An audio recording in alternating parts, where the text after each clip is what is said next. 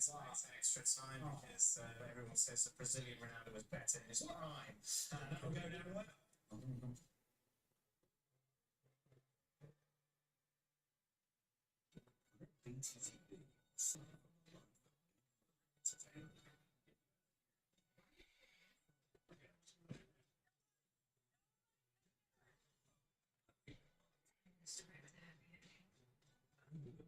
Back into British. Don't you use British? And it's other sports. It's the entertainment.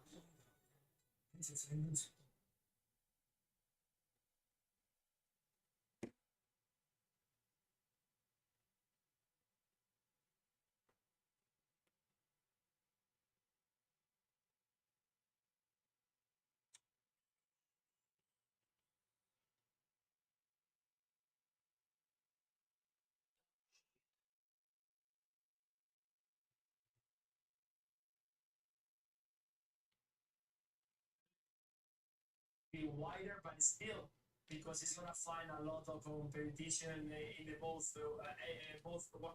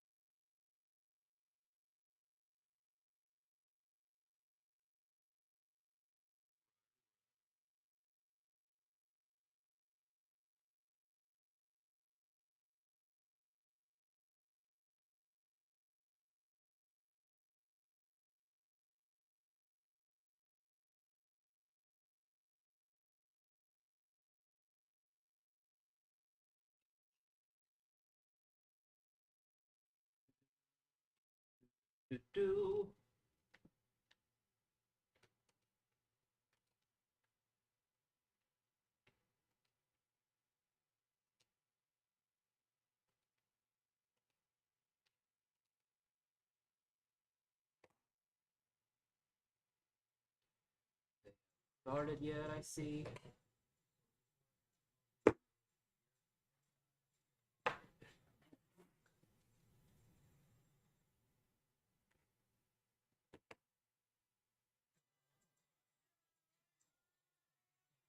Oh, the early prelims, bro.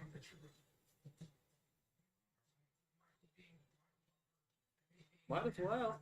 You got something better? A couple of those fights are going to be good.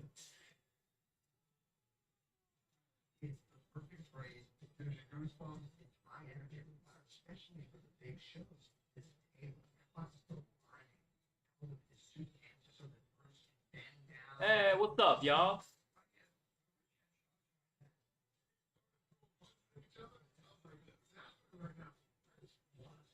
A couple of people lingering. Yeah.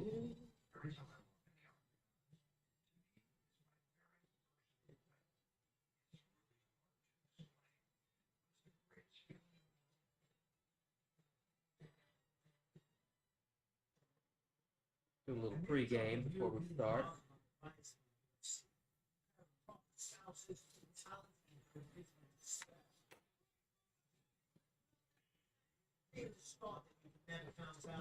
A little deadly medley. Let's go. Shot, skip, nasty, and ready to take on the world.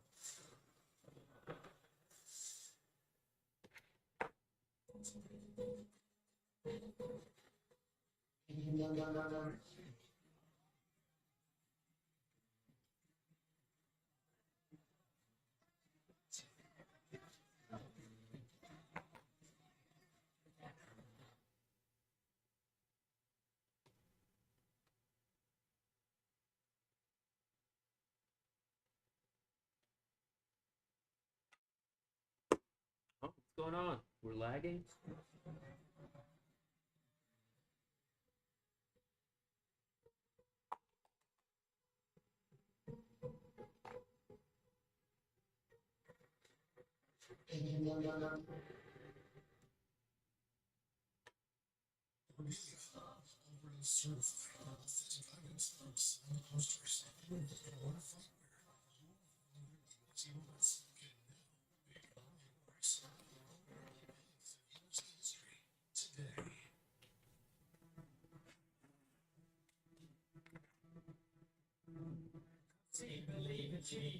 Shut the fuck up.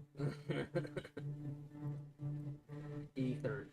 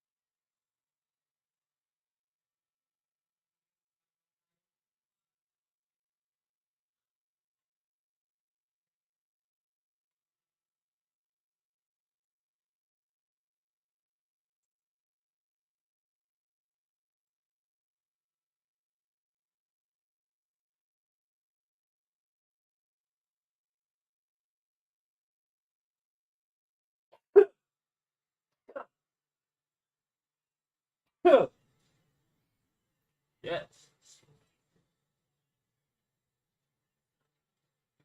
You ever sneeze so hard it makes your gooch hurt?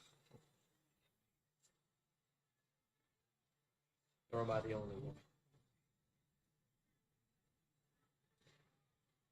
Anybody?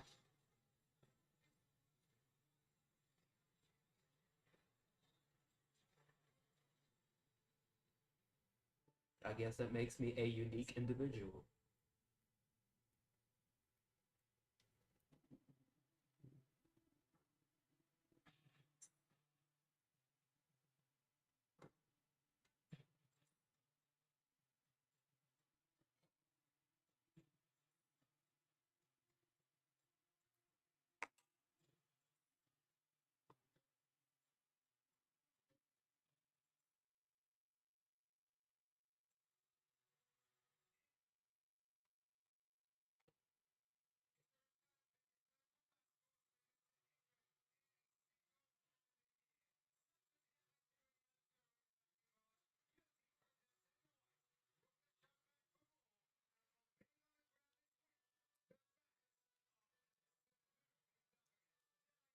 Yeah, I bet they are. I bet they are.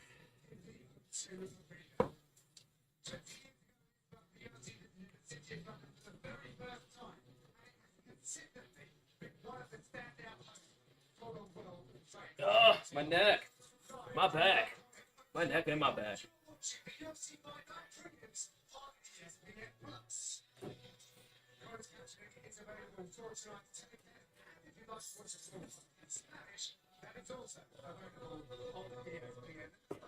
Thank you for joining us. Your watching this evening is Michael Oezdemir, your founder, I'm Andrew, and I'm John Gibbon. We're all set to bring you our 8-fight cricket card, starting in the welterweight division. Okay, let's put up the team of the take for this welterweight contest. If you're watching in the middle of the division, Silva is 39, Dalby 37, they look like 5'11", but the deck will have a 3.5-inch reach advantage. For the introduction, I think the best of what you've got, Bruce Buffer. Mic check, mic check. What is going on? How the hell have you guys been? We are live. Kicking things off with a nice little set of prelims. Okay. Go ahead and update my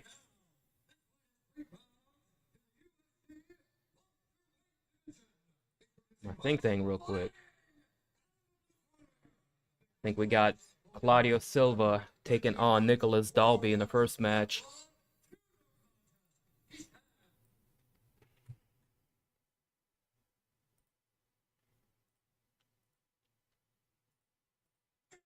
Get that going.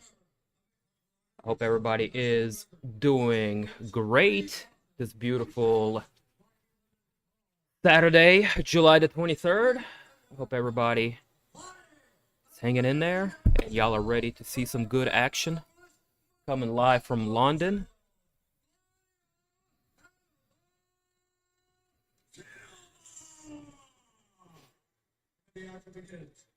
If you guys are in need of a link, just let me know. Thank you very much, Camilla. Here for the first time in London. Great to have you with us. There is Nicholas Dalby. Ready to take it on. Claudio, Hannibal Silva, calls himself the Prince. These guys have the privilege of opening this one up, gentlemen. Great to be back with you two. Red trunks for Dalby, black trunks for Silva. Silva shooting for a takedown. Right up the riff. Doesn't want to spend a whole lot of time in the realm of stand-up with Nicholas Dalby. By wrestling too much in the past, he has run out of steam, he's run out of gas. Obviously, he's going to maintain. Again, if you guys are now just joining us, we are in our first preliminary fight. It's Nicholas Dalby takes on Claudio Silva. Minute into a fight so far. Silva really trying to get this fight down to the ground. Struggling to get the single leg. He's got the leg of Dalby trapped, and he's going to look to trip the other leg here shortly. But Dalby showing really good balance so far, hopping around on one leg. Hey, what's good, Akil? Silva able to get the takedown. Minute into the fight, he passes into the mount. That's good work right now for the jiu-jitsu expert. Just like that, I look over her. Ah, good to see you, Akil. My man. Hope you've been doing all right. Hope everything is everything. I already got a little something packed up here.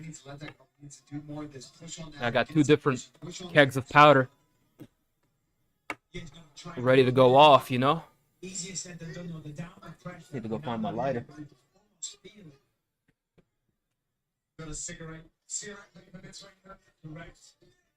Somebody with the credentials of Silva, they know how to use their weight. And sometimes a very skilled fighter, even if they're very light to me, they feel so heavy on top.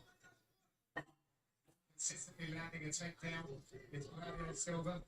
Every time you get to the octagon, and look at that. Every time, that's twice now that Dolby has used a ton of energy to try to buck him off with the jiu-jitsu credentials of Silva.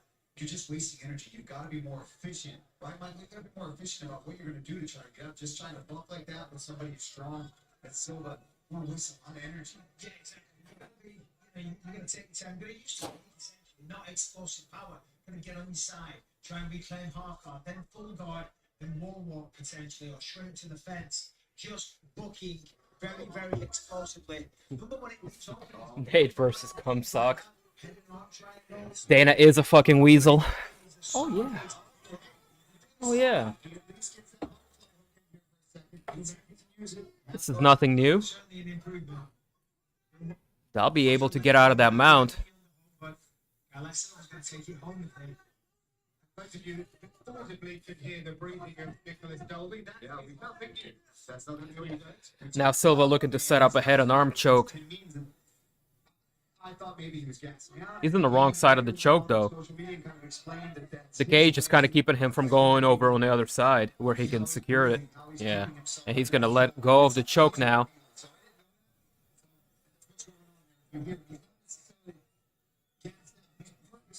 Breathing like that to regulate himself. Whether it works or not, I don't know. He's getting that up. He's got to watch his back, though. Yeah, Dolby's got to be careful. He wants to get up, the arm's trapped at the back. The arm is trapped. This is a very dangerous situation right now for Dolby. He's well now from Silva. This is good. She's not back to his feet, but he's not in any necessary danger right now. And then there's looking up the arm. Trying to get more. 1 minute left, though, if we can survive this time. round, excuse me, it'll be interesting to see which guy gets out of the pressure. You would think that Nicholas Dalby would be the one coming up worse for wear, but he really credits himself with having fantastic cardio, being able to keep an incredible pace. And like you talked about earlier, Michael, Silva, sometimes we see with this kind of pressure, the intent to fake. Mentally, I have to do with this. Yeah, this You don't need to be a mixed martial art to know that you've lost this round. But 2 more to go, resetting round 2, and stay positive. Still got 15 seconds though. You know, Silva is extremely. Pulls out a sneaky sub. I kind of want that to happen too, but looks like we'll have a second round. We'll be back after the break. it's not likely to. Damn, why they booing him so much? My man did what he needed to do. Dalby's looking tired. That was his best shot.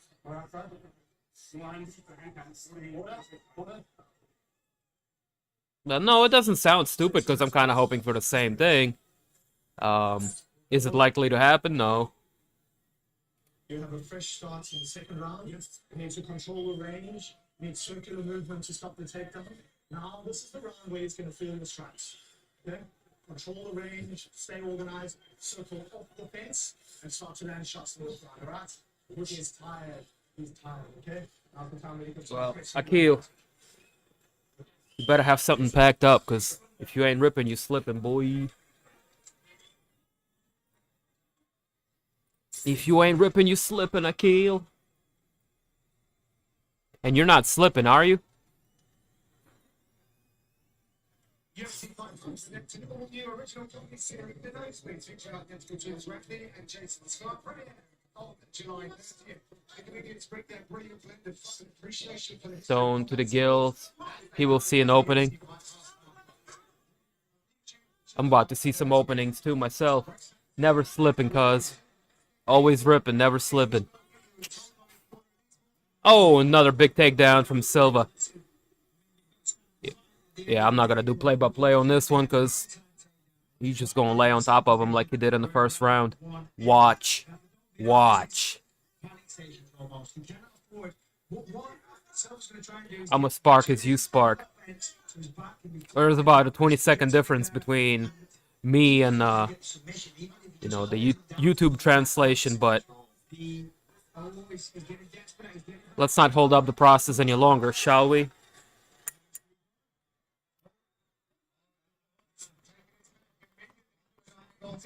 Straight into the body triangle. 4 minutes to work with them. Yeah, this is where you do not want to be Claudio Silva on your back. We talked about the rear naked chokes early in this front fight. 5 of them in his career. Yeah. Guy's never ever lost in London in his career. This is actually where he started his mixed martial arts career. Lived across the water. He used to look at the O2 Arena every single day. In front of a big crowd. There we go. Now it's a proper fight night. Hey, Silva's getting pretty close to getting the rear naked choke over here. He's got the body triangle.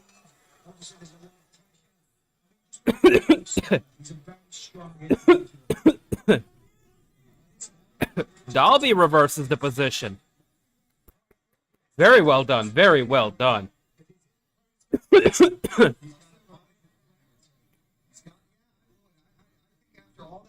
Being spent, you've got your opponent Silva up against the fence. It's hard to really pull off sneaky triangles and arm bars when you're pressed up against the fence. So this is a great time with Excuse me while I kiss the sky, right? Just guys, you know very well, damage is what the judges are looking for. In this round, Silva did take it down to low control and a great deal of strength, however.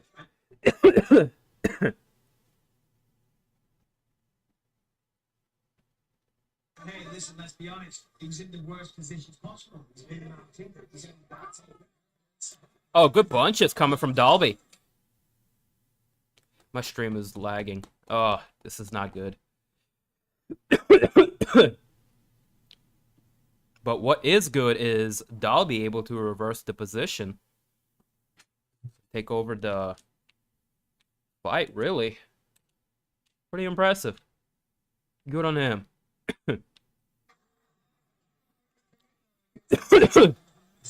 Oh, nice. Knee on the way up. Silva's looking wobbly. Dalby is headhunting. Silva looking for another takedown. He's now able to sprawl out there and even win those scrambles that we just saw seconds ago. Flower always gives me that delayed cough. I'm guessing. Oh, yeah.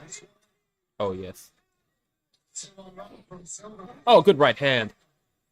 You watching this, bro? The tides of the war are turning.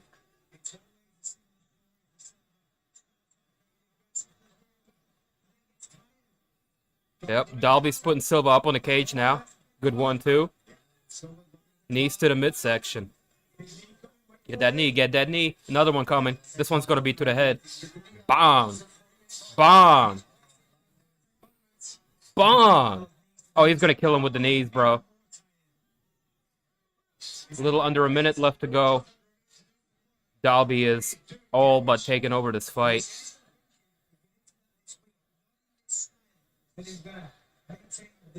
Hey! Hey! I like how he switches that up, goes low and then high to the head. Again, high to the head. That's about 30 knees unanswered now. Looking for an elbow. Oh, big right hand.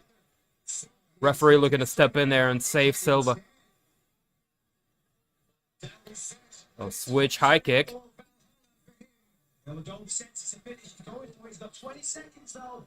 Not much energy left in Silva's tank. Looking for an overhand to Silva. Bit of a clash of heads happens.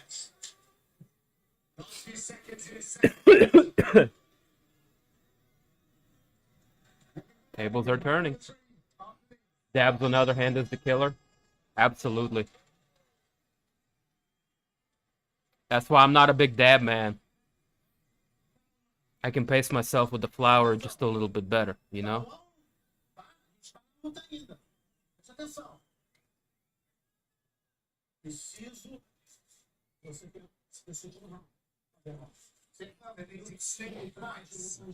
goes to the judges' scorecard most recently, he hasn't gotten the nod.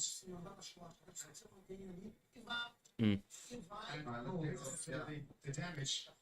What's up, guys? If y'all are now just joining us, we're first fight into the prelims. A fight between Nicholas Dalby and Claudio Silva is taking place. Claudio Silva able to win the first round on the grappling, able to get the fight down to the ground and hold his opponent there. Second round, quite a different story. Started out the same, but Nicholas Dalby really turned the table on him and got a reversal on the ground. And Silva started to show a bit of cracks in his conditioning. So for the last half a round, Dalby's just been putting it on him.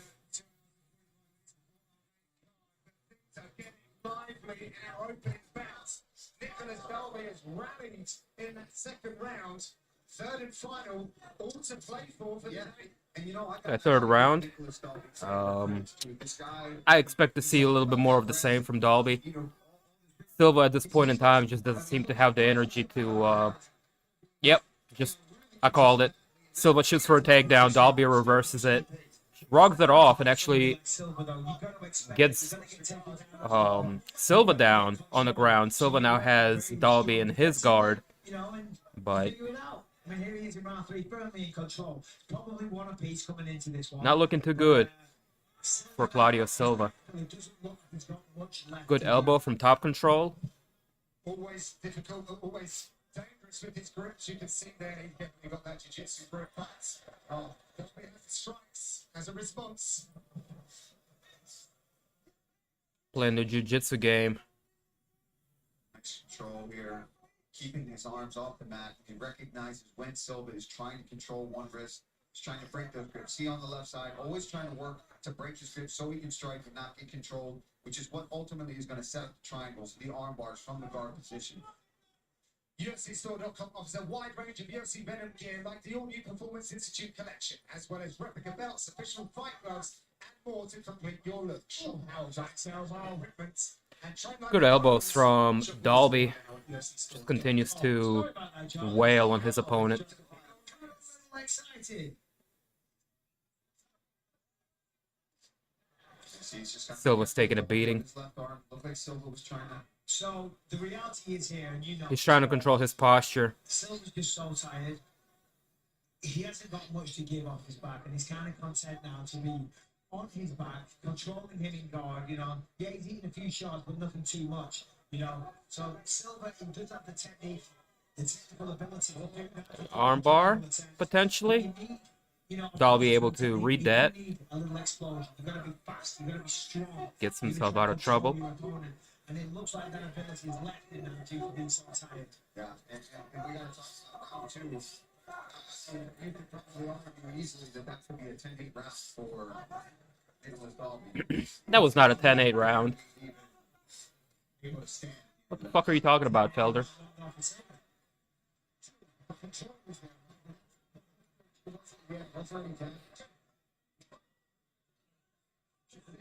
Yeah, Silva is leaking too. Oh, good high kick from Dalby. 2 minutes left to go in the fight.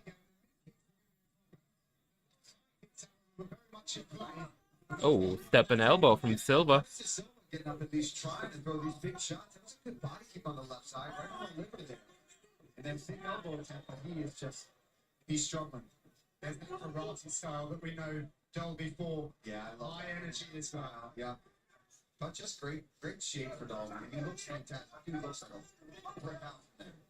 Not to be confused. Yeah, Dalby just looking in a lot better condition. Good straight left from Dalby. Silva's wearing it around the eyes as well a little bit now. The leg kick, followed by a takedown attempt, which he's able to complete. Silva.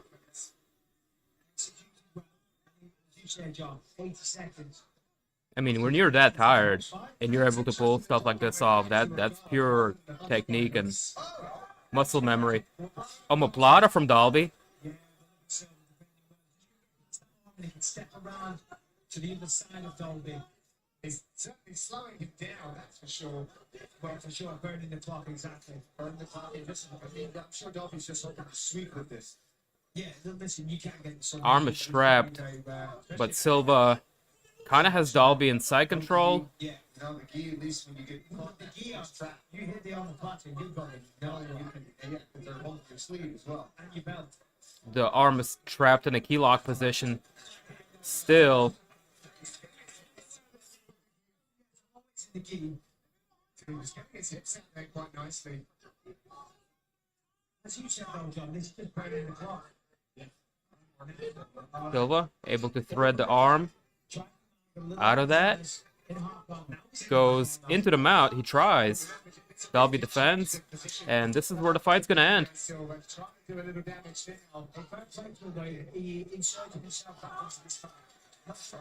Oh, good stuff from Dalby. Able to get back up to his feet, land a knee, and throw a couple of more strikes. Good scrap. Silva early gets this single leg right on Dalby, non-stop, sticking to That was a like decent glue. scrap, boys. Dalby working hard to get up some good ground and pound here. But this is when things turn, especially in round two, was all Nicholas Dalby showing off those striking skills. I got Dalby 2-1. Clinch, even though he thought he was going to win this fight at distance, it was a close fight. You give Claudio the first round on the grappling. Round three, John, I couldn't believe this. Just as we thought he did. But after that, Dalby just takes over. Very good positions, but Dalby showing off some jiu-jitsu of his own, ultimately using the omoplata to be able to scramble back to his feet. Close fights. Interesting round two, and how it's going to play out. For sure. What up, B to the H? I went. Nice, man. That was a hell of a card. Oh, nothing to be pissed about. ESPN Plus, don't move a muscle. Looks like we're just about ready to get the decision. Here's Oh, the crowd is so good. Ladies and gentlemen, after 3 rounds, we go to the judges' scorecards for a decision. The judges score the contest 29-28. 29-28. UK is always a hot spot for these kinds of events, boxing or MMA. And the fact that people hadn't been able to go for 2 years because of COVID just made it that much more hype for everybody.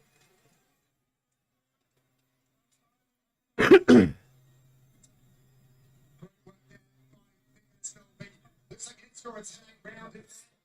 Show of sportsmanship between these two. Fantastic to see. You look beautiful. Goldy march forward. He was the -210 favourites. So And I don't smell the to him. thing or Now anything. the ladies are waiting to put on a show and establish themselves in the talent-rich flyweight division. Determined to have their third UFC victory today, Jack expanded book returned to the European soil to face off with Louisiana Victoria Leonardo in a clash for highly regarded flyweight heavyweight.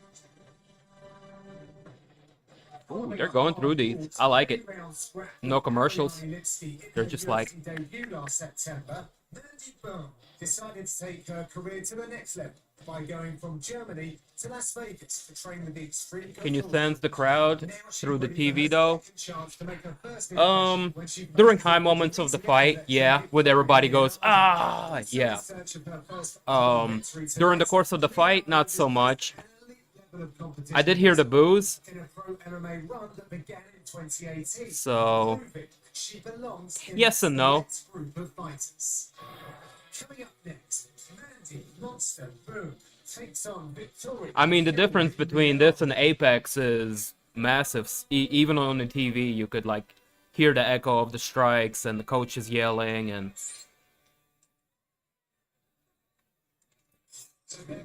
Apex feeling like a much more sanitized environment. Whereas this is just more like wild. More energy too.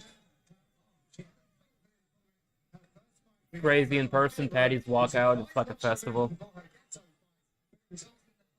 That would be fun as hell to witness. And it's a no-brainer, they brought the fights back to London so fast. They made good money, people were really into it, they have a couple of stars on the rise from the region. So... it's a no-brainer, they're trying to replicate it.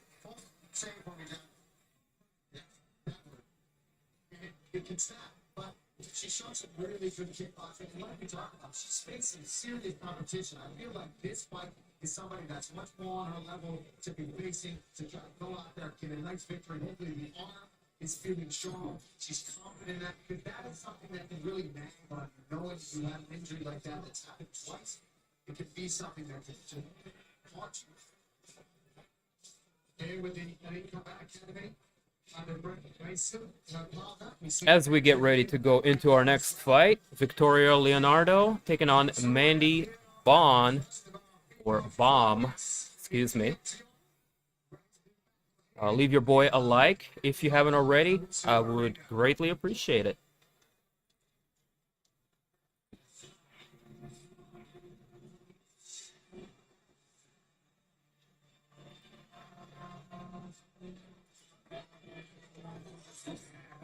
That's a motivated looking Mandy Boom. I had a great conversation with her this week.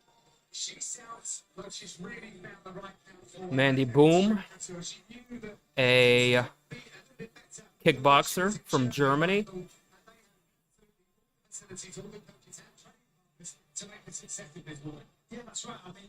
She is 7-1.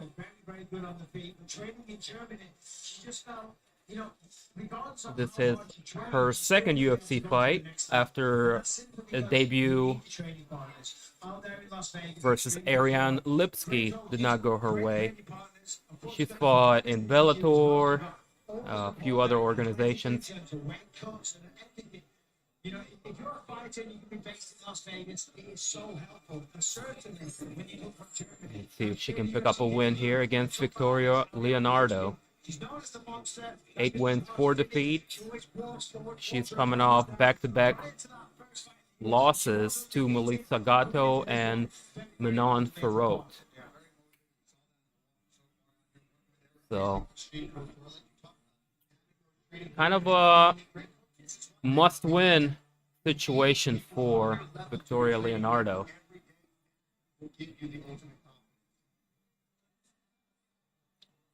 Well, she's excited to be back in front of the crowds here at the O2. And she's looking to put on a show.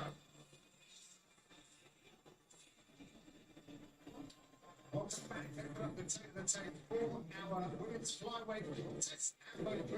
Leonardo are 32. The German is doing just all right. 5'7", and she wins from a leg 7-inch reach advantage over the introduction. Here's Bruce Buck. Ladies and gentlemen, this fight is 3 rounds in the UFC Flyweight Division. Introducing Pearce, fighting out of the blue corner. A mixed martial artist with a professional record. 8 wins, 5 losses. She stands 5 feet 5 inches tall. Weighed in at 125 and 1/2 pounds. Fighting out of Shreveport, Louisiana, USA. Victoria Fury.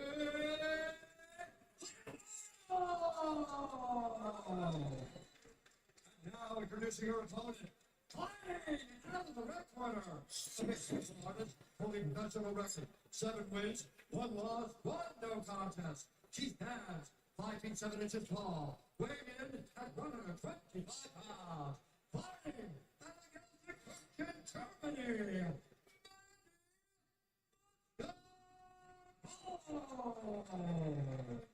And when the action begins, our referee in charge, Dan Movahead. Octagon official for this one, Dan Movahead. Victoria Leonardo, all the way over from Louisiana, against Vandy Boom. Typically travels over from Germany, not this time, with her new team in Extreme Couture in Las Vegas. But I follow round number 1. They touch her Okay, up. let's go. Round number 1 is underway. Blue trunks for Leonardo, black trunks for Bohm. The black. Yeah, straight away you see those kicking skills. Bohm is going to have a solid reach advantage, so Leonardo's trying to counter that by rushing in. Bohm almost turned it into a takedown attempt. Leonardo now controlling the fight, negating that reach advantage. To be stronger, so you know, you're smaller, you're shorter, the reach isn't as long. You get inside, you get a hold of him, and you put the German kickboxer on the canvas. Even if you're confident in your striking, why not strike in close? Use that close range weapons, because you just look at the jab that we already saw landing from that far away. She snaps that jab, she snaps that front hip. She's gonna cause problems out there, being only 5'5". Not the most exciting thing, but Leonardo is doing what she needs to do Is Mandy Bone. as far as effective fighting. Trying to get an underhook. She's trying to do that left arm there before, a bit of a mistake, but there it is. Now she's got the whizzer again. Leonardo's staying on her. Teammate and Scottish Aussie. I'm not sure if I've got that right, Casey. Casey O'Neill, wishing luck to Mandy. Who said that she's never felt more focused and motivated in her life. If this doesn't go her way, Solid elbow from Leonardo, but Bohm able to turn her opponent and put her up against the fence. We might see a bit of breakdancing. She used to be an expert at gymnastics and at breakdancing, believe it or not. okay. You might have to catch her in the windmill to do the Positional stalemates are often a good opportunity to smoke some marijuana. The match be days, you know, that's the next on me and Matt, and Andy can put a little show off, never mind the fights. I'm signing up. It's gotta be something nearby. If you believe that I can dance, you're out of your mind. You can do the dance, but that man did it. I can do the dance, I can do a little sidestep. Make your next UFC experience an unforgettable one with the on-location, the UFC official VIP experience provider of the UFC. Packages featuring premium seating, VIP access to weigh-ins, exclusive pre-fight hospitality, UFC fighter meeting briefs, and more. VIP.com to learn more. So the referee being very patient. Okay, now Mandy, the separation, what's the range that she needs? Let's see what she can do with it. Oh, What happened? Did a foul happen? Why did they reset him? Really making promo, so apologies. Oh, something with the octagon. Oh. Okay, that makes sense. the door is open routine. The door ajar. I've had that in training. I've said people go through it. Oh yeah, oh yeah. The door was open? What? Just landed. Bohm putting some combinations together. Leonardo. But the old lady kicks me out. That's quite a lot these days. Straight through the door. Sorry, John. Happy to be here with you guys. I wish you could say the same. Solid side kick lands by Leonardo. Set me up like that, John. She's really gentle, man. Very nice kick. You know, 7 inches, and when you're going up against somebody with what, 61-inch reach, I believe. I mean, that is a huge advance. 64, pardon me. Thank you. With the reach like that, I like to see Bohm throwing more jabs. I mean, Leonardo is the one fighting more like a ranged fighter. More jabs, more kicks from the outside. Yeah, you can see she's got skills for sure. I mean, A bit weird to see Bohm taking such a conservative pace. Oh, looking to reverse into a judo throw, unable to do so. Leonardo secures a takedown here. She exposed the back, but she's made it to her feet. She's got the whizzer, she's defending, and it's almost the end of the round as well. Nice technical work from Andy Boom. I don't think there's going to be a finish here, fellas. Yo, Mr. Mike. Well, for Andy Bohm, it shows the commitment to the game as well. You know, when you leave your home country, you relocate to Las Vegas, trying to do everything you can, but you miss friends, you miss family. You know, it's very... Glad you made it, brother. Glad you're here. Hope everything is everything on your side of things. We'll be back with round 2 after this.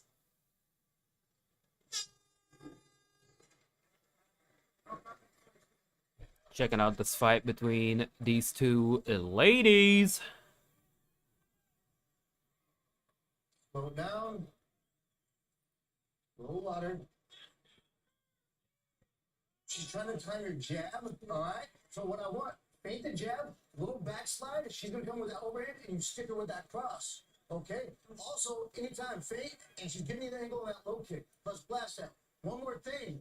Don't stand and put yourself on the cage, all right? If you get there, I need you whizzing hard and getting head control. Fix it. What do you got?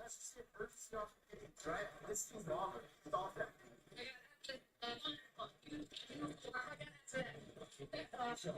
Two on one, but Good job. Hell yeah.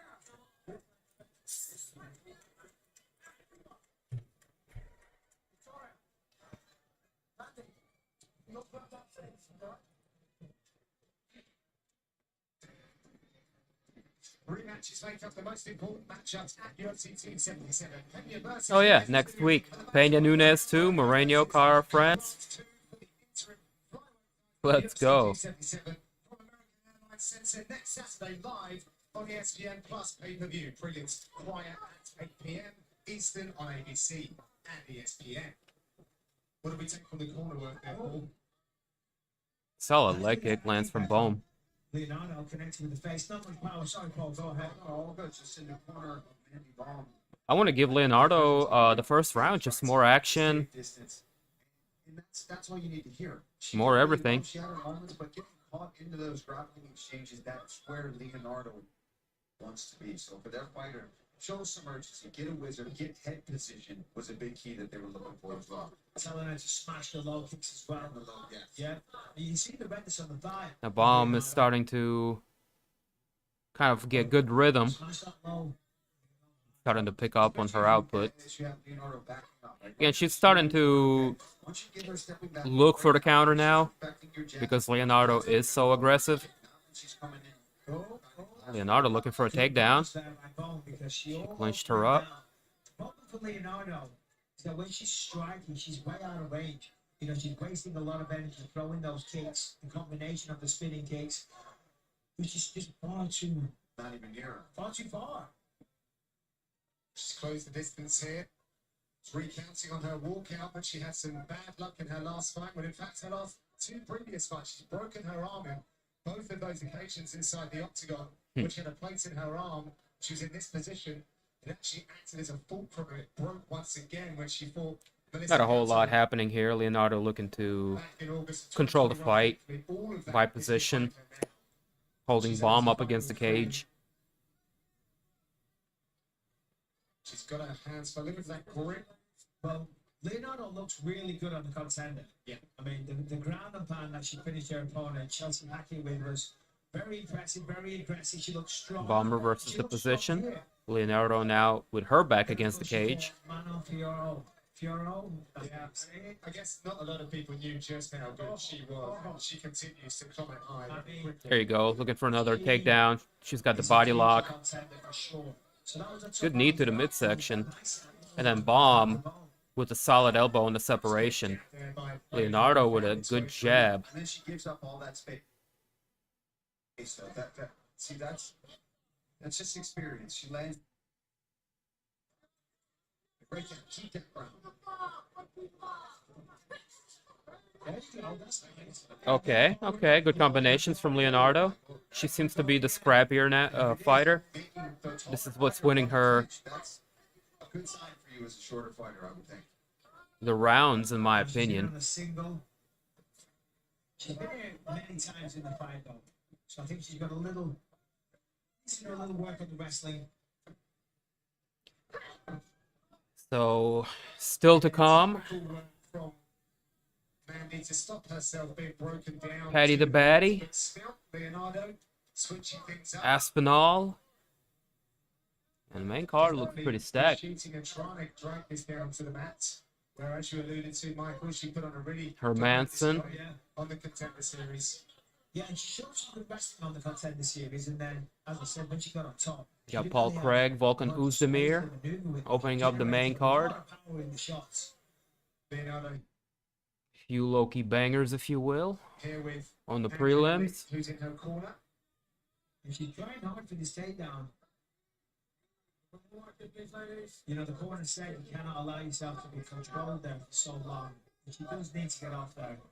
Try and underhook that left arm and then rotate and turn. Usually, there it is. Well done, right?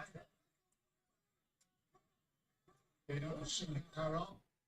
Under a minute left to go here. Not a whole lot to report on. I think Leonardo is just kind of coasting here, winning this round.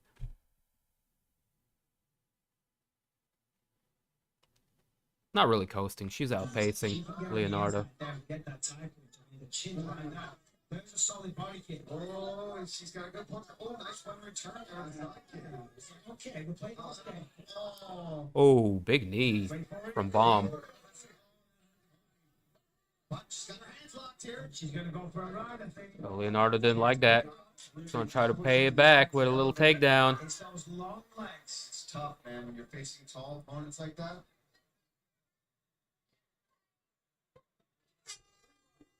As you can see on total strikes, 38 to 58. Leonardo leading both rounds, in my opinion, now in total strikes landed. Excuse me, sir. Excuse me. You're okay. A little hang back there. You're okay. It's just a scratch. It's not even a cut. Deep breaths. Put your hands on my shirt. You're doing great. We're going that round, okay? But I need another good round, okay? She's really tough to take her down, okay? So let's work her. And Give me a 6 or across the heart. Roll the right hand. Tap it. Re-out that one. For sure. Go in there and handle this bitch. Let's go. Sorry. right, she's done nothing to you, all right? Let's go. 5 minutes. Let's get it. Awesome cornering.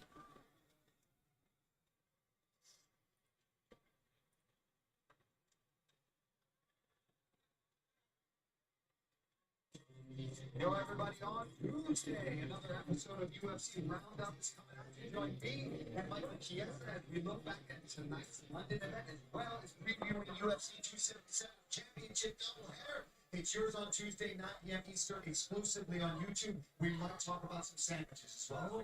You sound like DC there. You know? You're in the DC and RC promoting podcasts from all over the place. My word. Meanwhile, these ladies came out hot to get things going. I was trying to pull, you know, you guys are so good at getting out and working on each other. You're doing fine. She likes that combination. Yes, did that. After spinning hook kick. Yeah, she did it about 20 times. Oh, that's a good trick. So that's a check same Brett in here from the Ardo, but I just think Mandy Ball was having trouble getting her rhythm going. Her corner was very adamant that she go out and start letting it go. They need this round. Eric Nixon did not mince words. You gotta go get this round. The line number that showing Leonardo favoured on the betting lines. Yeah, well, listen, at the end of the day, it's a fight. You know, you've got to show some sense of urgency. We've seen that out of Leonardo in this fight. She's impressive. Oh, yeah. A lot. Being aggressive, she's swinging, getting a little reckless at times, but sometimes you got to do that. You got to take chances. Well, there's Mandy, yeah, she was sneaking her up through. She's got this cleanness. she let go of the grip. Well, good hip position as well from Leonardo. Just keeping her posture. And if you see the back of the thigh, the left thigh. Ready in the UK tonight? Hey, what's up, Kyle? How goes it, my friend? Clearly giving us some difficulty.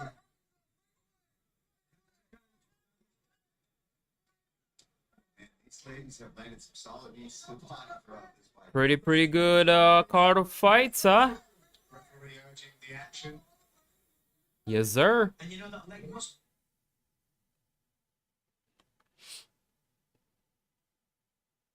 This fight's kind of but I have a feeling the next one should be a low-key banger.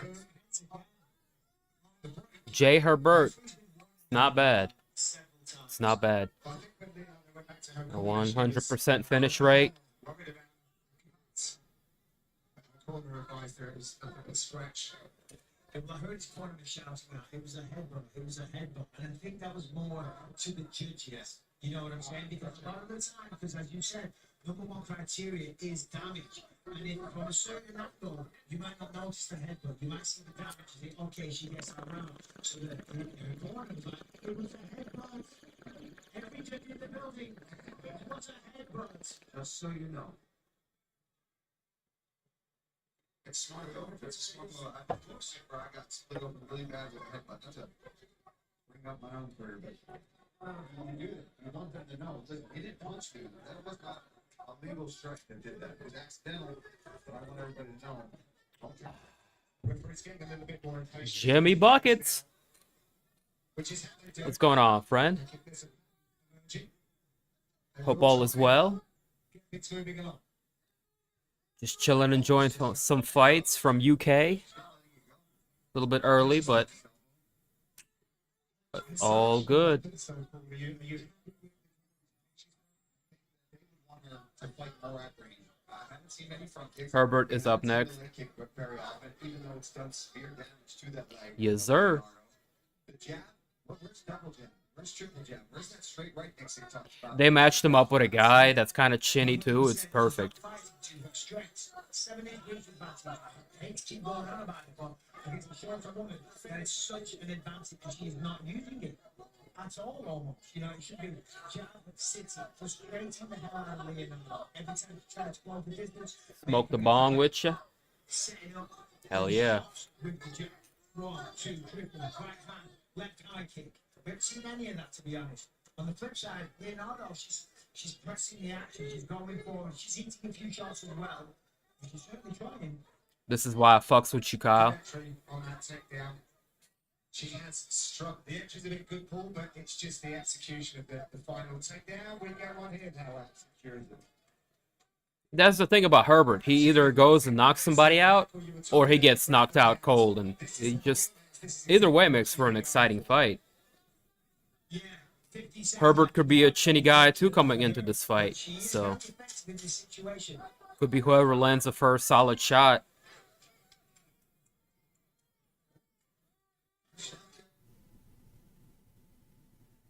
Yep, I think Leonardo wins the decision.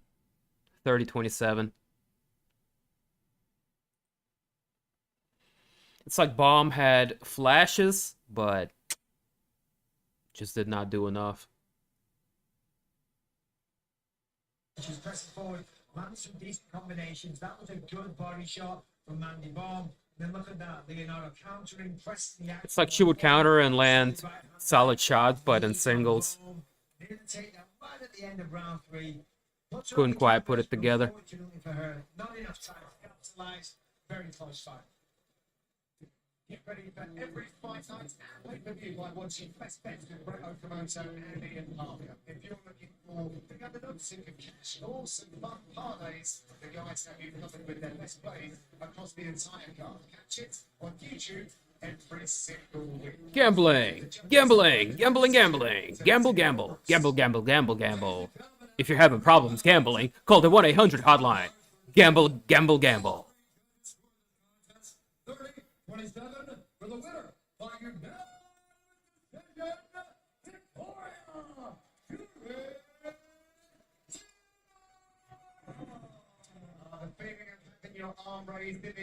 I don't think Jay's chinny, but 3 months ain't long enough after such a brutal knockout.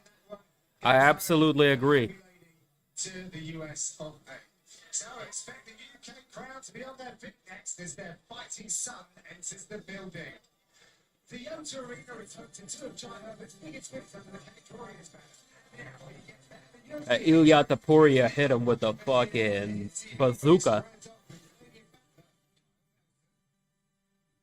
Making the move back to the lightweight division, Canada's Kyle Nelson gets to put another stamp on a passport that includes business trips to Mexico, Romania, and the United States, as he makes his debut in England with the goal to notch his second UFC victory against Jai Herbert. I'm looking at Kyle right here. Wolverhampton's Herbert is always one punch away from victory, as evidenced by a blistering finish of Carl. And he's coming off of a knockout too. So Who dares to face him in the octagon? Giant black country banger Herbert. that was in 2020, so he had more time to recover. But still, kind of a must-win situation for Kyle Nelson here.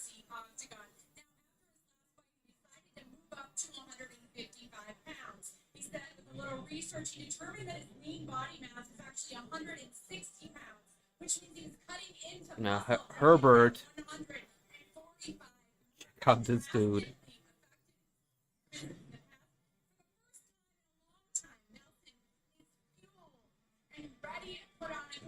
He actually feels like he got a great training camp, and he said, you know, he's ripped. Finishes. Just one decision. He belongs.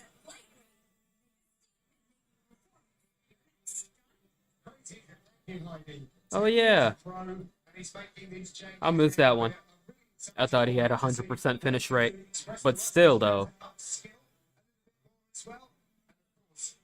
Only fuel his performance tonight against Jai Herbert. Yeah, well, he's expecting a big performance because he said this week, if smaller guys like Ilya Taporia can put Jai Herbert to sleep, then so can I. So he's coming into this one expecting a knockout. He thinks that Jai's a little bit chinny. He also thinks he's the bigger, stronger guy who thinks he can out-wrestle him. And as I said, thinks he can do damage on the people. He's shown that he can do damage on the feet, right? Even though his record in UFC, I'm gonna post a link on my Discord real quick. Guys, if y'all need a link to watch the stuff, go to my Discord channel. That's up in the description. very, very short notice against Diego Pereira, and he earned it back that fight. He's hurting people on the feet. He's got power. Now, at a weight class where he's going to be walking around feeling confident, feeling full, not feeling like he crushed himself. Look at what he did against Marco Polo Reyes. I mean, that was probably his best performance so far. 2 fights ago, I mean, what a stop he's got. Was a beautiful combination, whip to the body, came over the top with an overhand right. Very, very powerful, as he said. So, he looked Canadian Kyle Nelson just made his way to the octagon. Jay's fixing to come out next.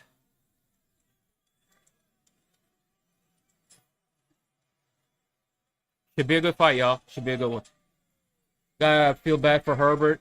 He ain't had an easy win in UFC. It's had a very hard introduction to his UFC career, but it was on the back of the incredible results that he put together in buildings like this, the Millennium Dome with the Indigo right next to the O2 for the Cage Warriors promotion. It was a very, very steep jump up in the level of competition. So I say he just can't rush his work, not to get involved, be more patient, and just But elevate his skill set. I still think he hasn't achieved his full potential, and he's still kind of adjusting in the UFC. Either way, he's the kind of a fighter they like to keep around because he takes a lot of risks and has entertaining fights. Kyle's knockout was 2 years ago, though. I saw that. Nelson is a hard hitter. Never saw him fight. I think I saw him fight, but he kind of got lost in the shuffle for me. He has knockouts on his record.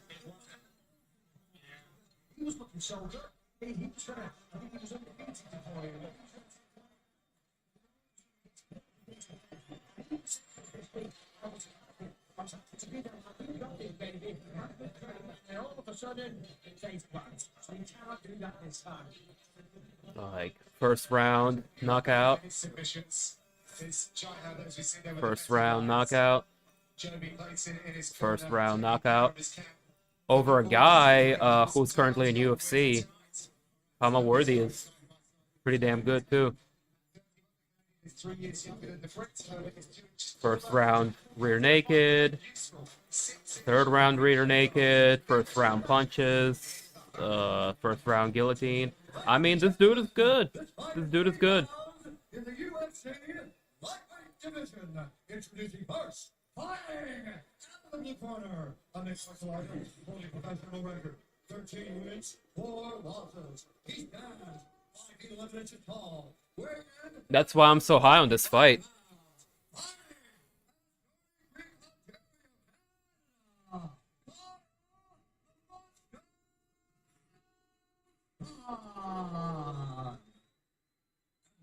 Introducing his opponent. Professional record, 11 wins, 4 losses. He's down 6 feet 1 inch tall, weighing in at 155 pounds. 6-inch reach advantage going into this fight for Jai Herbert.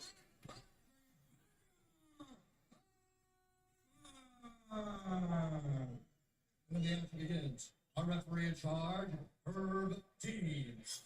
Herb. For this one, Herb Dean. Jai Herbert from Birmingham, in front of his home fans here in the UK. He likes this building. Fighting the monster Kyle Nelson all the way over from Canada. Accepted the boos from the crowd. Herbert in the red. Nelson, upper weight class. He is in the black. Expect fireworks here, ladies and gents. Herbert with red trunks, Nelson with black. So of course, Jack Hermansson, as I said before, the skills that he See what has, happens. when you combine a 6-inch reach advantage, he's got to be calculated. He's got to be cool and clinical. Good switch kick from Nelson. However, from Nelson. On the flip side, Nelson's going to close the distance, try and turn it into Nelson a brawl, looking to chop back away. up against the fence, unleash with a combination, and look for takedowns. New contract for both of these gentlemen. Herbert looking for a big right hand. Open with something special tonight. Carl Nelson over here with proper Mike Mallett in his corner and Crew Allen. They're very confident. Don't really see a lot of sweat coming back. Yeah, that was a nice body kick ball, and then he threw the car kick straight after it, mixing things up nicely. Strong kicks here. Nelson very patient so far. You know, last time was a bad knockout. Very kick-heavy offense, too. Before he got back in the gym and before he was foreign and he took things lightly. But he's a little gun shy right now. I mean, he looks good. He's happy to engage. But anytime you get knocked out like that, and I'm speaking from experience, so I'm not criticizing the man. It's there. It's in the back of your mind. What happened in London? You're in the same place. It's almost deja vu. You know, Nelson catching a kick of Herbert, it's definitely there. trying to turn it into a takedown. He's got him up against the cage. Looks like it was there. Well, in that gym, they certainly know how to defend takedowns. That's a fact. I mean, Leon Edwards shows that. One, if he's been a part of the camp training with Leon, I think he knows that's what they're going over. Tom Breeze as well. Tomorrow, Usman's going to try and put him to sleep with his right hand, which he's very capable of. He's going to wrestle him. That has to be a big focus of that training camp. fourth Leon for Jack Hermansson. Obviously, Nelson, the monster Nelson, working with Mike Malott, great grappler himself, good wrestling. So let's see if he can utilize those skills and get John to the ground here. And he's landed some really good kicks though so far in this round. I think that might even surprise Jai Herbert a bit. That one liver shot got through. Jai had a great poker face. I'll give him that. But you can just look in the eyes of someone when they get hit to the body right. And just have that. That didn't feel good. And especially if you throw it from the southpaw stance, which Nelson will switch. Interesting thing to consider because both of them got knocked out in their last fights. Both of them are taking very conservative approaches to this fight. Not a whole lot of risk taking. All the nasty Muay Thai stuff. Oh, big elbow from Nelson. It's Nelson. However, that might be good for him. It's never good to get hit with a big shot, but for Herbert to get a good shot and still stand there fighting, he might be like, okay, shake some of those cobwebs out. I'm still okay. And I think Nelson's going to be surprised right now because I think Silva was going to come in completely overpower him, taking down the relative ease. And right now, Herbert's showing, listen, I know what I'm doing. I'm technically capable. I have the strength to stand here and defend these takedowns as well. Bunch of cage fighting. Tonight's main event, let's recap all the action on the UFC Fight Night post show. Nelson a little bit quicker to get those elbows off. Plus, Heidi Androv has interviews with all the big winners from tonight's card. The post show is on ESPN Plus. Battle of head position here against the fence. A lot of 50-50 work. But just the smallest gap here, Paul. I can see you on the edge of your seat. Creativity from Kyle Nelson. He looks fantastic. In all these exchanges, even with the reach disadvantage at space, he's landing beautiful body kicks. Trying to utilize his wrestling. Good defense so far shown from Herbert. But man, those elbows in the clinch. Switch kick. Might be what he starts to go back to later in this fight. Blocked by Herbert. He looks very solid. Good low kick. I remember seeing him a couple times. He talked about 3 pounds. How are you doing that? He's a 55er. Yeah. Nelson really beat up the lead leg Nelson's had a good opening round. of Herbert. Landed some really good kicks. That's going to limit the mobility. Shaking off the cobwebs. Just to go. Working round 2 of the fight. Yeah, you lost that round, bud. Okay, take a seat. I'm not going to lie. That was kind of whack.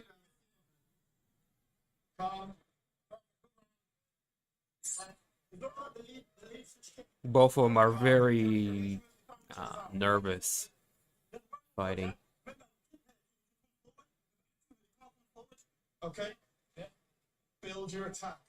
Off your feint, off your jab, off the jab in the inside leg kick, but build it up to set the power scores up. But after we hit the body, we have to go to the head with the hands. All right, okay? Mikey?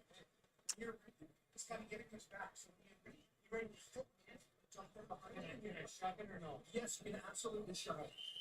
Chin down. Give me another one just like that. Stay disciplined, Kyle. Let's go, baby. We got this. What did he ask his coach? Did anybody catch that?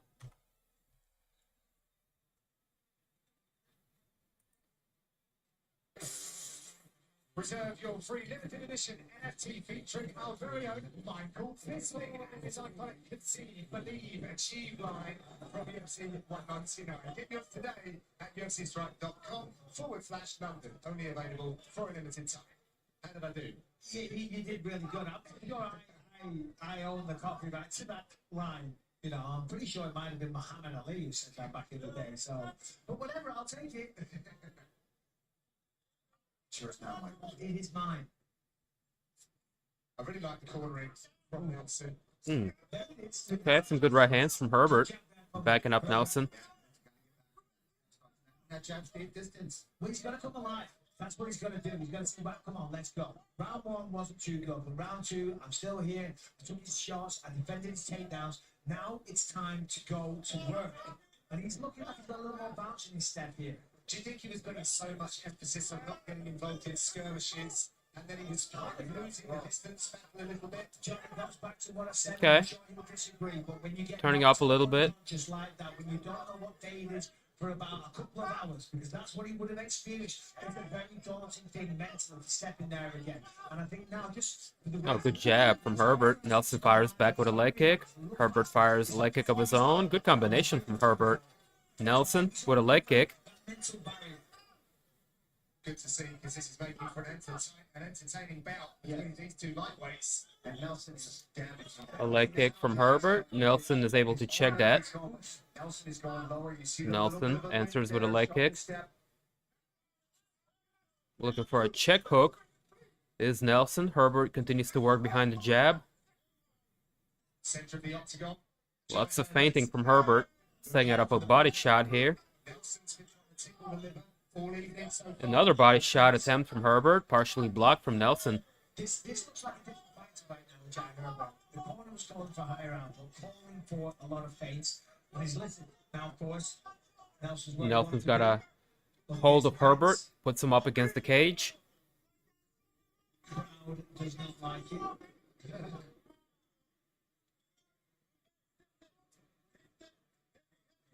Nelson interrupting the momentum of John Herbert's. Well, prettiest job here for John to get those red blood gloves. Jay with a body lock. Reverses. I'd like to see him separate. They continue to jockey for position against the cage.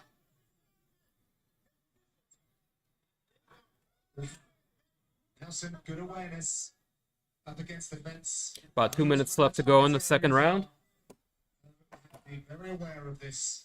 It's really good creativity so far from the Canadian. Herbert's having a much better second round. At this point of the fight, though, I would call it about even. Still 2 minutes left to go. Don't be surprised if you see me wrestling if I take it down. It's Oh, Herbert with a nice little sweep. Almost got it. Shots there. You hear the corner screaming, come on, let's work, John. 1 minute 40. trying to stimulate an attack from their fighter. Few unanswered shots. Kind of pitter patter from Herbert. Continues to score along the cage. Good elbow from Nelson. Again, very sneaky. Very fast. He's able to just pop him in there. Nelson feinting a hip throw, potentially. Herbert with some knees to the midsection. Minute left to go.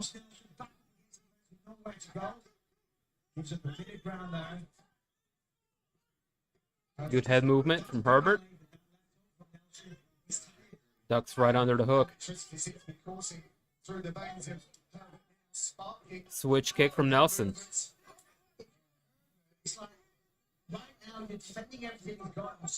Nelson backing up here.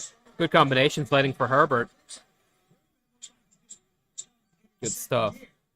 Under 30 seconds left.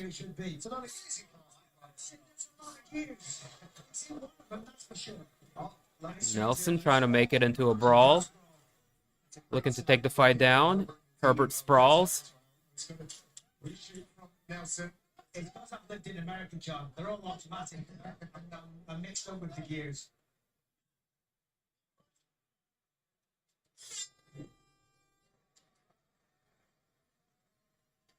Yeah, Herbert just evened the fight up. I would even give him the second round. So, yeah, whoever wins the third round should probably take this fight. And Herbert's looking like he's in better shape. Right, that was a very good round from you, John. Okay, Nelson is looking more Jay, worn out. must be quality. You understand? You must be quality now. It's all on the quality of this last round. The third, though, because that round's a little close. Yep. Every time you throw the low kick and the lead body kick, you're landing it. So stay on those, okay? Yep. when you're on the defense, when you're on the backs of the wall, see a little more. Everything you got, this is no what's the quarter round of it. Technical of it. You got to take out. No one on the close. Let's go.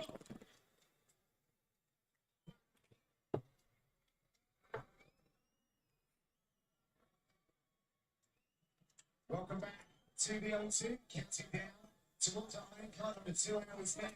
But we have the third and final round in this lightweight battle. Jack Hermansson sets his up in his corner, and they said it is all on the quality. Well, Exchanging some kicks. And that's what Nelson. Herbert just wobbled on his lead leg. Kind of to shake, looking to shake it off now. Bounce around side to side. Looks like it's still bothering him. There's a little ginger on that lead leg. Yeah, it's not putting all that weight on there, Michael. But as I was saying, at the end of that second round, Nelson was definitely fatigued. He just had 60 seconds, so he looked sharp. Oh, good one too. As Nelson was going for another leg kick. Oh, Nelson looking for a takedown. Herbert reverses the position, ends up top and have guard. My leg is killing me. He's like, oh, nice. So I'm going to go down and off the I don't have stand. to put any weight on that. Get those bony shoulders in the chin as well of Nelson. But he has to work from here. Yeah, it's got to start getting the ground. I'm going to start advanced position. Look for submission. And not as exciting as I thought it might have ended up This round, right, gents? I think so. being. Yeah, it's a close fight, for sure. All that a little bit of success here and there. Huh. Obviously, Herbert firmly in the driver's Very seat, conservative. but try to make it work. Relatively Herbert's been eager speaking to show to his how track they record. have fought throughout their career. Recent fights hasn't really had the appropriate guards partner to do so. Ilya Taporia, kind of the black belts. Of course, and outside Marc. He's doing a good job defensively, not allowing any room to maneuver onto just to posture up and land anything significant. Hasn't done that yet. That's what he needs to do. He needs to posture up, get a little separated, being chest to chest. He's good for control. It's good to prevent somebody getting back up, but it's not good to do damage. You know, you need that space, that separation. The half guard of Nelson is also wide open at this point. It's Jai choosing to stay here in half guard as opposed to not being able to advance the number. But it's also a good position to strike from, of course. Yep.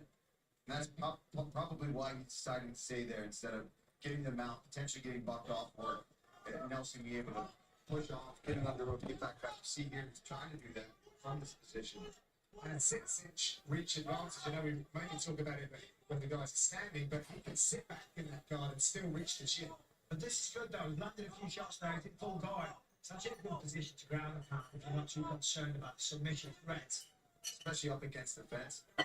That really, to me, is a position where it's difficult. You got to really slick. Smash Somebody somebody there. in the face with elbows. Yes.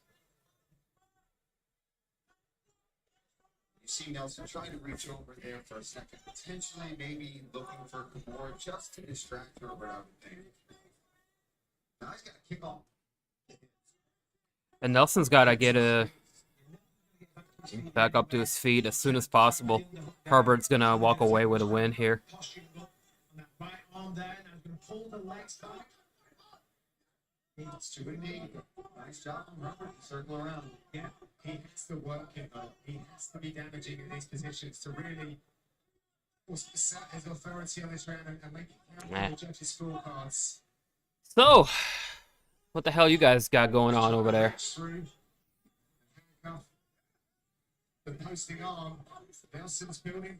What the hell is everybody up to? He's still down. Yeah, he's hit. Timing, that's right. No, though, that's good, right? Sometimes I get nervous here. I'm like, don't do it. Minute left to go in this uneventful mess. Some opportunity to get back up quite safely. Double underhooks. Let's see what the Canadian has here. Will he rally back, knowing that he's just been sort of pacified on the ground for a little while? Relatively unscathed on the bottom, however. Yeah, no real damage done from Jai, but in the driver's seat. So tricky one, right? What was landed on the feet so far in this round? Anything significant? Couple tap flips? For her, but I mean, of course, I would say she should have went, you know, done more damage to the back of that position. Largely a positional battle. There's always psychological demons after a knockout like that. Nothing of consequence has really landed. Other than that first kick of the round where Nelson kind of buckled Herbert's leg. Maintain that position if you can. Hey, what's up, man? Good to see you as always.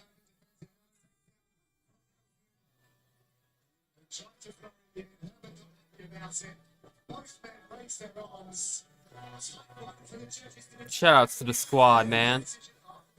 Bomber Phoenix in the building. How the hell are you, good sir? My man BH from UK. What's up, what's up? Kyle Greaves, also from UK. What's going on, pimpin'?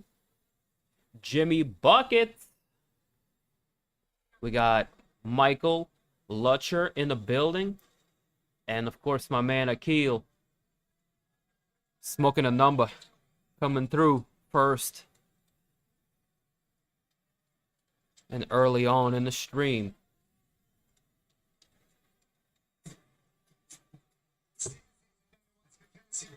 Appreciate you coming through, my peep. Tuesday, July 26th, live exclusively on ESPN Plus. We are still awaiting the scorecards for this bout. I believe they are with Bruce. We're going to step it inside and see how the judges have it. Here's Bruce. Ladies and gentlemen, after 3 rounds, we go to the judges' scorecard for decision. All 3 judges scored this contest. 29-28 for the winner by unanimous decision.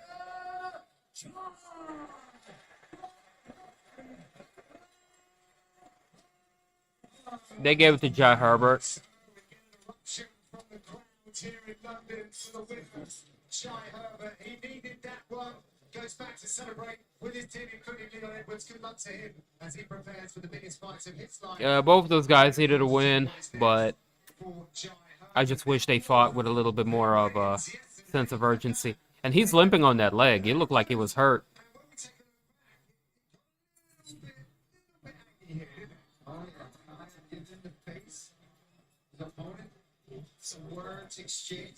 Oh, look at that was the face. That's what that was. Okay. Okay.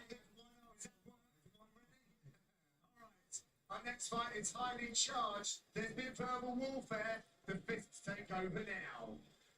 Continuing To talk some shit, I guess. Things got heated at the weigh-ins.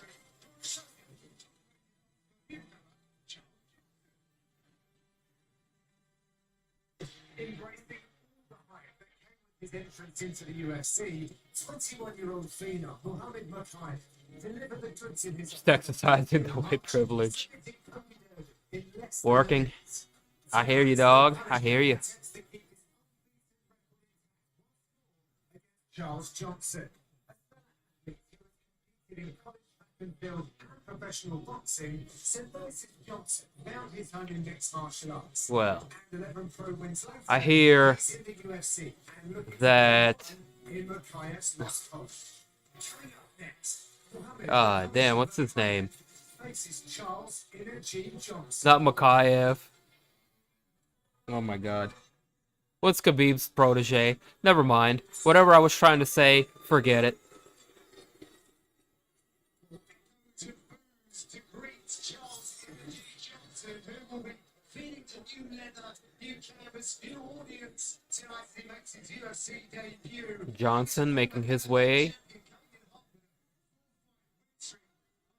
Enjoyed listening to this guy, Heidi. He's a very intelligent guy and knows Makiev, which was fateful at first, but then they got into it.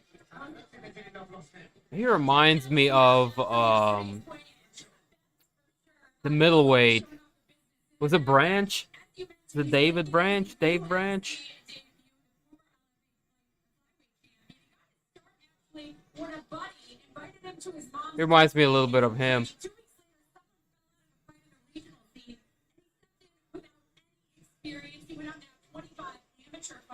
No, not Combs, the lightweight one. Khabib's homie. Oh my god. I can't believe I'm blanking on his name. He's fighting Charles Oliveira. What's his name? I was gonna say he's gonna get to exercise some Dana White privilege. But I can't even come up with a name right now. Oh my god. Oh, one of them Dagestanis. That guy. I mean, when you watch him fight, he's explosive, he's fast, he's got knockout power. And he's training with a guy called Nick. Fucking Islam Makhachev. Boom. Who at the 2012 Olympic trials. And then to keep your pitches listening, in the words, not mine. Holy shit. I smoke too much.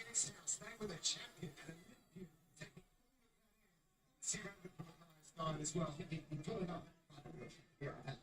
Training with that level of wrestlers, with those coaches, with those kind of credentials, and you mix it like how you talk about. I can remember David Branch, but not Islam Makhachev. Shit. Ah, damn.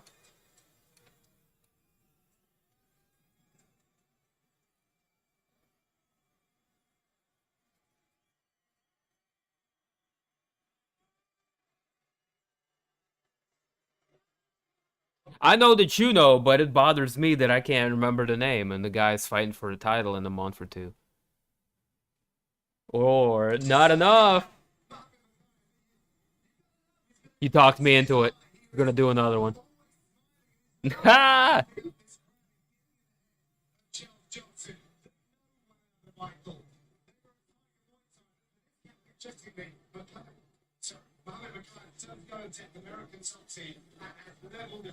Yeah, that's right. He's been out there for 8 weeks, as you said, leveling up. But this man, ever since pretty much his entire life, has been training for moments like this. As we know, back in March, he got the night started with a bang. He took Cody Durden. It's because this guy, Makhachev. I was like, Makhachev, Muhammad, Makhachev, Islam Makhachev, Islam Makhachev, Muhammad Makhachev. What the fuck is going on here?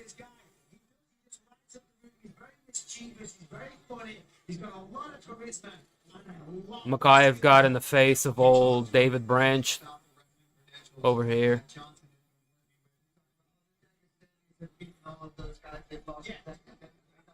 He is now enough confidence with his own wrestling coming into this matchup. And you can look at the kid. He's an athlete as well. These guys are going to be fast.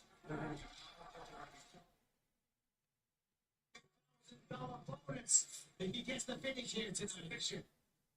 That's the dude I'm talking about.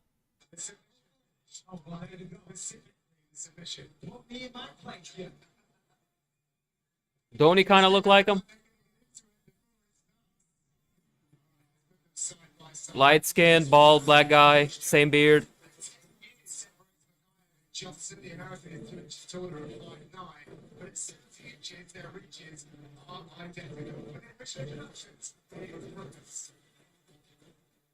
Gentlemen, this fight is 3 rounds in the UFC Flyweight division. Introducing Pearce, fighting out of the corner. A tie-fighter.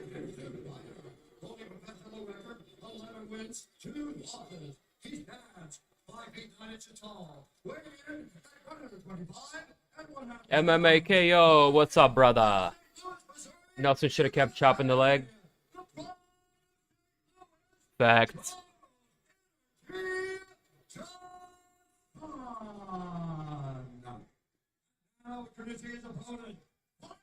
That's life.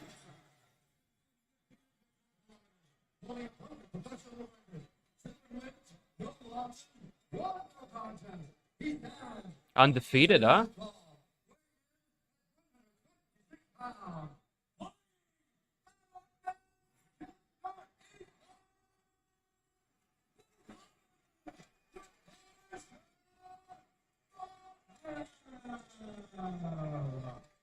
Like 50 amateur fights.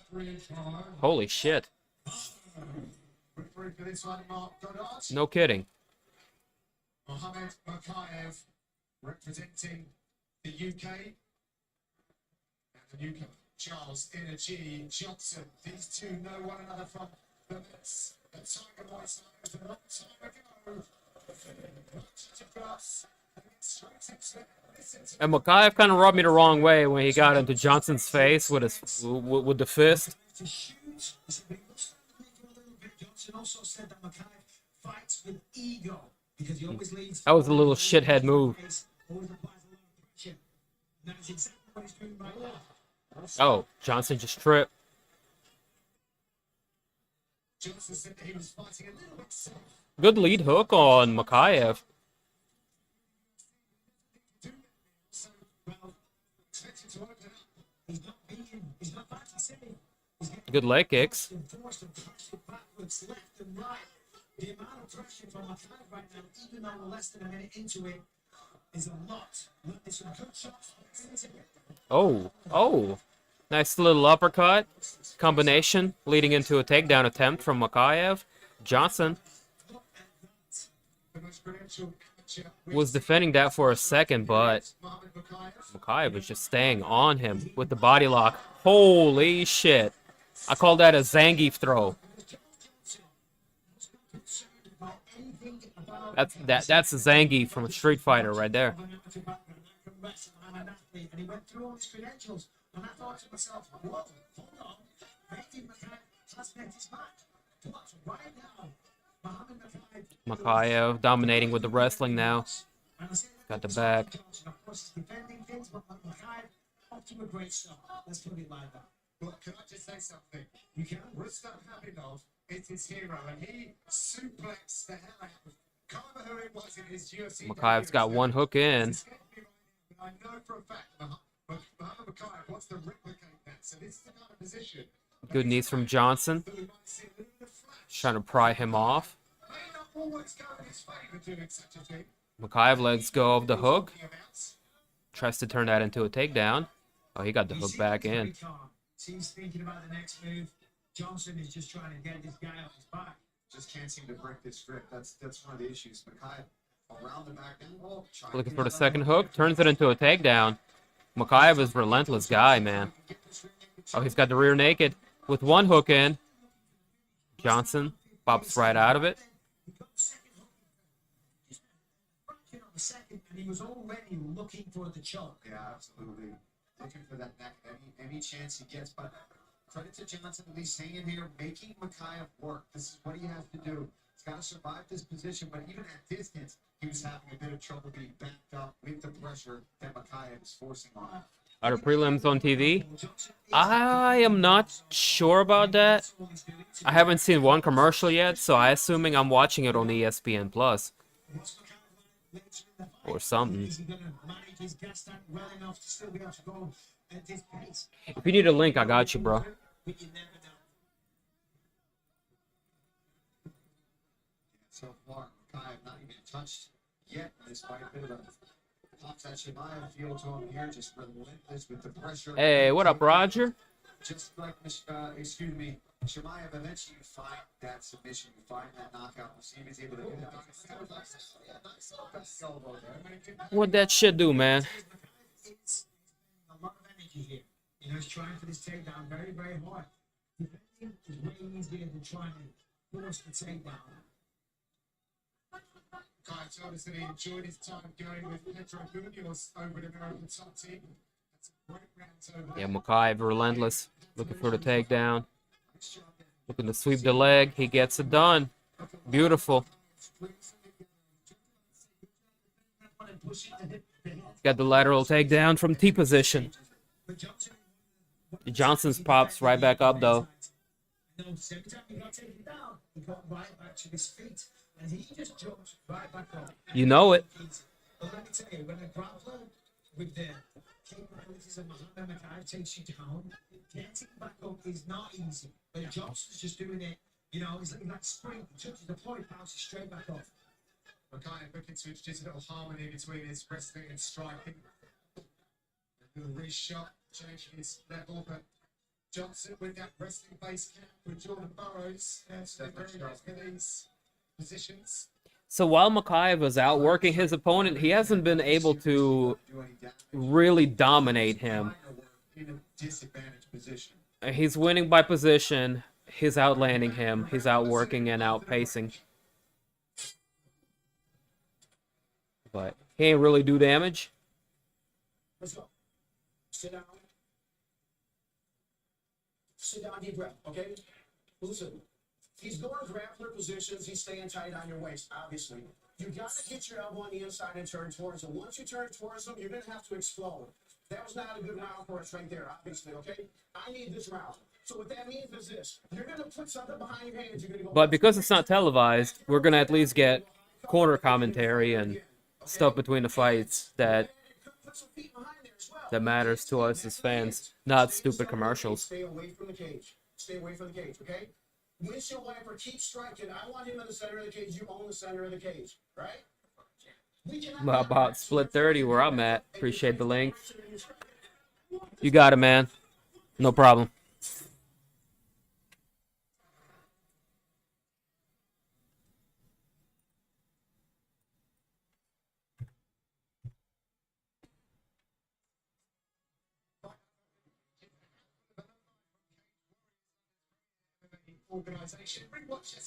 All right, round number 2.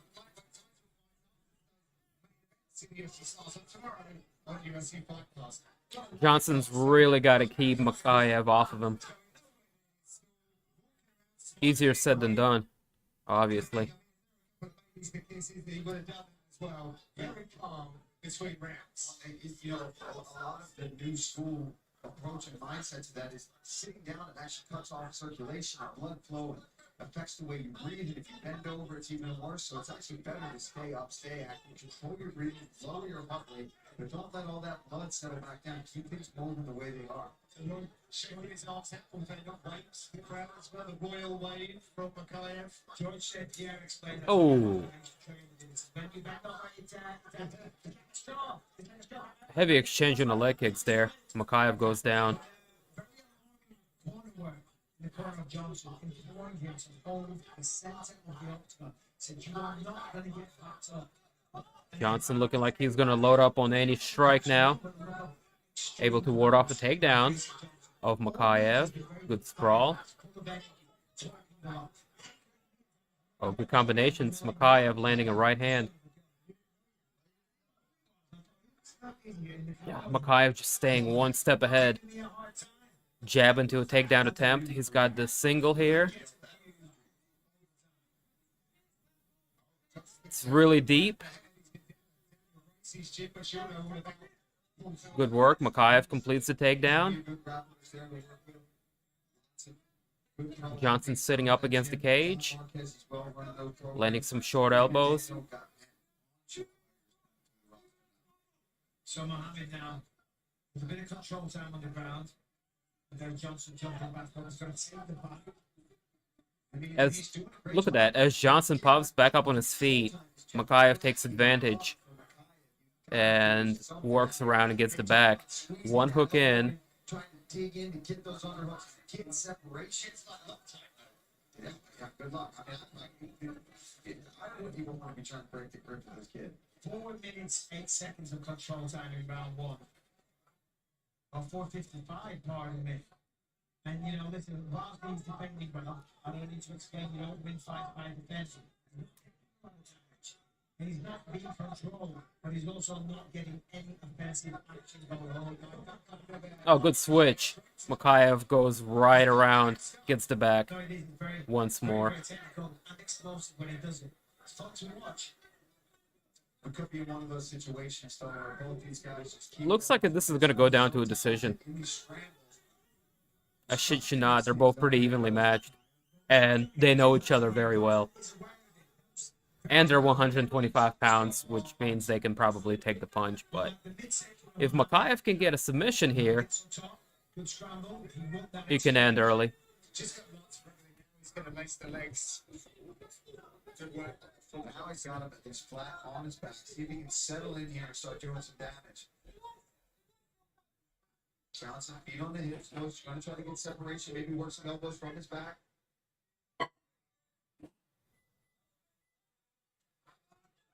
I mean, you can see now why Johnson was so confident, because he was confident this week. You know, he almost kind of dismissed Mohammed. I mean, I wasn't sure, is this kind of delusional or is he that good? But now you see why he was confident, because the way he's defending, against a guy like Muhammad McCann, it's not easy. Clearly highly skilled, but with that said, he is one step behind the whole time. These two were really going at one another on social media. Johnson's teammate, Joaquin Buffett, got involved as well. He's always ready for a good touchdown on social media. That's hilarious. Johnson's going for a leg lock. Muhammad knew about it. You know, you can get me on this is being required to impersonate GSP at least once every fight. And for Nikita, we're going to promote the cameo there for Michael Bisping. Yeah, but what does Rob think? Friends with George now. Do you know what I mean? Yeah, but that's this. I don't think I'm being disrespectful. Yet. Oh, some kicks there from Johnson as Maguire was entering the guard. Few seconds left in round number 2 for his fire and press one to the break.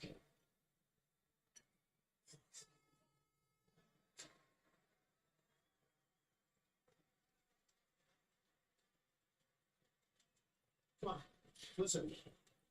Listen. You're down 2 rounds, so you have to make this 3rd round count, okay? You have to own the center of the cage. When you're owning the center of the cage, you're winning. You can't have your back against the cage. We're talking about this. So anyways, you gotta let your hands go. 1, 2, 3, 2. All right, you touch the body, you touch the head. 1, 2, 3, 2. And listen, when you go, continue to go. When you go, continue to go. Because what's gonna happen is, as soon as you go, he's gonna drop levels and he's gonna shoot on you. You gotta defend the shot, bring it back up, and start striking. Own the center of the cage. Own the center of the cage. We need this round. You gotta stop him. You gotta stop him. You can knock him out. But listen, you gotta put things together. 1, 2, 3, 2. A little kick. Get ready for the defense and come back up on the offense. I need one solid round. You gotta stop him. Urgency. Couldn't have said it better myself.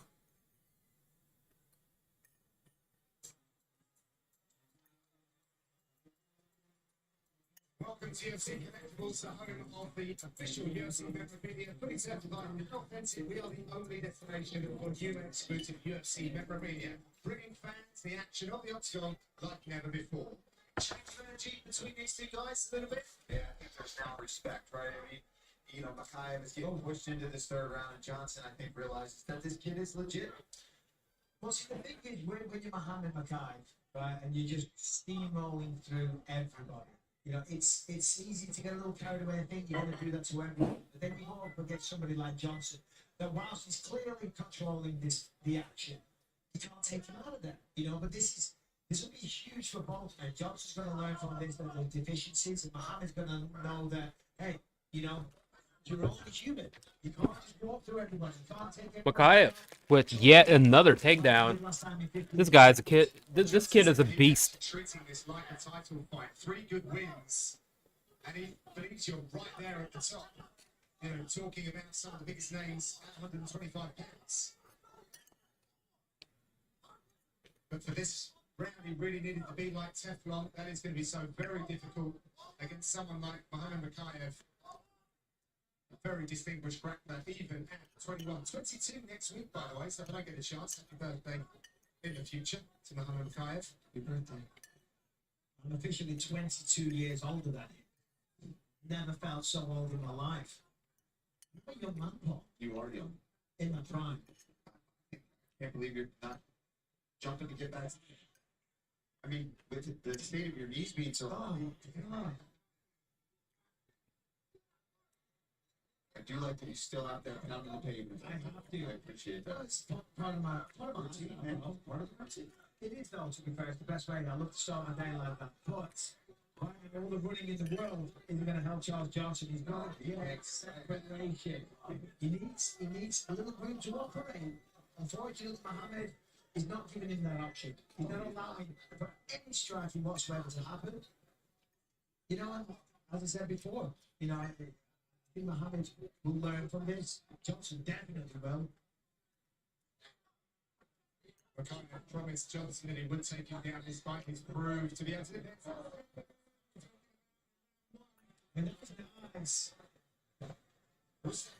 Will be applauded wherever he is in the world, probably Pakistan. He does like this legless position. You know, you got to give it to McCann. That was a good takedown from Makhaev. He's trying. He's just everything unable he's to got keep his opponent down once he gets him there. to get the finish I'm talking about. Join the fastest growing community of UFC fans by following UFC on Twitch. Interact with your favourite fighters as they break down past fights, preview upcoming matchups, host live watch-alongs during UFC pay-per-views, and of course, game. Follow UFC on Twitch. Up and on there with Jack Hermansson. Have a go. Nicely timed double leg, but strong hips from Johnson. It's kind of rinse and repeat. It's the same thing over and over. If Johnson does manage to maintain or get a little separation, he's going to just right back on it. It's frustrating, John McCann. McCann has tied a 3-round flyweight record for the most takedowns with 10. Jeez. Here we see Johnson trying to flicker for the arm, not quite working out for him, all going again. Everything that Johnson's doing, I mean, it's respectful him, but Klein just hasn't answered for. He's just 1 or 2 steps ahead. Must be so very He's frustrating. just chaining it all. I mean, if one attempt doesn't work, he does a great job of flowing right into the next one. Misdirections as well, all balancing his opponent. Just hasn't been able to get the submission as well. Yeah, man. Makhaev is going to be a handful. Definitely a top 10 flyweight in the future. And on the flip side, if you're Johnson coming into this right now, you're just so frustrated. You know, And if he's only 22 years old and if he continues to get better, top 5. Unfortunately, in this he hasn't. He's finally signed with the UFC. If that's where he's at And this right now, could be troublesome. uh-oh, Why did he let that go? danger. I have to take a closer look at the replay and see how tight it was. He might have not felt that there was enough pressure. I don't see the grip. He's trying to, but no, Makhaev's too deep. Oh, gotta watch the spine. Few seconds then in round number 3 then. McCann extends his record to 11 takedowns in 15 minutes. 11 takedowns, the most in flyweight history. Wow.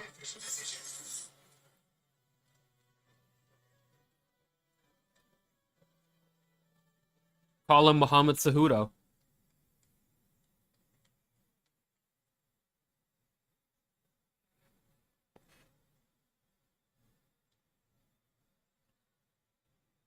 Not the most exciting shit, but I mean, this kid's impressive. I see potential.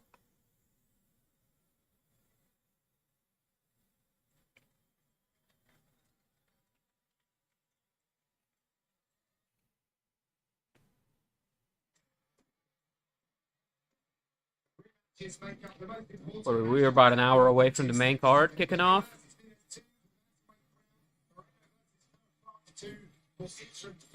That's gonna be lit. I can't wait.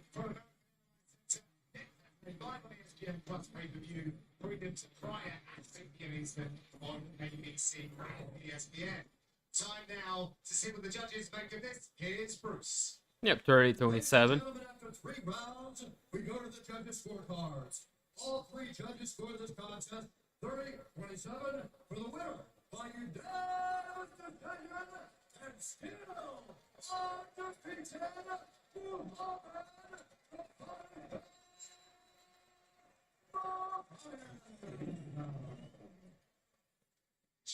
To Mohammed Makhaev extends his perfect record to 8-0.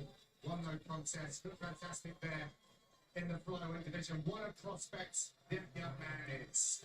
So up next, the most prolific takedown artist in heavyweight history, Curtis Blaydes, looks to put his brand of ground and justice on UK standout talent of the card. It's yours right here on ESPN Plus.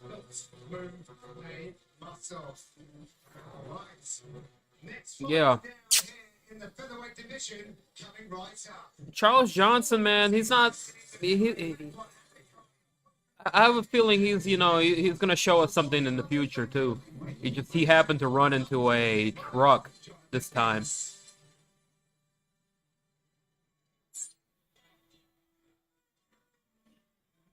We got Amir Connie versus Pearce coming up next. Oh, please, God, let this be a knockout. I'm about to fall asleep. Phoenix, Arizona, Baldy. Interestingly, he didn't expect a lot of moves. He didn't think that one actually would be a favourite after his last performance here. 5 months since his last fight. Wasn't too happy with what he put out there. He didn't hydrate properly after his weigh-in. But tonight, really looking to put things together and put a real step on his career. Yeah, in the last outing against Christian Rodriguez, he wasn't able to really get the stand-up quite going the way I think he wanted. He got caught a couple times, but listen, he worked in the moment, found a way to get on top, use his wrestling, use his pressure, and win that fight. That's what needs to be done, especially if things didn't go properly with your rehydration and during the cut, all that kind of stuff. That means that's a guy who's got problem-solving ability. He can go out there, even when he's not feeling himself, he can go out there and take the W. He's going to need that tonight.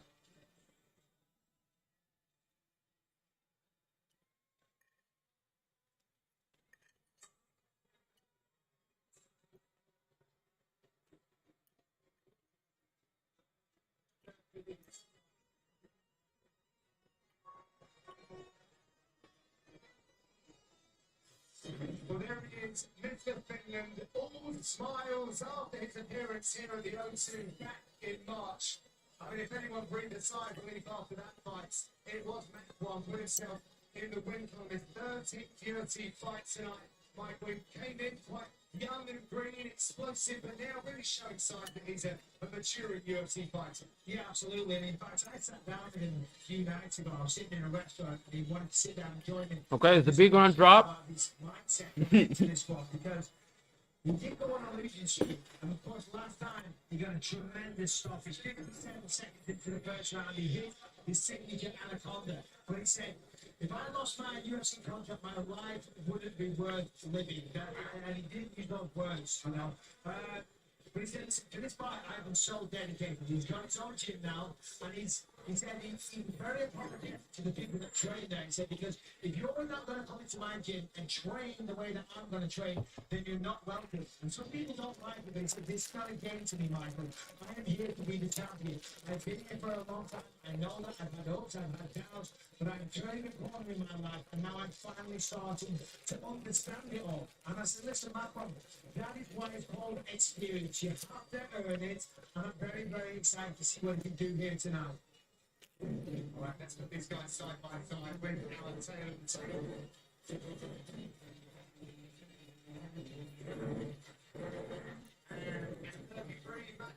Amir Connie is 3 years more senior than Pearce. The American, 2 inches taller than the Finnish fighter, but Amir Connie will have the spin. Ho ho ho!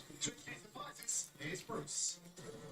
Ladies and gentlemen, this fight is 3 rounds in the UFC featherweight division. Introducing first, fighting out of the blur. A big martial artist holding a conventional record, 12 wins, 4 losses. He stands 6 feet tall.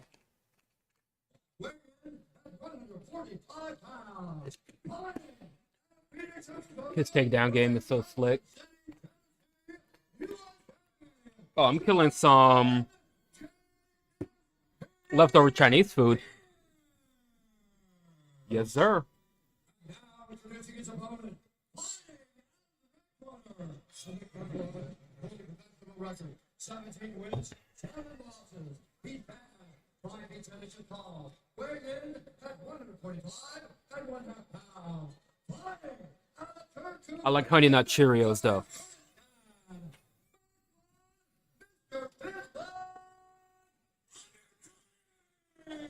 I like Fruit Loops and Cocoa Pebbles and all that shit, too, but it's getting too sweet. That's a little bit too much sugar.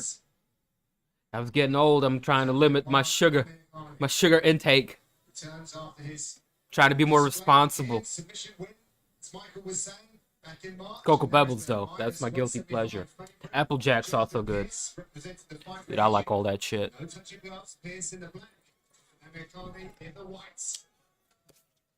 Interestingly, Pearce was training with Amirkhani, white trunks, Pearce with black. So taking a lot of notes there. And Pearce coming into this one, 3-1 in the UFC so far. Of course, I have a bad feeling Amirkhani is about to get sent to another realm. He's looked fantastic. He actually says Flying knee attempt from Amirkhani.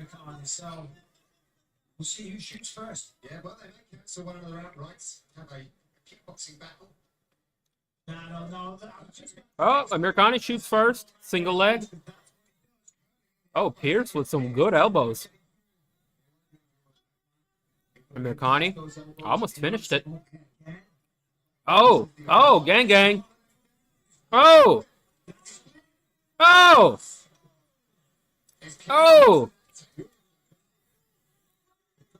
Travis Brown elbows of doom. Oh, he busted up that ear of his. He's going to transition to the back. He might use it to get up, see if Makwan can get around to the back like you're talking about, Michael. They're fighting for that. Amirkhani's bleeding from his temple. Oh, but he gets that takedown. Almost able to complete it. Dude, Pearce just no-sold it and got right back up like The Undertaker. That was crazy. Oh, he's going to reverse it. Look at Pearce. Pearce is going to reverse the shit. Amirkhani just holding on to the back. Amirkhani holding on to the back. Good control. Good control.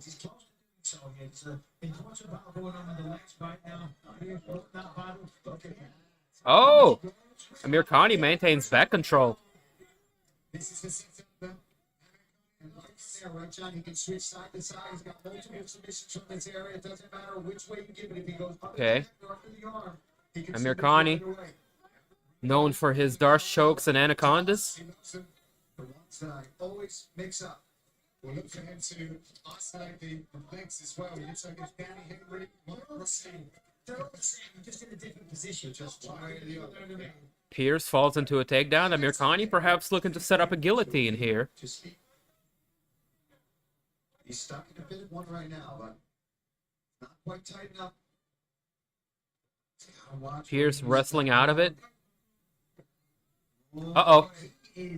Uh-oh. I think we got a anaconda here. Yeah, bro, he got it. He got it, dude.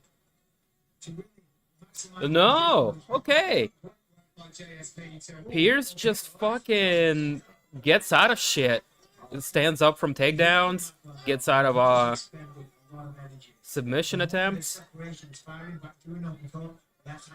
Amirkhani looking bloodied. Doesn't seem to have slowed too much, is my point. That was a little late, but don't let that head kick. Dude, Amirkhani's looking tired. Minute and a half left to go in the first. Showing us flashes of brilliance in both the striking and submission game. Because for anybody that hasn't wrestled, which is a lot of people, that scrambling that they were just doing for the best part of 3 minutes or about 3 minutes is exhausting. Yeah. Absolutely exhausting. Those arms of Amirkhani are just start to feel so heavy, filled with blood. That's why some of these punches are a little bit more labored. And a takedown attempt. Amirkhani unable to complete it. And that's a cool little scramble here. Scramble from both these men a couple times now. These guys have been all over this man. If you continue to Oh, I like that. I like that. That Kimura switch from Pearce puts Amirkhani on his back temporarily. Amirkhani continues to fish for that single leg and ends up eating a bunch of elbows in return. And I'm ready for the GSP impression. Yeah. I don't know what the JSP is.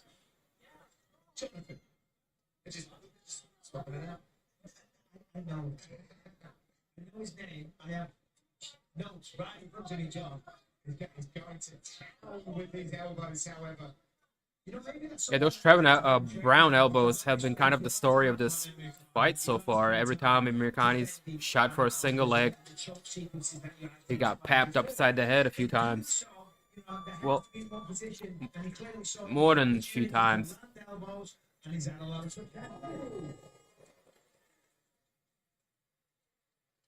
It was a big bomb there in the end.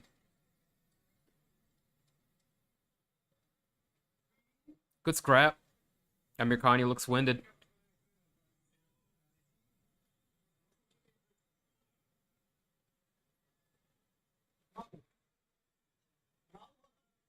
Oh, absolutely. Absolutely. You got him hurt. Hey, I'm gonna scramble. You're doing a great job on it. Let's bail a little bit early and just come up on top. Beautiful Kimura.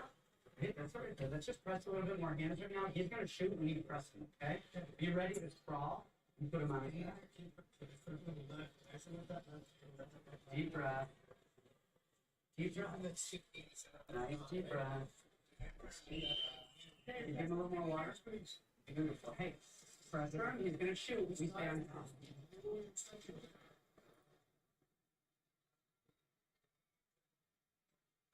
6-84. Good God. That was a 10-8 round.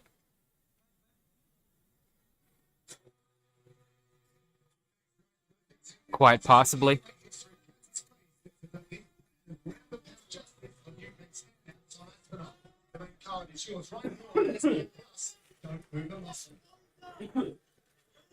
Let's bring back to action.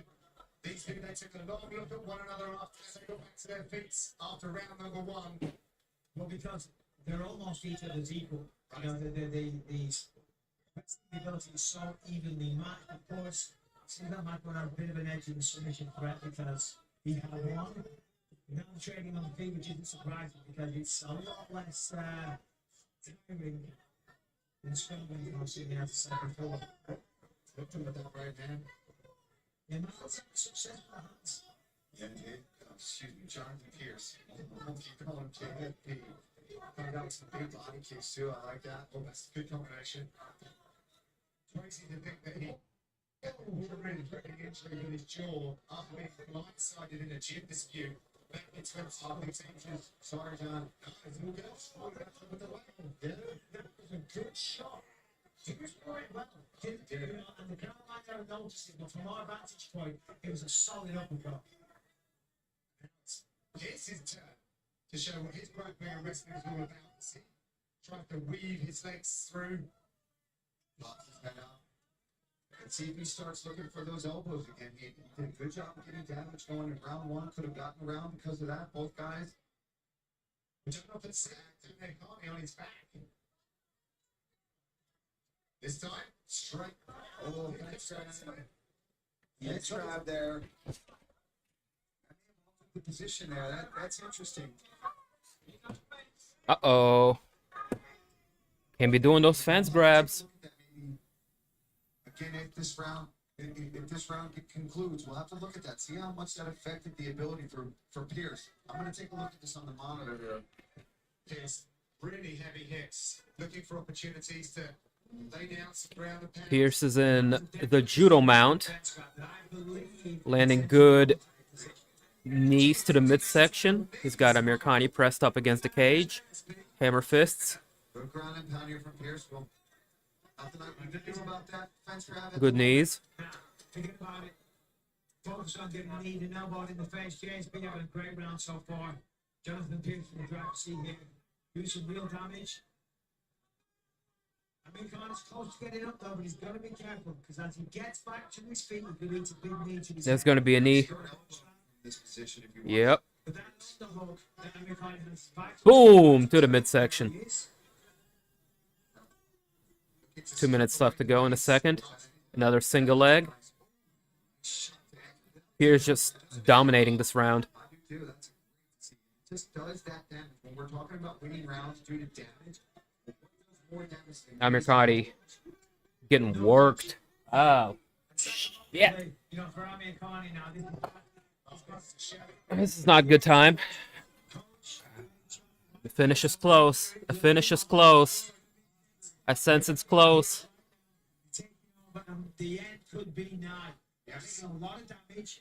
Not looking good. Damn it, Bisping. Stop saying what I'm saying. Going on a lot of Cutting a good posture at the moment. As Jonathan Pearce looks to be getting stronger and stronger. A violent display here. Oh, he's out. He's out. Go ahead. That's it. That's it. Wave it. Wave. Ref. Ref. Ref. Ref. Referee. Thank you. Yeah, bro, you weren't getting out of that. Soon as he hit him with one of those, nah, nah, son. Good finish though. Yeah, Amirkhani's like 4 in a row now, 4 losses in a row. Always doing damage from any position that he was in, even when he was defending takedowns. But right here, landing some huge hammer fists. Yeah, that's a tough spot. Look at this work here, just pounding and staying busy, never allowing Amir Connie to settle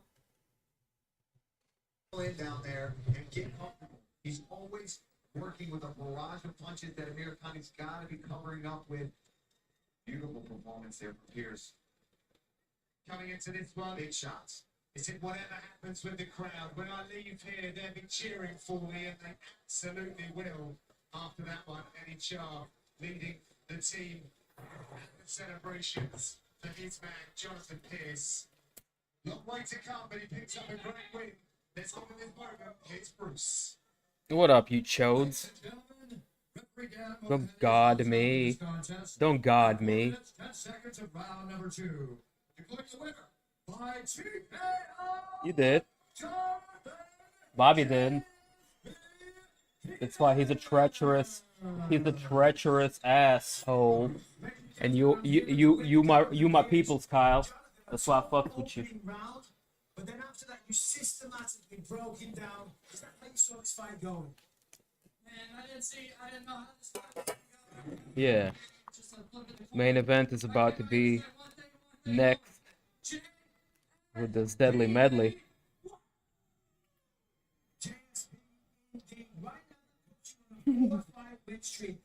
The disrespect. The disrespect.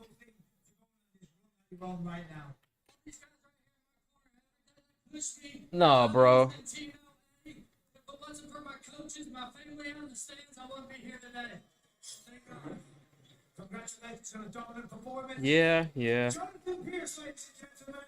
I get tired too sometimes. We'll be very proud of them from that display. Looking forward to seeing what's next for him as he stretches his win streak to 4. Congratulations, Jonathan Pearce.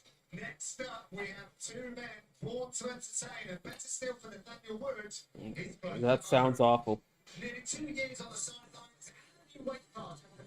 Here I am to rescue y'all. Against one of the most gifted men in the division, in Charles Rosa.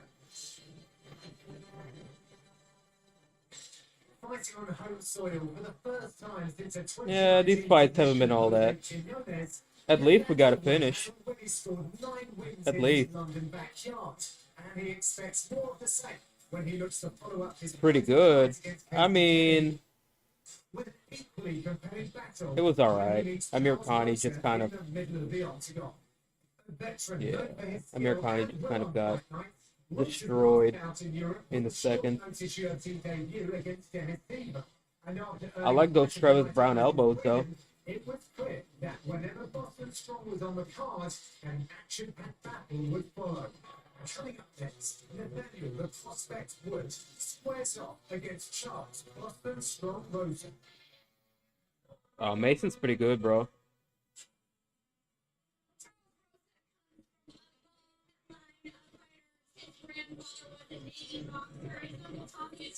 Champion, Father Chucky Rosa, a competitor, of course, and Brother Lucas, alongside Amir Connie, amateur. Whoa. He's been around this game a very long time, and when it came to his next fight, he didn't care who his opponent was, he didn't care where it was, he just wanted it to be in front of the Yep. I'm packing it up, bro. I am. You can tune in and find out.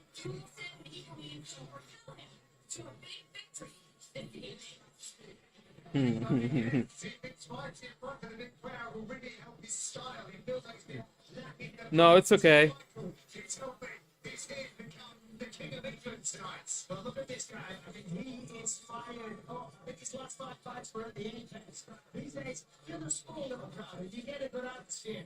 But it is nothing like the O2 Arena, one of the finest venues in the world. He knew that coming into this one. And he's very, very confident with the matchup. He said, listen, my opponent is a little guy. Giving you any weed discounts? Or are you giving him crack discounts? Shorts, guys, and use my job. I trust on their faces, and I often get the knockout. So as you can see here, and there's a little smile on his face. Whoa. The disrespect. This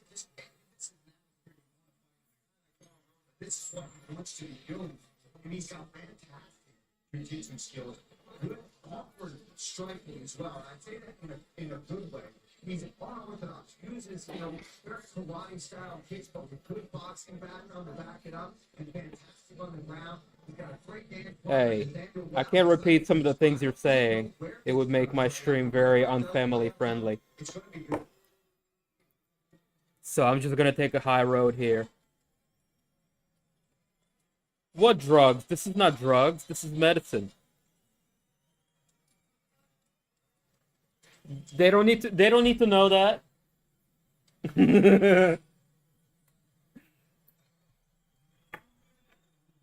Why you snitching? Blaydes is the police.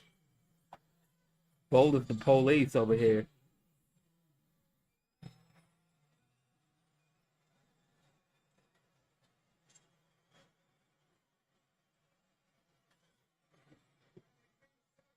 Well, I'm the only friend you got, so.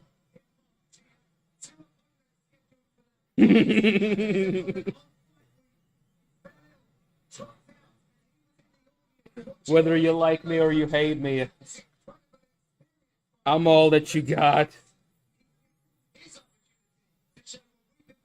You don't even know Kyle. Me and Kyle talk shit behind your back all the time.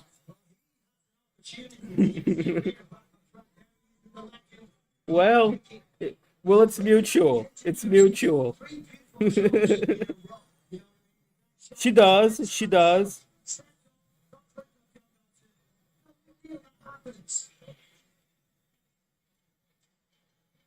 There's not a lot of those going around these days.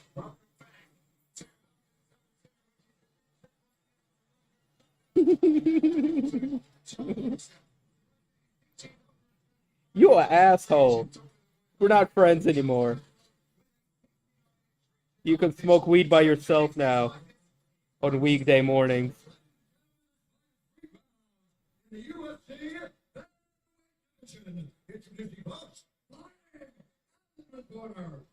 I'm gonna get high with my cats now.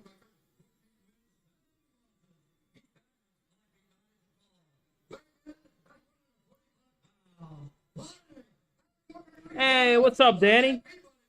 My man. You're here just on time.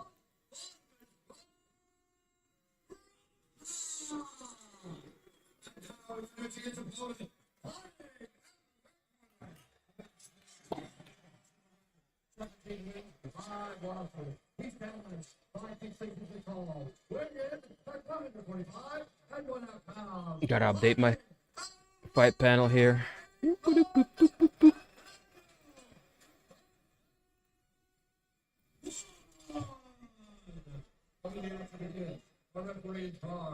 How's the card going so far? To be honest. 3 decisions, 1 finish. Ready to go. It's his debut in this division. Long overdue debut. Look at the redness on Charles Rosa's face. He is These two guys have a pretty solid record. So it might be a banger. Wood with red trunks, Rosa with blue. What are they, featherweights? It's been almost 2 years. I was saying earlier, he got off to a tremendous start in the UFC. What are the most loaded divisions in organizations right now?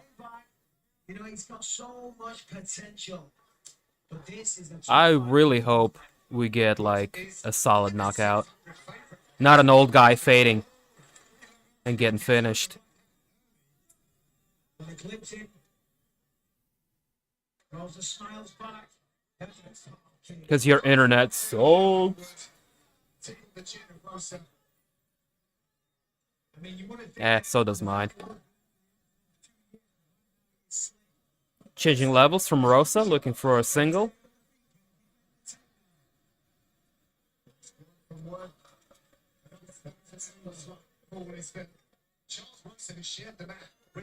Wood disengages. Good switch kick.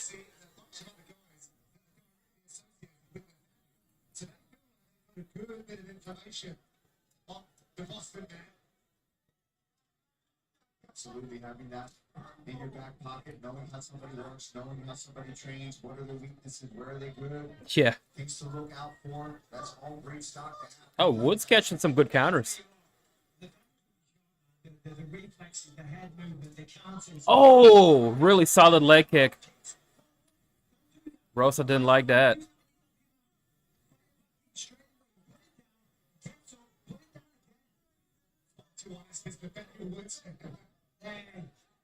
I kind of like this fight. They're getting after it.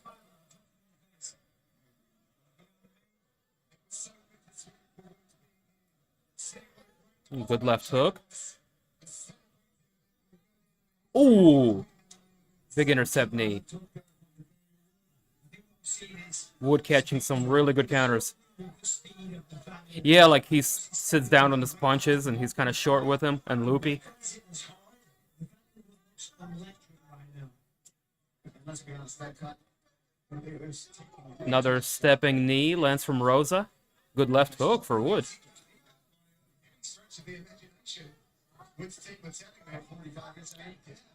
Rosa's getting a little wild.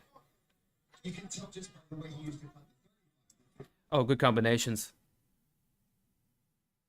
My stream is suffering. No. No, not in the middle of that. Oh, good combinations. Wood is piecing him up. Oh, don't do me like that, stream. Don't do me like that, stream.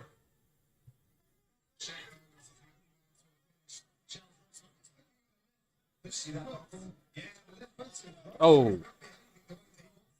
Oh.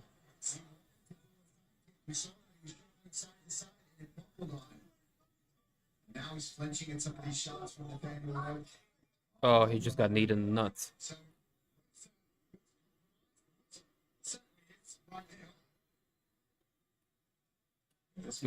Where y'all at in the fight?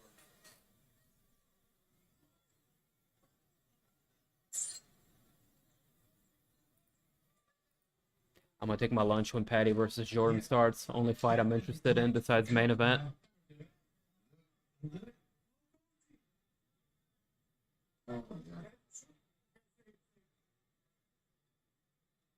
Ready to go.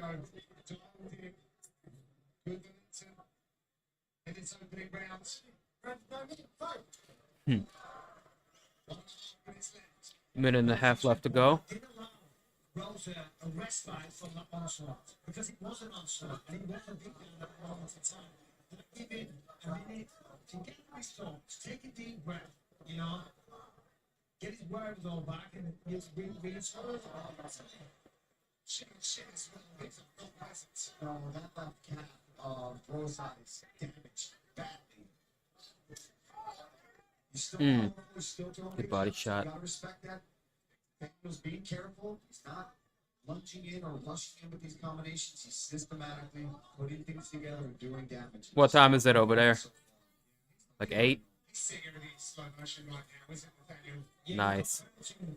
He is going in slow motion. Nathaniel looks sensational right now. Oh my god, he just picked him up and dumped him. Now let's see what Rosa can do with this. He's only got 30 seconds. He's got to try to do some damage because he's not going to get himself 27 seconds. It's possible, but unlikely. Just jumped into a power bomb.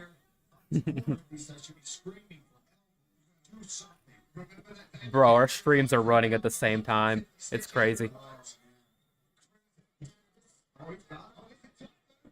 Oh, opa. It's an anaconda. He's gonna survive.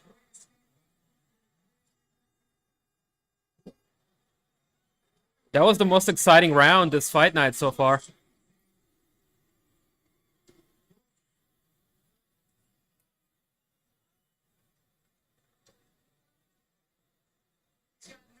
For the outside game. He fucked his leg. Take his arms out. He just squeezed a lot. Shake his arms out. He messed his leg up. Charlie, slow it down. You're doing great. Oh, Paddy the baddie. Oh, Paddy the baddie. The body team is money. Yeah.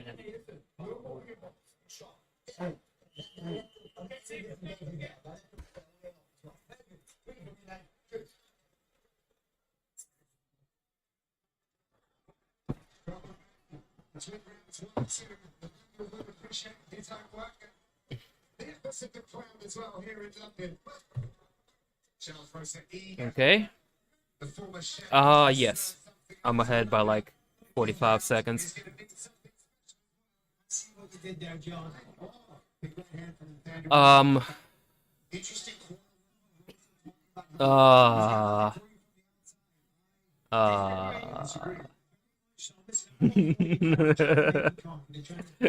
Ooh, big right hand. Rosa just ate it. I'll send you the link. I don't want to blast it on my stream, but I'll send you a link. It's on. I'll send it to you on Discord. It'll be the fastest. I can't, bro.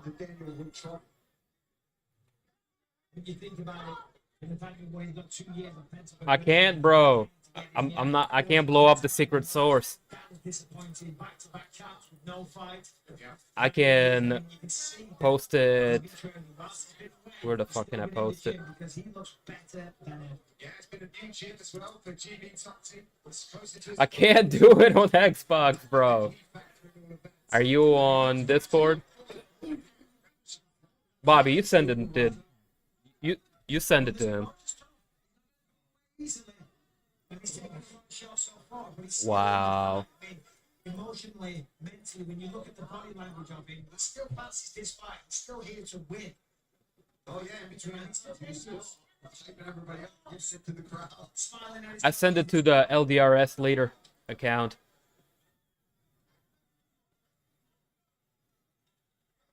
taking command of the octagon.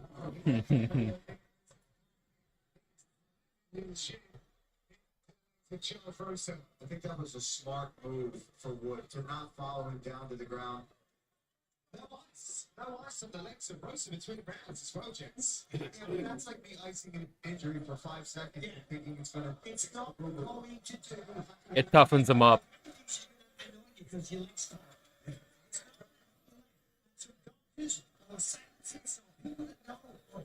most people are smarter than me, but I'm telling you right now, you ice something on your leg in between rounds for 60 seconds. Oh, down goes Rosa again. Yeah, that leg is fucked. That leg is... Oh, and he's smart, too. Look, he backed off of him. Look, watch. He's going to kick him again. He switched... Rosa switched stances to protect the leg. Oh! See, he can't put any weight on that leg. See? See? So I'm going to choose my words carefully, but what's picking him out here? Picking his shots. I don't disagree. Taken by surprise by Nathaniel Wood. He thought he was going to be coming up against a smaller fighter. He's been doing a lot of strength and conditioning. Ooh. Ooh. He traded elbows there, but Nathaniel's had more sting. Sure did. He sliced through nicely with that elbow. Mm-hmm. Sort of tough as nails, however. Yeah, that's tough. It's going to be like this. Hell no. Those numbers right there. We see that that's the leg kick and the headshots. I tell you what, The trick is money. Oh, Charles Rosa is tough because when you're in this situation, you're just one step behind. Whenever you try and be aggressive, you eat something for it. It's easy to fall. don't let him bully you, Kyle. Stop trying to be the aggressor. Charles Rosa's not doing it. He's still here to win. He's still trying to take the valuable points. So for that, he has my respect big time. not to applaud the Watch one of those kicks go high. management of when these guys have the same reach. So he's making it look like he's got 2 or 3 inches on Charles Broson's hands. It's the speed. He's getting to the target much more efficiently. Staying very relaxed, keeps the guard very high. It's the footwork as well. There's some beautiful footwork on display. He pivoted off a second ago. Just another. Just Wood. A second ago, he just moves out of the way just enough. Nice tunnel flip there of Rosa. I think he's Irish or something. He's two. Back after these. No, he's English. Good job, buddy. Slow everything down. Good job, buddy. What? Okay, that's boxing range. I don't want you in boxing range. They're not calling it. No. They're gonna send this fool out there and he's gonna take more punishment. If that comes around really well, I bet no, he means himself. He means he's down with him, bullshit like that. Okay. No, they're really not. Just trying to make sure you don't take me down in my. Once you get the fringe, his first minute has been shot. Okay. Yeah, he's shot. He's gonna know this and come out. Okay, control that setup.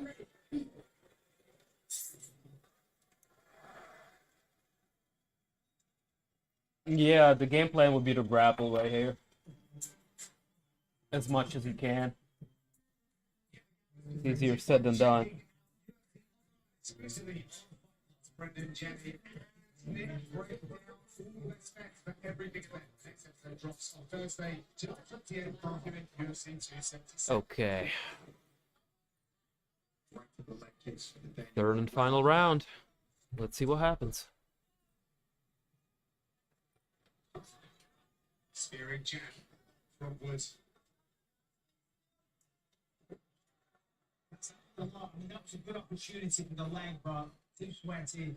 The time was too quick. Hit right out of that. Oh. My God. My God. Completely away from Charles Rosa. Did you get that link, Kyle? Take this engage, make him get back up on his feet again. Nice. Or stay here and just punch. Snap on his head and pull that arm. Back grab his glove. Stand on his head and pull it. I'm at 4, 7, 6, 5.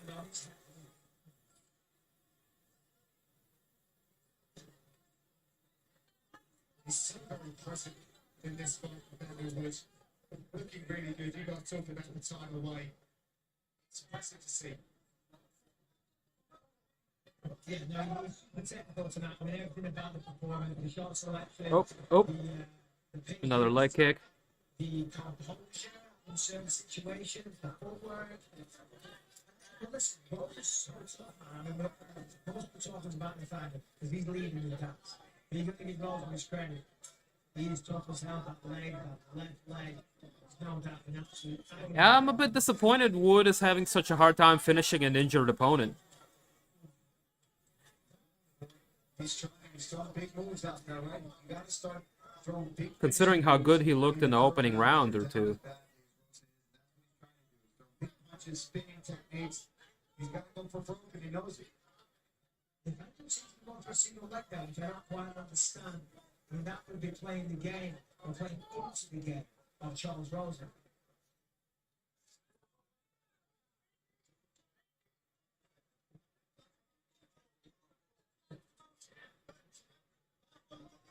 Technique on elbow instead. His face just went up from the angle. He gets through. Here we go. John Bennett alongside Paul Pimblett. A little bit spin here.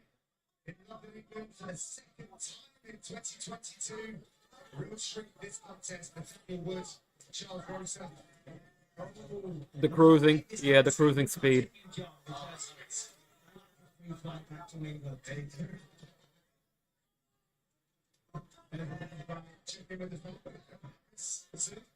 Oh, shit.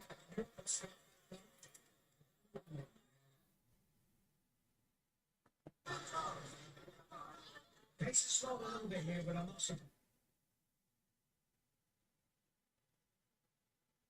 because it has been furious pace. And when you land how many shots on your opponent, they don't go anywhere. You're like, okay, I think you settle it and land your shots, but you don't start overswinging, start overdoing it. You don't want to give it your opponent any opportunity to get right into this. About a minute and a half left to go. Shots like this amazing. But that left leg, I'm telling you, if the back just lands on it a few more times, I think he's going to go back down. And it could be a potential for stopping this. If he hits the counters a few more times, I think. Speed. Don't load up on these shots from Nathaniel. Just Wait for the car kick from Nathaniel. There in the I mean, on the way. 13th fight for Charles Rosa, and this is the most strikes he's ever taken. Yeah, it started off really good, though. Rosa wasn't going away. This is an opportunity Tough bastard. to use jiu-jitsu black belts. yeah, and so impressive for Nathaniel, considering the caliber of opponent.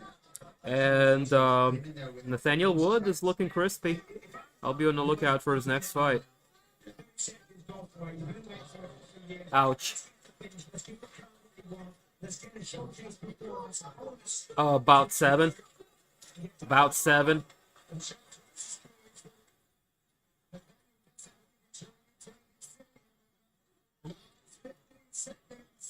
Smiling away.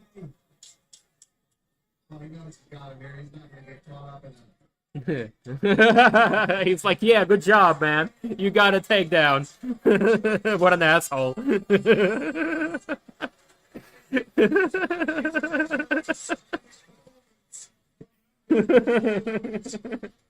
You can have that one, man. He's like, good job, bro. Charles Boston Strong Rosa. But it was a great display. No. Major weapon that really did the major damage. He took him off his feet several times throughout this fight. Big right hands, left hook for landing, inside leg kicks. This was a real standout performance amongst already standout performances from the Let's go on the porch. In a long time, he's back and in a new weight class, better than ever, guys. So some old friends coming together in the octagon there, but time to see how the judges have it. Here's Bruce Fuck. Ladies and gentlemen, after 3 rounds, we go to the judges' scorecards for a decision. The judges for the contest, 30-26, 30-26, and 30-27 for the winner by unanimous decision.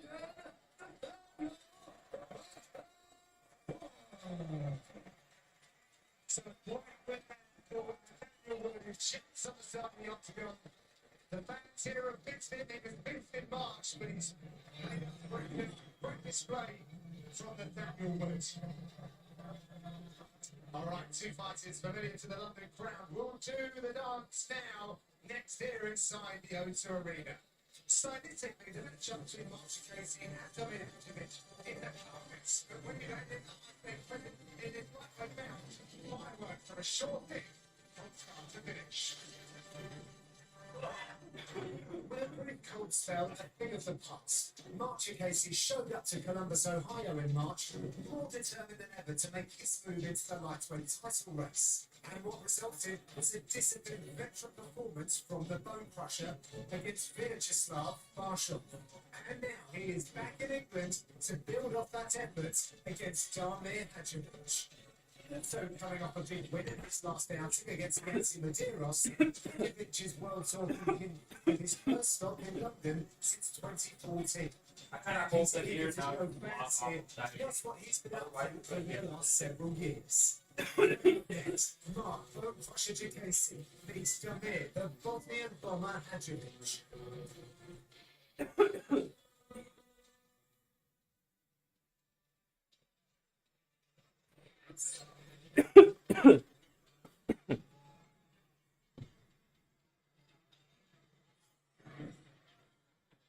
Here comes Damir Hadzovic with an awesome walkout. Yes, right?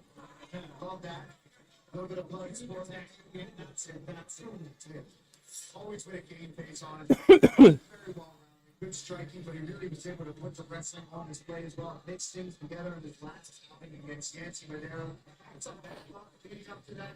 Got sick after a win, wasn't able to fight, finally got the mic off going, and just really wants to get back in here. What else said was put that right foot forward, and this is a really fun matchup with Marc Diakiese, because this is another guy that we always talk about Diakiese striking, but he really put the left hand on the side. Is to see where these guys are going to approach this fighter. We never keep in here trying to stand out, use some of that powerful striking, but show off the wrestling that he can really work with. Well, exactly, and I think the wrestling will be key in this one because Marc Diakiese is an exceptional striker. Last time out, you mentioned actually beat Yancy Madero, a good striker, a scrappy guy.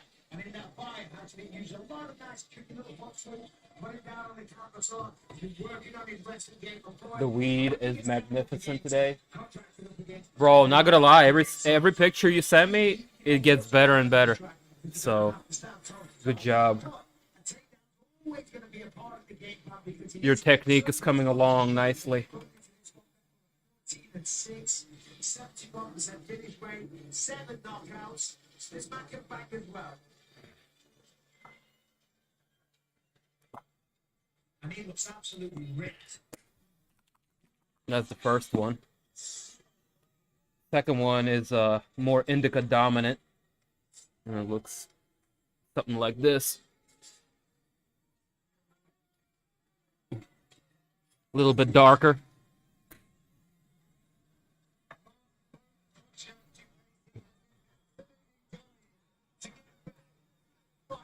I gotta break that one up a little bit.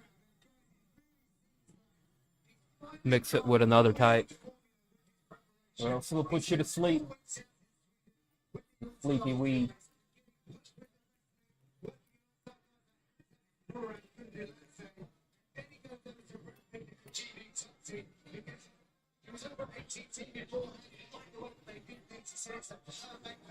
You already know. You see the deep races from Marc Diakiese. We saw him using a lot of wrestling.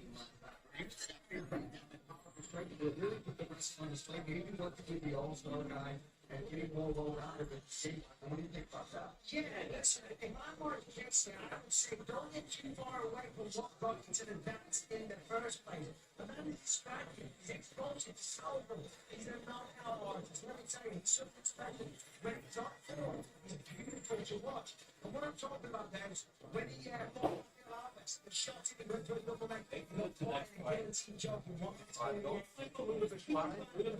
use his skills. He's a world-class striker. I'd like to see him use that. But the knee pass, you give the cost of punch. Welcome back to London for this lightweight contest. Marc Diakiese and there are a few differences on the board. That's how Marc Diakiese is, right? I'm kind of looking for getting hot.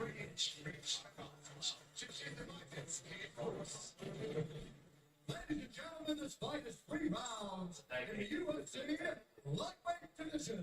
Introducing first, fighting out of the corner. Amir Connie, holding professional record, 14 wins, 6 losses. He stands 5 feet 9 inches tall, weighing in at 156 pounds. Fighting out of Copenhagen, Denmark, Pearce of Oezdemir. Damir, This batch of runs is a really good strain.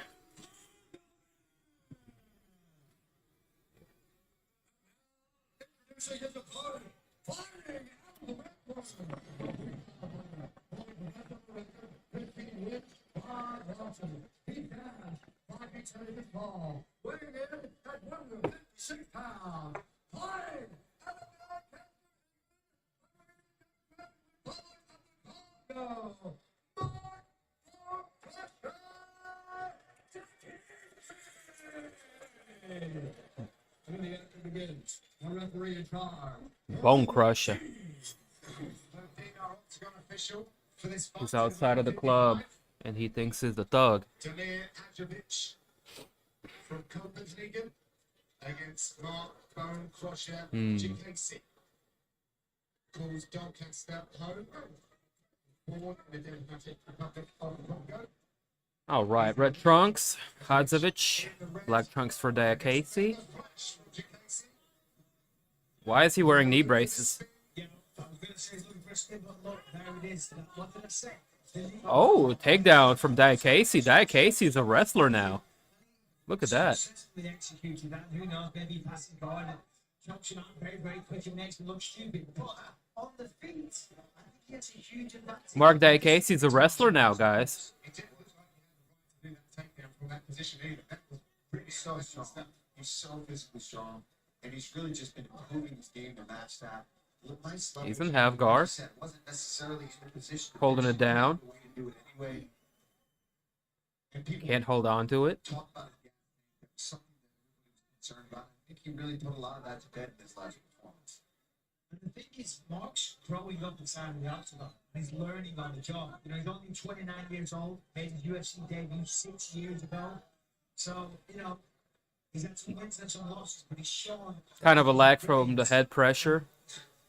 It's not really doing the head position game so good. But takedown was good. Control is good. Hadzovic is not really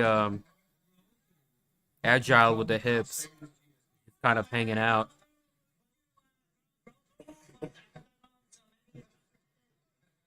Kind of playing just the hand game.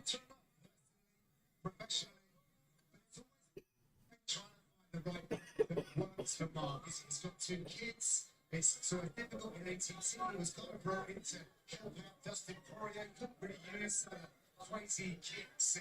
Hadzovic needs to base himself with the right arm. She was doing there for a second. Use the cage to get back up. But these days, looking and sounding much more positive. Well, if you want to punch a bit, you're not so positive right now. You're screaming at him to get back to his feet. And you're going to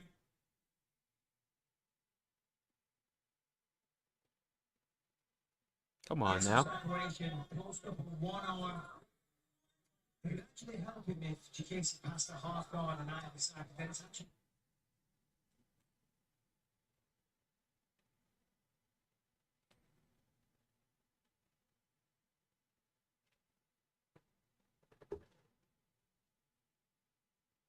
It's like Diakiese found a way to be more boring as a fighter. He goes from point fighting to being wrestling. Funny.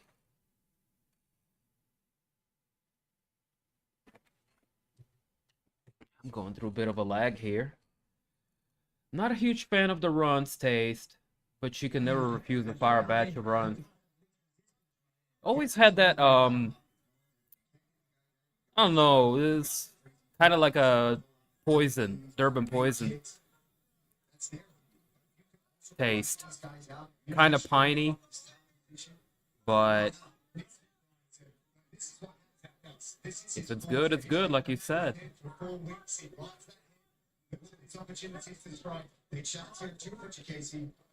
this is what he did last time to Porsche.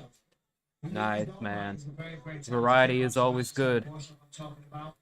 Diakiese essentially controlled him on the ground like this for 3 rounds. Smart approach against a very talented kickboxer. Takedowns in that fight. Last time it from Marc Diakiese. And then he has the ability to absolutely like he did against Teemu Pimblett. I think the indica is like a sour grape or something. Just taste-wise, it's a little bit grapey. And the sativa stuff, I'm not sure, but it's got a really good smell and taste to it. It's not the most potent, but for flavor, you cannot go wrong with this bud.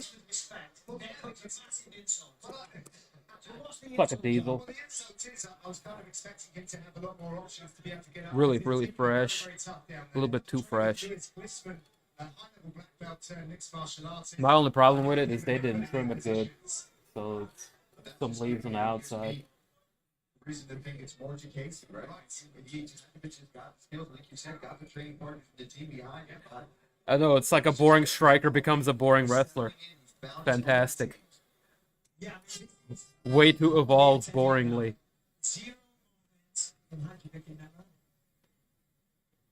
But hey, check me out. So if his knees are bummed, isn't that the strategy if you're Marc Diakiese? Like, never mind us as fans. The body follows. Take whatever you want. There you go. Relax. We got the first round. Okay? It's good time. Yes.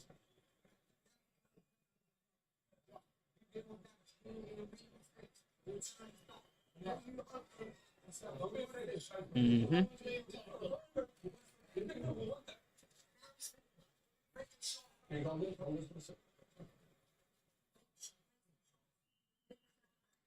Breathe, catch your breath, catch your breath.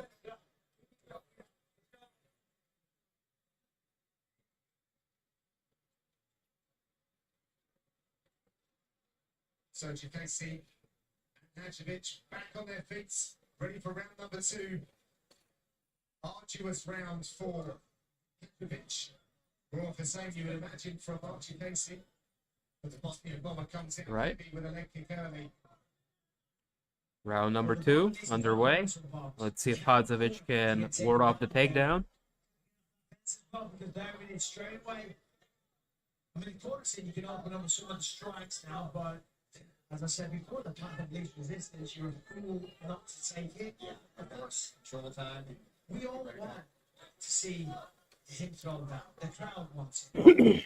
But if you're in there, Oh, Diakiese with another single leg. when you can dominate it in a fashion like this. And I think that Diakiese's looking for a good spell of getting his arm raised. And get some nice wins behind him. He's just broken into a new contract. This is his 12th fight with the organisation. Doing some good work here, buddy. 4 takedowns so far for Mr. Diakiese. In the UK is Hadzovic. Yeah, but he has shown a history in the past to be controlled like this, you know, and it's so getting from Diakiese and his team because I think 4 fights now in the UFC. Oh, that looks nice, bro. Control like this. So when you're doing the research, when you're watching the tape, you see a pattern. And if you are as skilled as Diakiese is, They look similar. More times where he's been taken down at least 4 times. That's not a great step. Maybe Cushman's is a little bit darker. But we know with your strength and your ability that you've been improving with your wrestling, you go out and you take it down, you control it. For the first time in nearly 4 years, UFC returns to Dallas, Texas with championship gold on the line. UFC Peep the Discord. Just did. At 3 minutes left to go, Diakiese is now a wrestling maestro, taking Hadzovic to school. Can't wait for the next pay-per-view. All right, so I'm going to say something now critical on Diakiese, and I apologize in advance for when watching this back, because he is My thoughts exactly. and he is winning, and he is dominating. You don't want to get a reputation for just taking the guy down and doing what you call lay and pray. And that's not what it is what's good. Right? He has the advantage. You can They look a always bit similar. Runs is more purple when you break it down. You're the better grappler. Let's try and take the guy Gotcha. down. You don't want to get this reputation, and I say that. Takedown number 6 for Diakiese. It's true. It's true. And again, 24 critical, but in a 24's fight time. And he's had the ability and the positions to land much more. I think a lot of these guys nowadays, we don't have to get back to this ground and pound. These are nice hands for the die.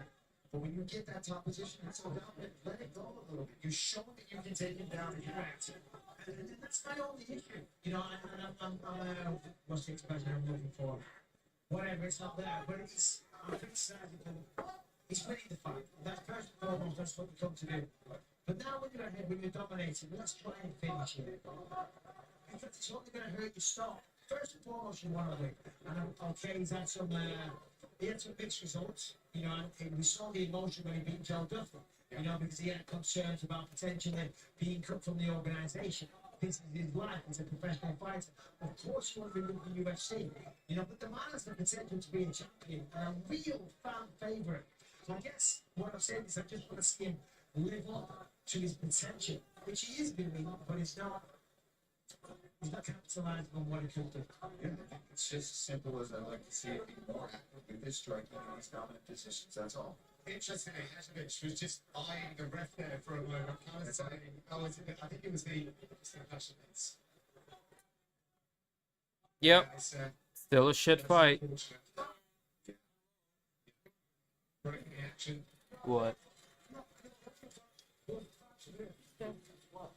He spent so much time looking up at the red flag. What is And in comparison to so many fighters who do so much work. Red trunks, right? Yeah, so here we are. He's just trying to draw. That's He why. didn't do it on purpose. Because of the headbutt. That's what opened up the cut. So Herb Dean, while he stops the action, lets the doctor look at it. It'll be interesting to see what position we start the fight from. But you know you've seen fighters that But it was accidental. And the way that Marc's face was, like that could have gone badly for him as well. Was on the top of the head. Could have cut both guys. Yeah. I think he's just thinking safety first.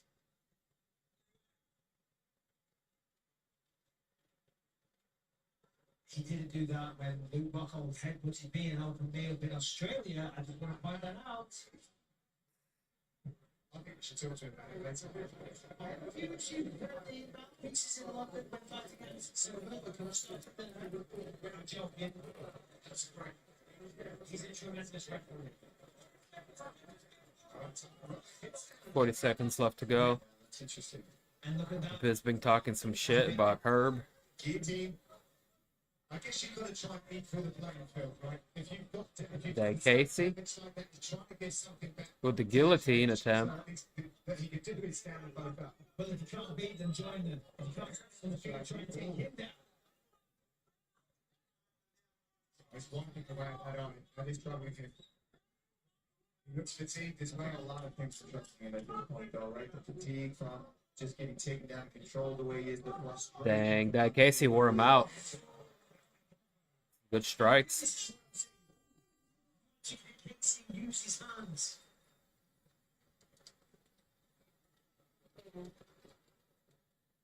Nice deep breath there from Diakiese. That is a very positive end to the round for him.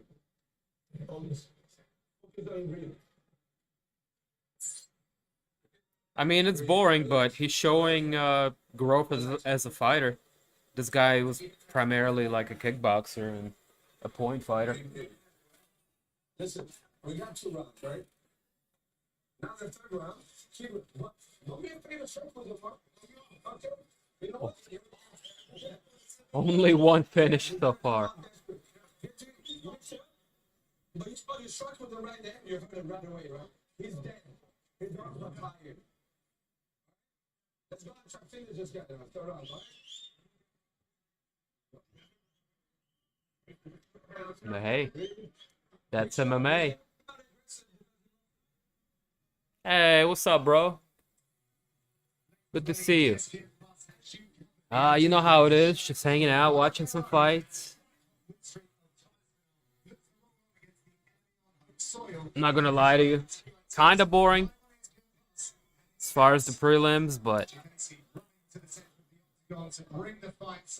that's how it be sometimes.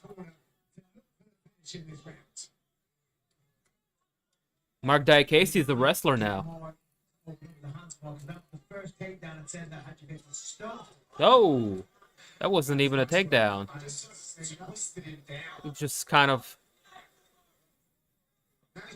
tossed him.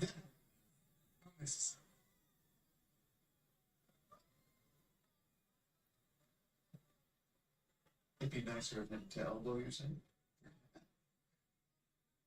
I dare say he's probably going to do that. I think he should. Yeah, Hadzovic has a grace of a panda bear. The octagon. I think he put himself down. It's the same thing. This is where they want to see him open up. They have no issues with him taking it. Yeah, bro, I'll watch it. That's great.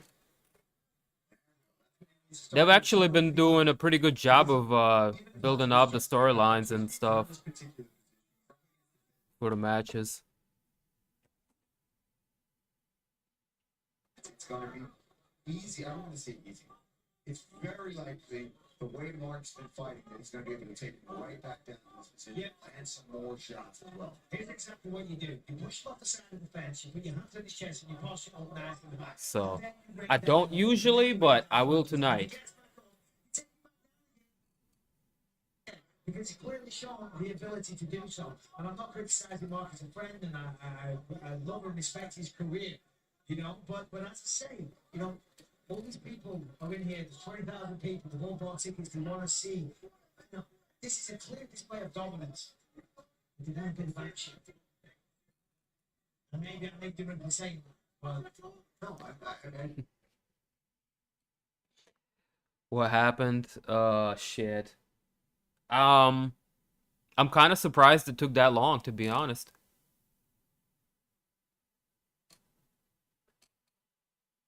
Yeah. I'm surprised it took this long.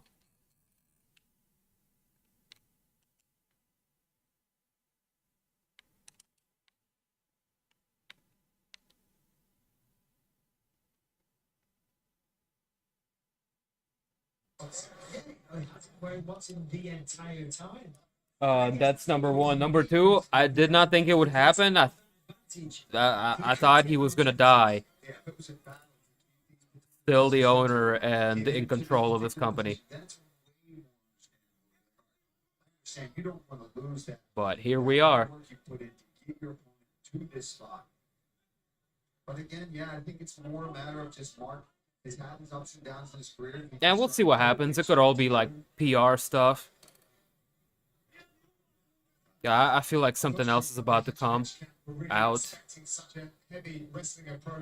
And they're trying to kind of get ahead of that.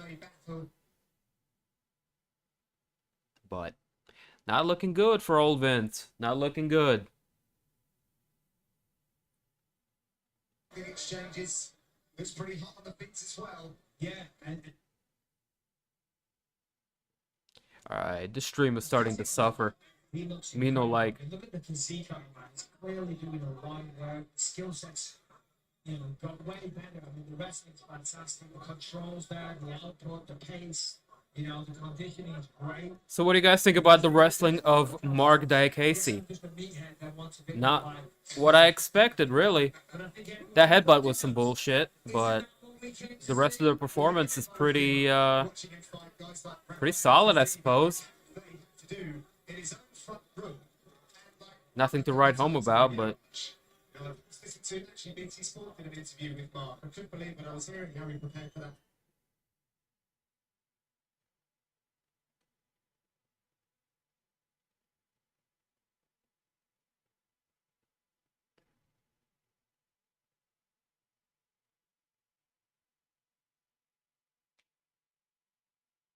oh yeah, dude. Take the And as soon as something comes out about Dana, he's out of there like that because they're like owned by Disney. Oh yeah, that's right, because I remember feeling the wind from the punches as he just missed. So as I say, it's easy for us to sit here and be so critical, but not be critical. But wait for it. And another takedown. That makes that like what, 9 takedowns for Diakiese? 8? Bro, that's crazy.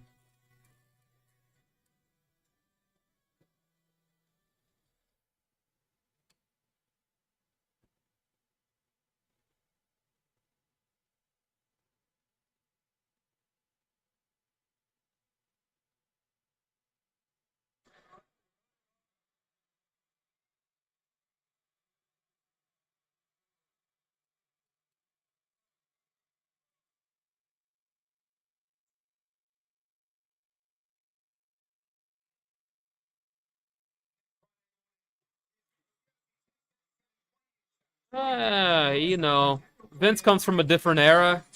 I'm not saying that to excuse his actions. I'm just saying he's probably just done shit without really trying to cover it up in his life.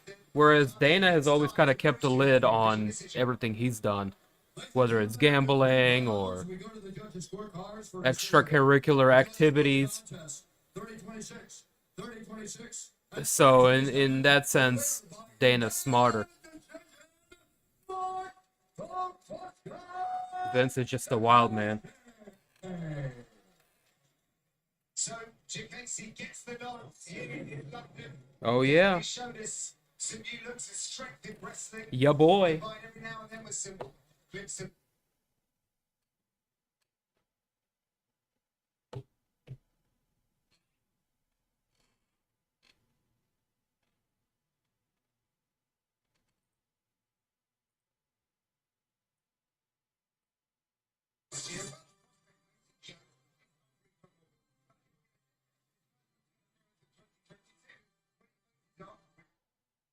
All right, future preliminary bout.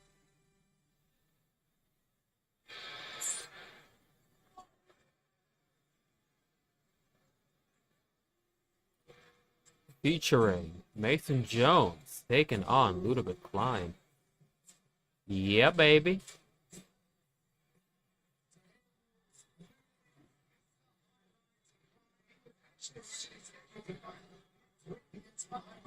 but a rescheduled brought him here to London where we said that when I spoke to earlier this week, it's wasn't affected by any of the changes. Ah, fuck them all. The Jones is a more complex problem to engage with it. And I think that's the truth, right? Mason Jones a little more well-rounded, I believe, when it comes to mixing things up, using his wrestling, and just having also fantastic striking and being tough. I'm on the highway. Those that are bring the fight here in the UK are really good times to finish it, man. Look at the second. First round finishes, beautiful kids, good movement on the feet, strong hands, can mix in some wrestling. Was a Slavic national champion in boxing and MMA. This guy's been pretty well rounded. Oh, yeah. Ever since he came to the UFC, he showed the world what he was capable of. Knocked out Shane Young at 1 minute 16 of the first round. That was Lightweight action? Yes, indeed. Should be a solid fight. Ludovit Klein, 18-4.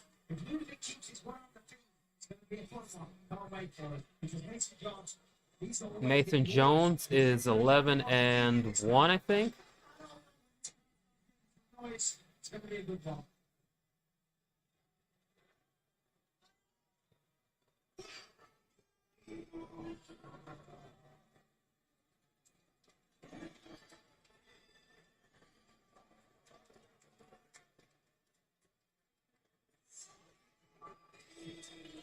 I've been waiting to hear the walkout track.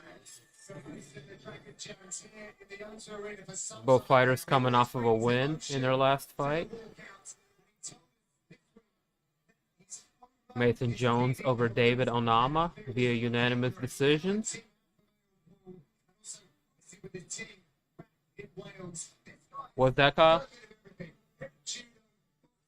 Mixed martial arts, it's all built to become the best mixed martial artists in the league. Great victorious. What's that, Kyle? I don't think we've seen the best of it yet. So I don't think so either. I mean, we saw him debut against Mike Davis in the banger of a fight. I can't hear you, bro. Around the tree, that fight did not plan out how anybody wanted that fight to go. He had to really knuckle up deep in a gutsy performance and a win over David O'Connell. That was another fun fight. We haven't really seen him have that standout performance yet.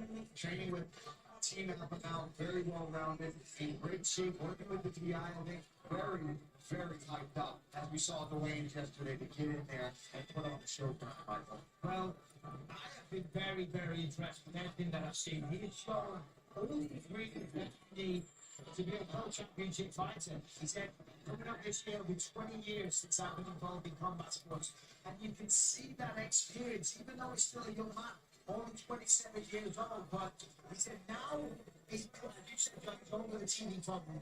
Now this is where he starts to build his legacy, to show the real Mason Jones. But I'm telling you something, he is so flashy. a little bit of potential. All right, we shall see. Take the table for this lightweight down there. Both Jones and Klein are 27 Jones. The tournament fight to 10. And he will also reach the champion by 1.5 minutes.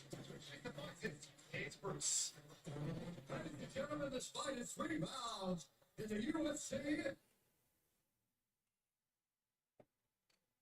Is that snake skin or is that a fancy curtain? I can't tell.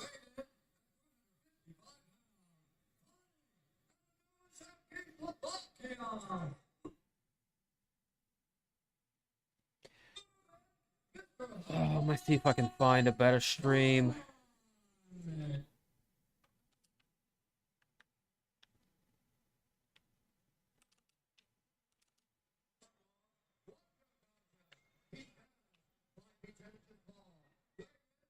This one's quieter.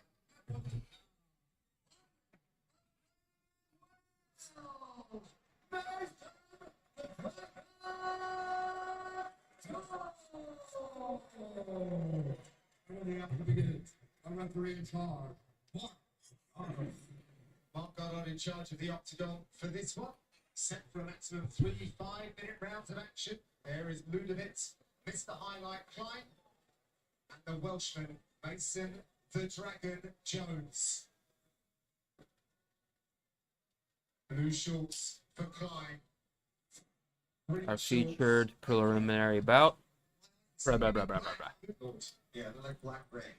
Getting old. It'll say it's black on the screen, John. Yeah, I didn't see that. That's a big old thing. Black trunks on Jones, blue trunks on Klein. You know, so Mason spoke this week. He said it's crucial that I control my emotions. I don't allow myself to get drawn into these slow.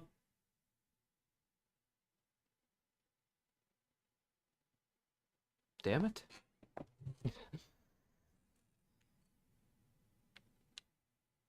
Well, never mind then.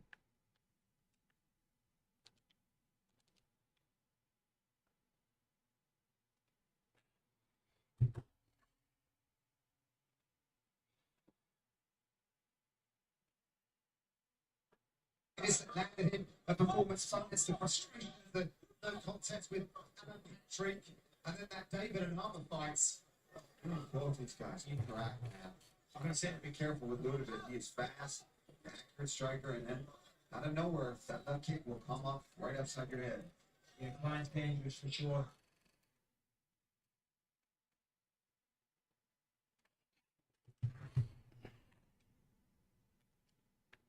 By the way, how did Klein make 145 pounds, please? Look at the side of the Sweating a lot. But yeah, he's shredded, John. He stepped up on late notice to face Devontae Smith, and as they say, fortune favours the brave. He came away with a big victory back in March at UFC 272.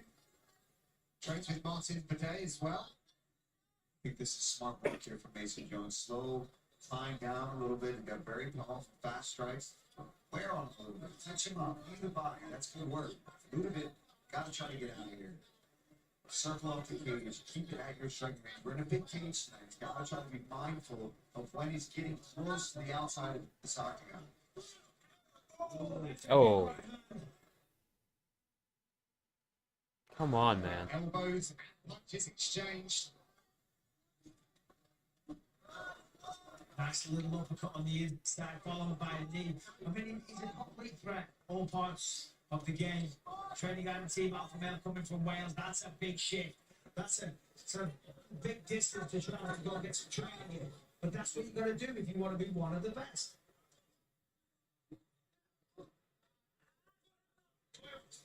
And again, that's not for everybody, right? But Diakiese loved it. Feels like he's getting the right work over there. Oh, yeah. Then McCann, not terrible.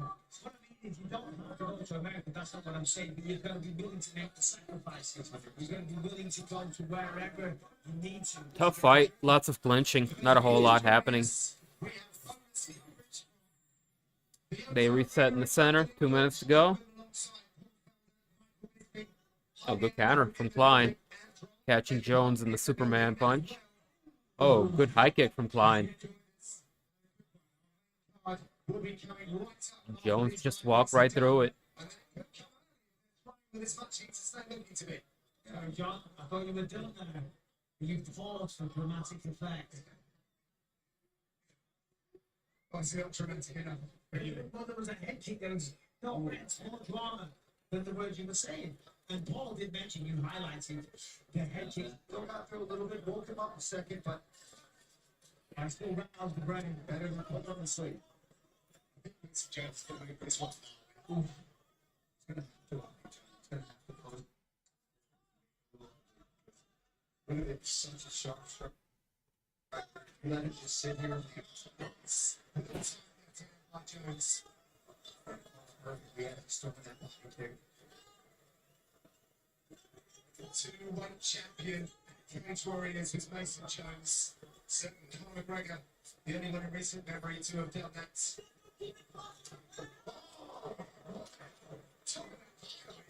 Come on, karate kid, kick him hard. That's a movie kick right there. From Mr. McCann, he's loving that one. Hollywood stuff there from Klein. Do you know I defended the King for his belt 3 times? Never gets mentioned. I've got to find a way now. It's look for some light heavyweight one as well, wasn't it? It was this thing, yes. It's, Against the. But that was beautiful. Both fighters having their moments in the opening centre here in London.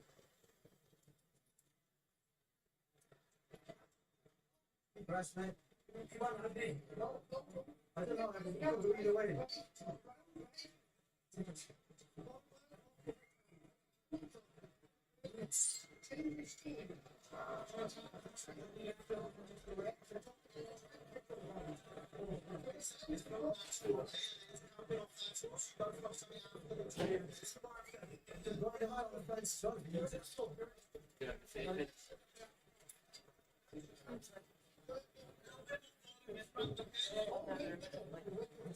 Stay busy in there.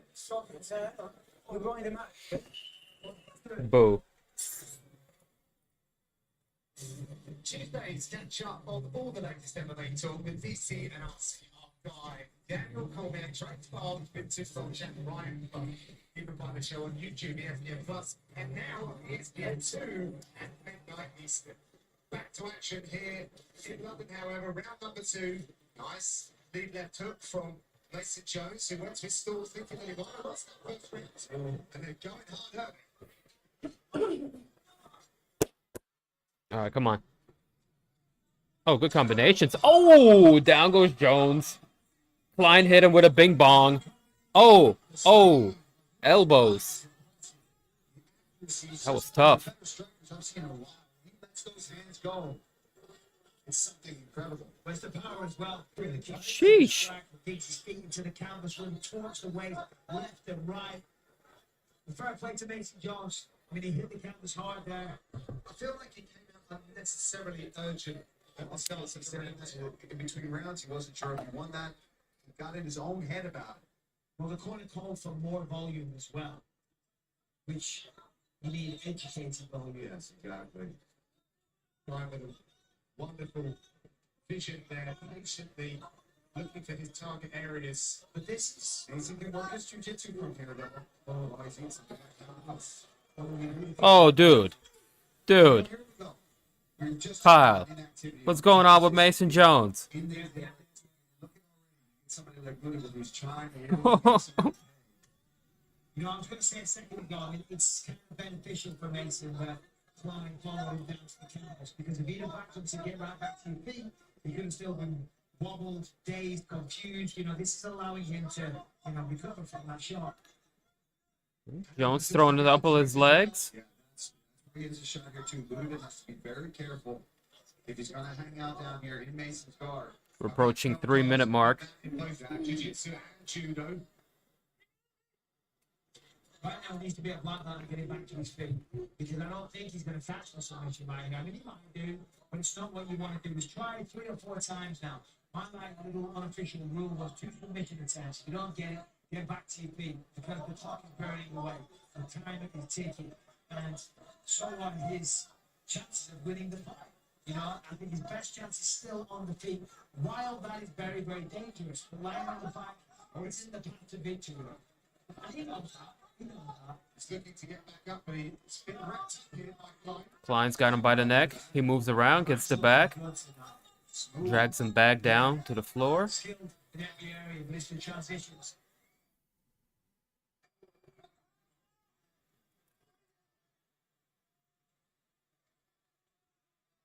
He's previously training for Blaydes. He's a decent striker himself. No wonder he's looking sharp coming into this one. Yeah, Klein cracked him with a clean combination. Since then, has kind of taken over the fight. Jones back to his feet. The defense there shown from Klein. It's wise to a lot of these attacks at the moment. He needs to disengage. This is definitely playing in. Really, this is where he wants to do. And he needs in here. His corner even mentioned that's why I'm going to help. And before that could happen in the second round, obviously, he got caught very badly and dropped.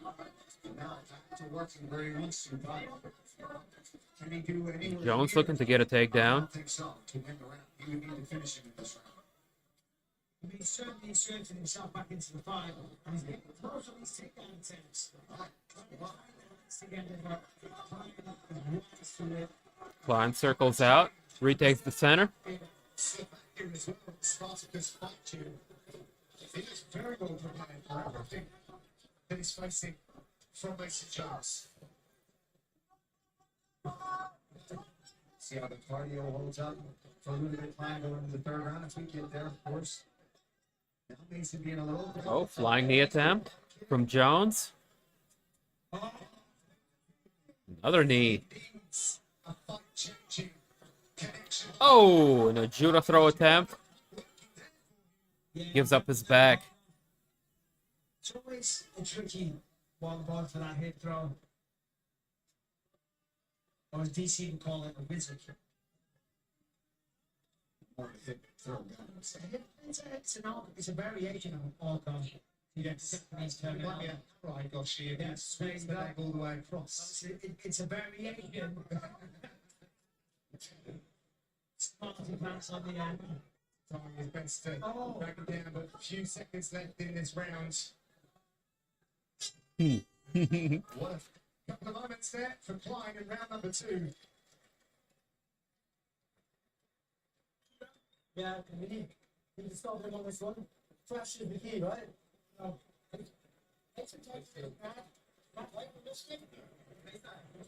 A rough round for Mason Jones. Getting dropped like that. Yeah, here it is. The quick knockout ball, left, right, puts him down. He goes to his back though. Tries some submission, but he's landed some ground pound shots, some nice hammer fists there. But as the round progressed, Mason did insert himself back into the fight, did some work.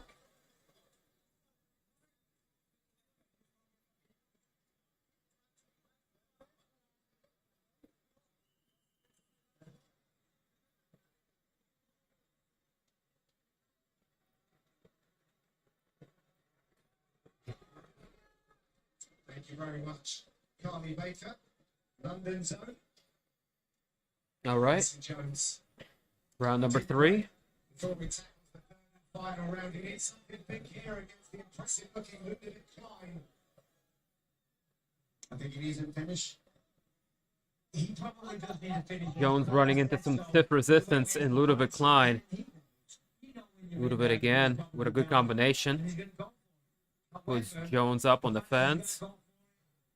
Also presents opportunities To continue to jockey for position along the wall. You know, you see round 2, you immediately think that. But we got to remember, round 1 was pretty close. Even though Mason wasn't sure if he won the round, it doesn't mean that he did. It was very close. He had a lot of good clinch work in that first round. Was able to pressure Klein. Klein never landed anything near what. Oh, flying armbar or a triangle attempt. Well, he tried to do a Paddy Pimblett there, I think, went for a flying triangle. Big Third mistake. round, very, very sweaty, difficult to pull off. But again, trying to go for it, taking chances. Going for taking risks. submissions. Is it the slam dunk, Jones though? now finds himself Is on the it one bottom. that's going to get it done? I don't know, especially with that first round being possibly close. This is a risky move to put yourself on your back at the beginning of this third round, especially when you lost. You know for sure that you've lost the second round. Felder calling this any. Mason, I guess he's figuring He's being too nice. He's like, this is a dumb move. You're got knocked It down is. badly in that second round. You're a little confused. You don't really know what's going on. He may not even be completely sure at this moment what round he's in. Yeah, it's like that sometimes. Yeah, you're like, it wait. really is. Even though you just got told 10 seconds ago, or you need this in the third, you might be thinking, oh, yeah, well, you don't know. You can often appear fine and cognizant and having conversations and you say all the right things, but the reality is in your mind. You're not clear. This guy just did something really stupid. He shot for a flying armbar. They just gave up position. And I don't think he is that hurt. Pretty much gonna give up the round now. 3 minutes left in this third and final round. Kyle, what? Why did he do that, bro? Why is he fighting like that? Nathan Jones pinned here as well. Yo. Jones is trying to kick off the hips. He's postured back over the top of the Welshman now. There's a nice elbow. He'll be growing in confidence the deeper we get into this round as well. Look for him to start opening up with some offense from this position. See Mason looking up at the clock there, I think, or potentially looking at the corner, but I think even for the clock, he's trying to get an idea of how much time is left. But do I need to scramble back to my feet? The answer to that is yes, without question. Especially here, Michael, now he's stuffed up against the fence. Limited room for him to work and swivel his hips for submissions.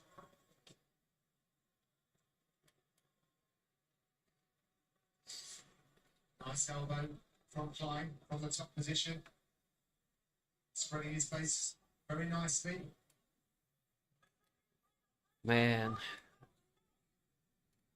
Out of let's see here. 8 fights, only 1 finish. That's brutal. I hope the main card is much better. Doing enough here. Yeah, I mean, Mason's trying. He's trying for the pressure, the control. Oh, now he's it gets his hooks. It's a little hot here. A little high.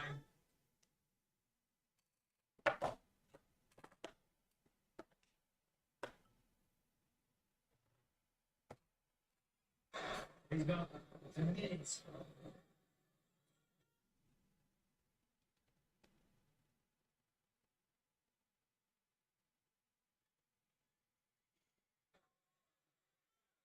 See, there's any last ditch efforts here from the Welshman, or whether Klein would just shut everything down. I mean, Mason is trying so hard to get off that fence. You can see the frustration on his face. You know,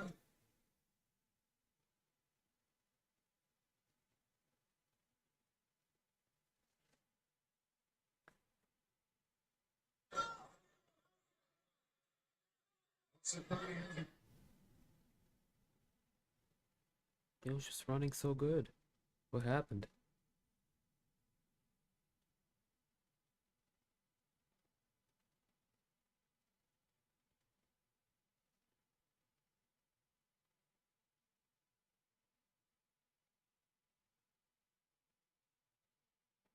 Klein. Last hit from Ludovit Klein, who came into this bout only about 10 days ago or so. Looked very good indeed. Of course, he was set to fight next week. Mason Jones knew that he was going to be fighting someone.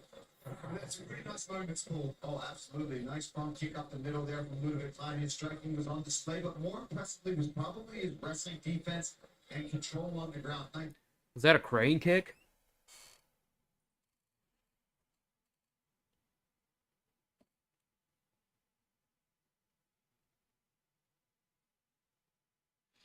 The Ludovit looked good. Durability through that round, and we go to a decision, and I believe that is going to go to Klein. I think he had the edge and the experience. So the scorecards are currently being collected. The fighters will assume their position in the centre of the octagon. And we're sending inside to Bruce Buffer to get the judge's decision.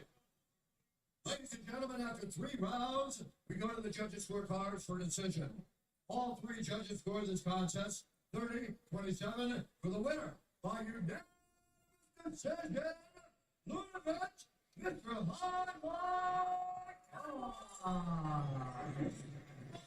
So a well-earned victory there for Ludovit, Mr. Highlight Klein. He goes back to Slovakia.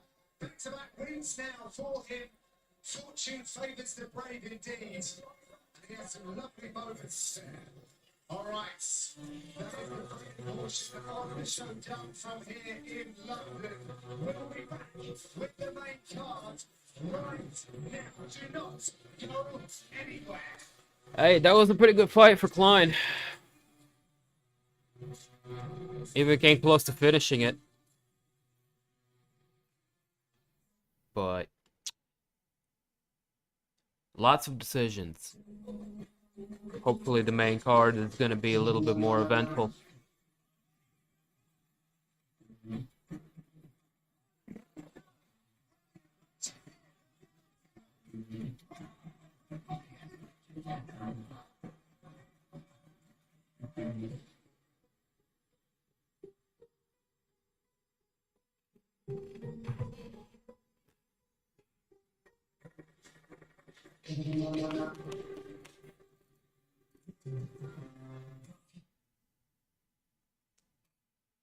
Okay, I guess I have to reset it.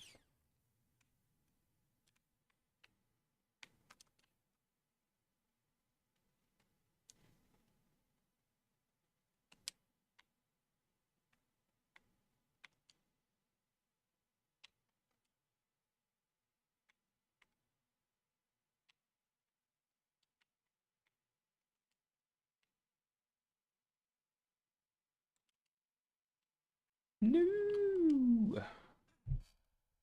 All right. Y'all can look at that while I figure this out.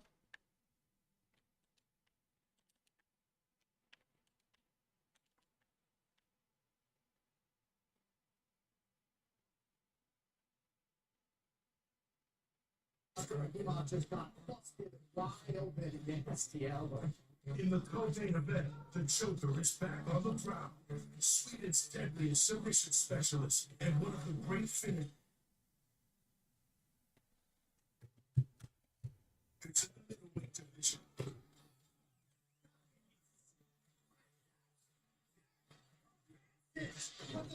First finish welcomes the Action Man into.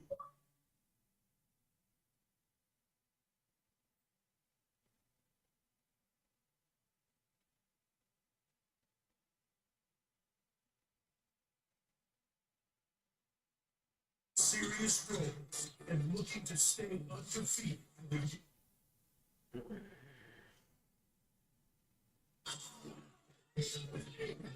As Liverpool's brightest young showstopper returns for an encore in the square mile.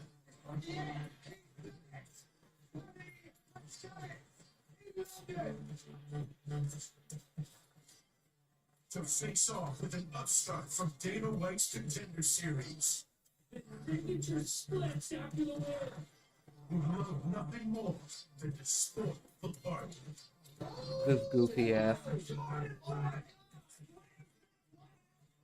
The formalities are over, and heavyweight royalty is on the march. Will England's own emerge as the man to beat in the division?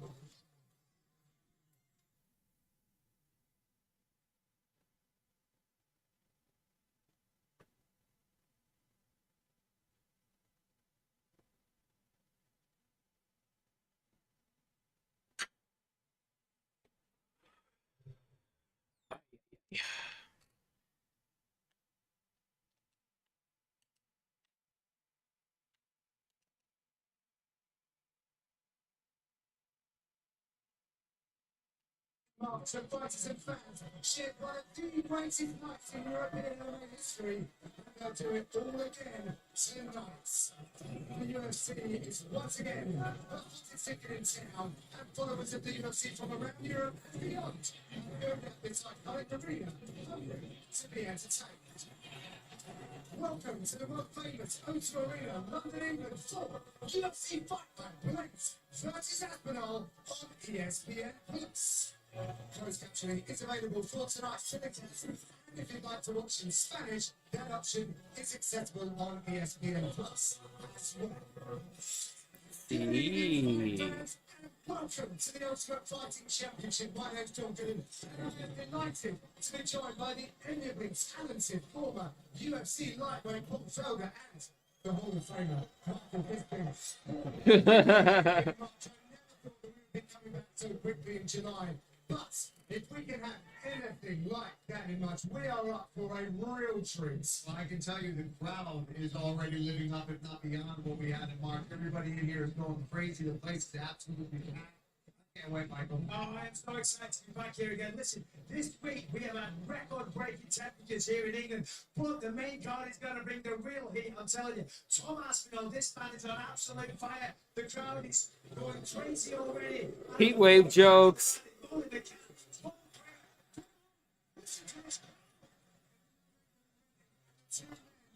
Shouldering this event, you like with a broad wingspan.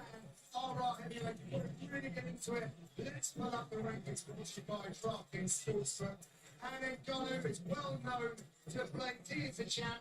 Gather to event with him in September, Aspinall and Blaydes. There is a key heavyweight fixture. One of these guys might well have the hand on the doorknob of title contention. And Paul Wright stood here in March and never title wanted to shake up the heavyweight division by beating Volkan. And he did that and some. Tonight, though, Paul, he faces one of the most deadly heavyweights in all language of fighting.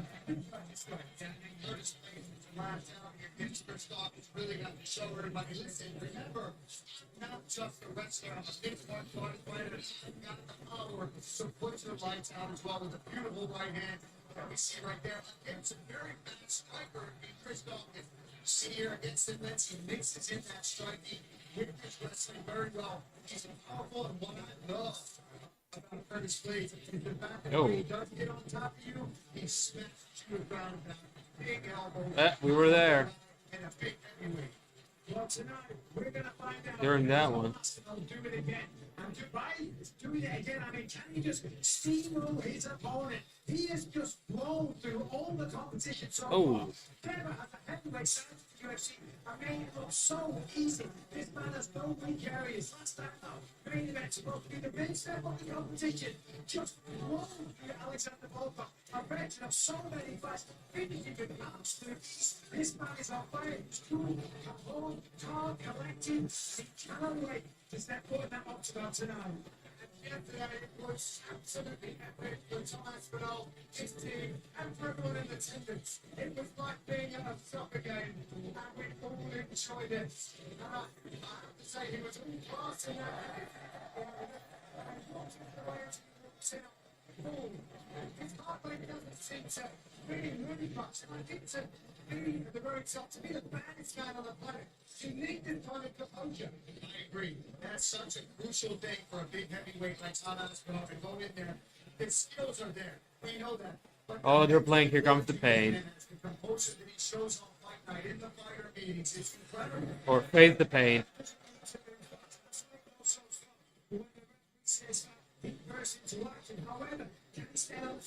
Been watching too much wrestling. Wrestling. This fight, we're going to have a little conversation about someone who wasn't quite as respectful as Tom Aspinall was towards Curtis Blaydes, and that's shenanigans for the last couple of weeks. It's been highly entertaining, but when we get down to the detail, he really doesn't think that Jordan Leavitt will have anything for him, Michael. He said that I'm just going to go through this guy. I'm going to pull nuts. I'm going to punch a hole in his head. I give him less than 2 minutes. That is what Paddy said. And so far, he's lived up to the expectation. Never have I seen a rise so big and so fast as him outside of Conor McGregor. I mean, the people love this guy. It is unbelievable to see the younger demographic that he brings. And the performances have been electric. First time out, a knockout. Second time out, a submission. He's delivering a knockout. He says he promises this time against the grappler, Jordan Leavitt. Yeah, and Jordan Leavitt, we know where this man succeeded is on the ground, Michael. Pimblett also succeeds often on the ground, but I don't think that's going to happen in this game. Jordan Leavitt's going to have to show a little bit more aggression with that wrestling. Bring the fight to Paddy if he wants to get into the net where he thinks he can submit him. He's also got to try to shut out this crap.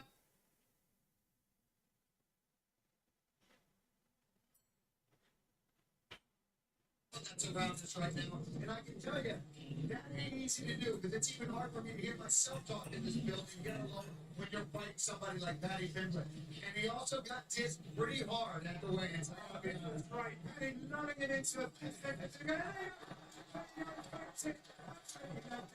the main king himself, Paddy Pimblett.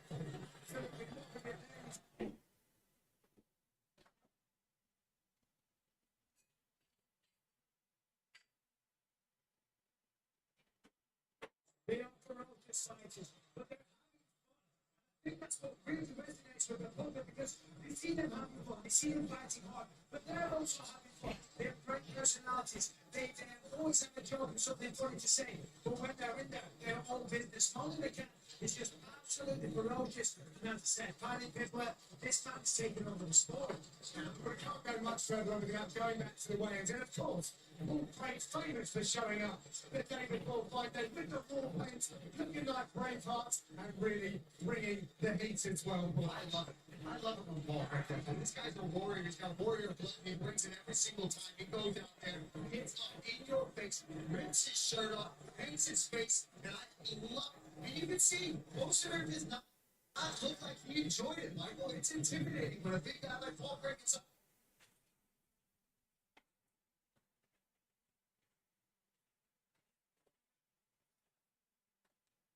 You're real like that. Oezdemir is a former title challenger, and Paul Craig could.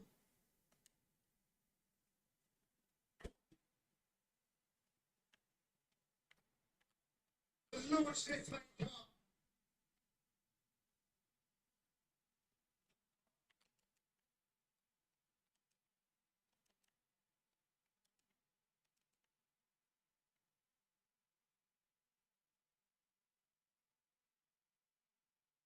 Like Jamal Hill and Mauricio Shogun, who are apparently going to deep waters and rescue victory from the shore.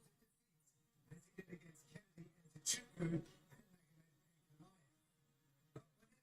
has shown up in the last 2 years. The one constant is that he wins in exciting fashion.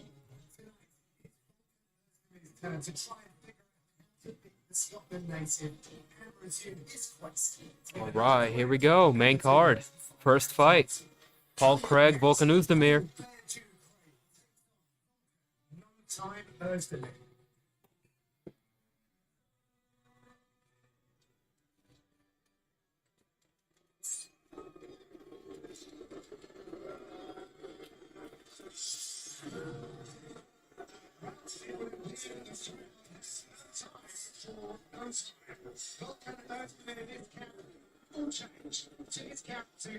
Wow. The disrespect for Volkan Oezdemir.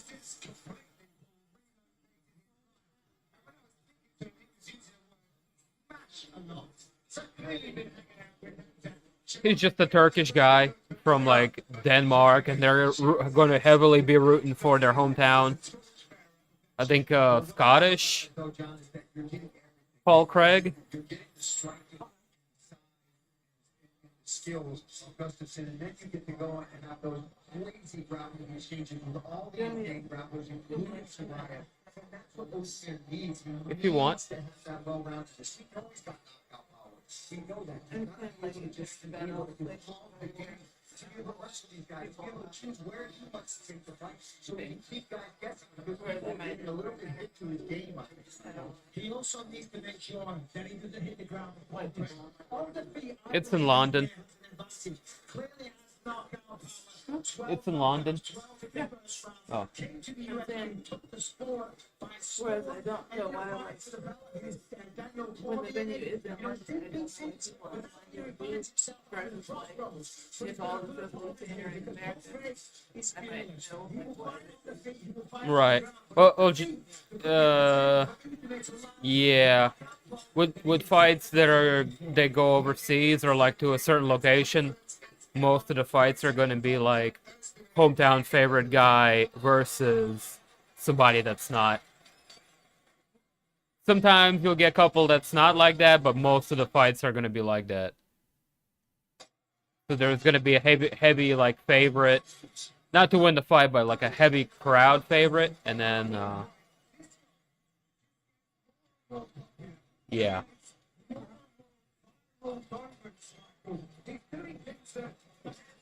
We think it impossible sometimes. He's got a very interesting one now. He can end up with 3 triangle chokes tonight in 3 appearances in London. If he gets that big submission win over Volkan, that will be done. But of course, he's on a tremendous form right now. One of the reasons that he's so popular is when he's beating his guy, he's one of the nicest guys you've ever meet. He's got a great sense of humour. But all that aside, as I said before in the Oxford, this man is utterly fearless. And you think he's doing these hospital things, he kind of is, but the last time is Nikita Krylov. Okay, and what a looking good. We're taking a lot of shots. Potentially was even knocked out.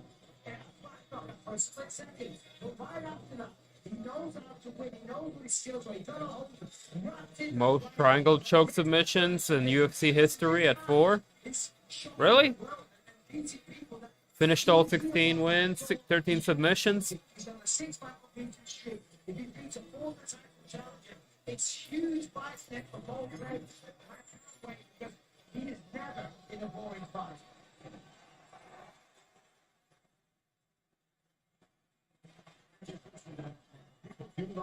I like this. This is gonna be a good scrap.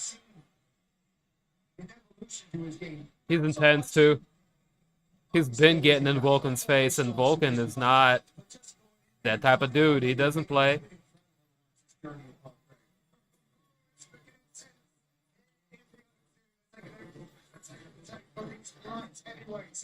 Scotland's already 2 years older than Switzerland. Oezdemir, great stats, slightly taller and an inch. Interesting. Volkan is a favorite on the books. Ladies and gentlemen, we are live from the O2 Arena in London, England, for UFC Fight Night. Blaydes versus Aspinall. And now, this fight is 3 rounds. Hey, what's up, brother? UFC Light Good to see you. Division. Early action. Yes, indeed. Only professional record, 17 wins, 6 losses. Yes, indeed. 6 feet 2 inches tall. Main card's looking pretty good too. Undercard was kind of underwhelming, but hopefully this next set of fights lives up to the hype.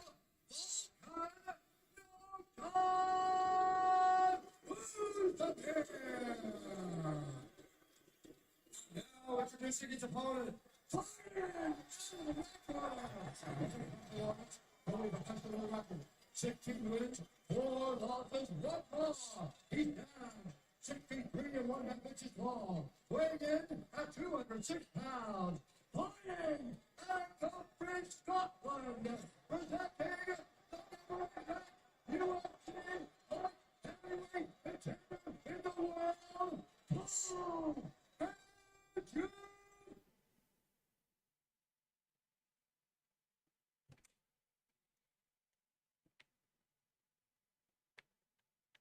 No, come on. Don't do that in the middle of the fight. Don't do that to me right now. Don't do this to me. Dimmy, why you do this to me? No. Yeah. It's a big one. The top rankings in the light heavyweight division.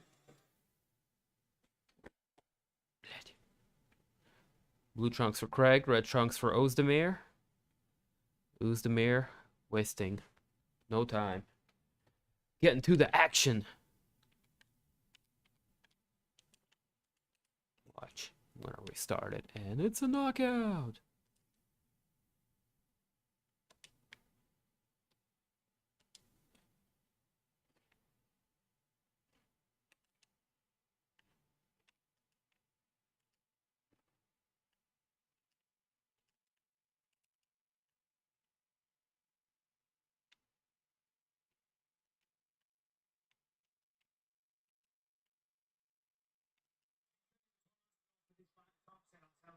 The jiu-jitsu is extremely tricky, which we know. We don't think that has a strict balance. Oh my god. What? We are all about No! pizza and oven-baked sandwiches. No pizza and oven-baked sandwiches. Watching UFC out here.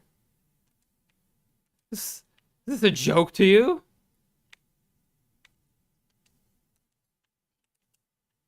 Oh my god.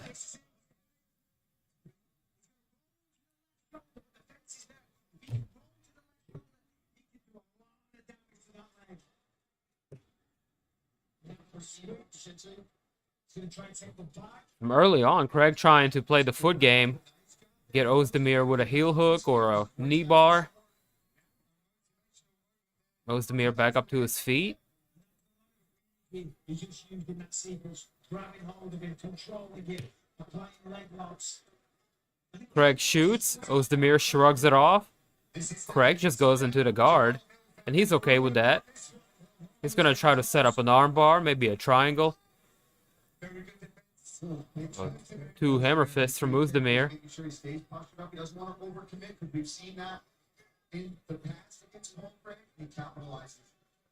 He's so heavy-handed. It comes towards his estimate. Yeah. Even those little shots you saw on the stand ahead. This is what Paul wants. I got tied up. He's a jiu-jitsu specialist. He absolutely wants to use his jiu-jitsu as his route to victory. Absolutely, and he always does. It is kind of cool to see him throw that kind of style. You know what I'm saying? Where you know what you're in for. Yeah, he's still, but good luck. Good punches, good pressure from Oezdemir. So far, doing a Craig fantastic continues to suffer from the bottom. Back up to his feet. Oezdemir takes the center. He does his best work. Yeah, Oezdemir so far he hasn't really let go with the hands yet. We haven't seen him throw anything particularly dangerous. To be fair, he hasn't a chance because Paul Craig just keeps doing this. Craig is just doing all kinds of crazy wild shit, trying to get the fight down to the ground. By the way, Paul Craig told me, so I'm never going to get a double leg. Craig with a single. But I might catch something off of it and build from there. You know what? That doesn't get mentioned. Oh, a little bit of blood. That's the mid points and outs. Craig is leaking from his temple, forehead. And as we know, he also takes a licking and keeps on ticking. You know, Yeah, took a beating for 14 minutes from that Goliath and then threw up a triangle. with the second left. Oh, big right hand. Craig falls back down on his back, and welcoming Oezdemir into his guard.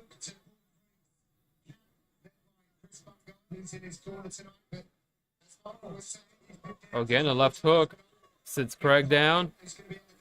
He doesn't care to roll. So Oezdemir doing the right thing, calling him back to his feet. Of course, you don't want to engage with hold down there. Oezdemir not being foolish and going into the guard.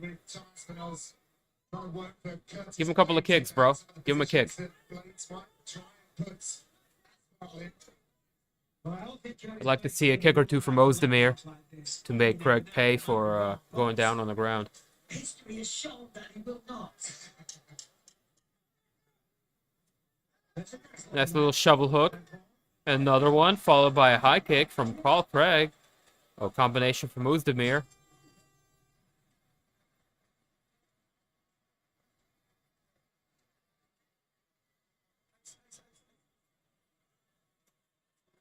Decent first round. I don't care too much for Craig just flopping on his back, but it is what it is.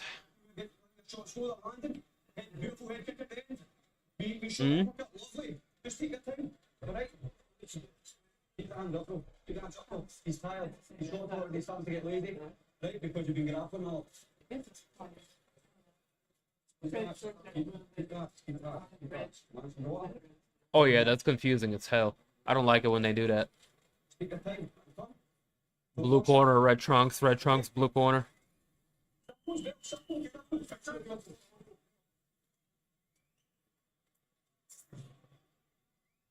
Yeah, Oezdemir's winning the fight, man.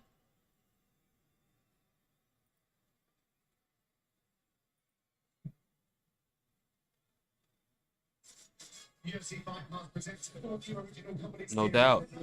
Featuring identical twins, Randy and Jason Spa premiering on July 30th. The comedians bring their brilliant blend of fun and appreciation for the history of combat sports. All right, come on now. UFC Fight Pass archives. That one premieres on YouTube July 30th. So the referee, there's the gatekeeper. Oh! Oezdemir just dumps him. Before that round started, I'm not quite sure what it was all about, but as I said, was warning them about something.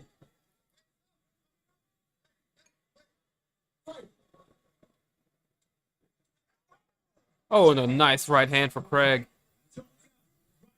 That's the thing when you start obsessing about the takedown threat or the jiu-jitsu threat, you forget about the hands.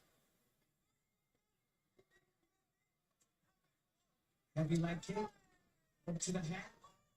Oh, some good kicks from Craig. Craig again shooting for a takedown, doesn't get it. Rolls over to his back. Gonna try to get a submission over here.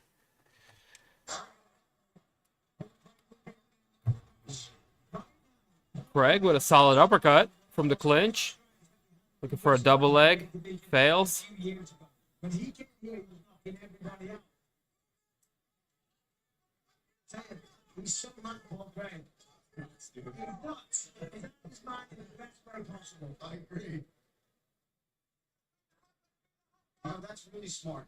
If Paul can keep evolving his fight just that much, where he lands some good, powerful shots to get the respect of his opponents, to maybe bait them into thinking, all right, I'm going to get you back, let's knuckle up.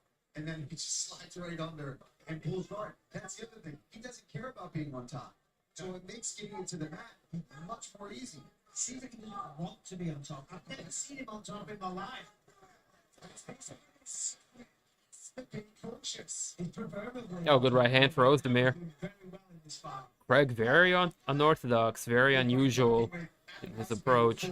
And he's showing, you know, improvement in his striking. You'll appreciate some of his running steps. That looks like huge shares over there in Scotland. Lots of sprints for Paul. Loads of sprints. Hey, listen, let's remember, Paul's a very big man. Yeah, a very big man. Timed that one well. Takedown attempt. He's been staying very calm though. He just put himself into the mount, bro. Slightly What a silly goose. This dude over here, bro.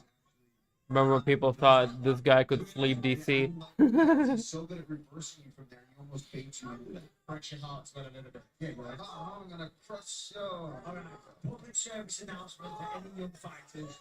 Do not allow people to mount you as a strategy.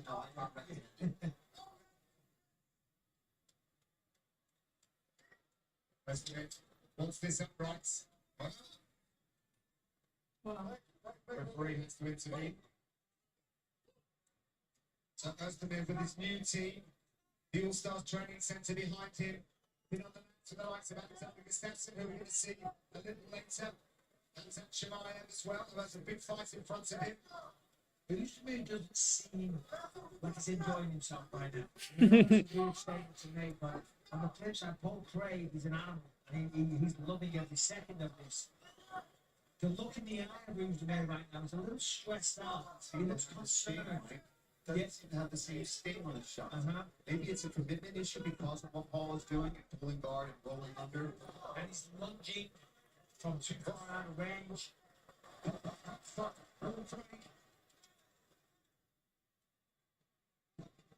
Oh, that was sneaky with the spinning elbow.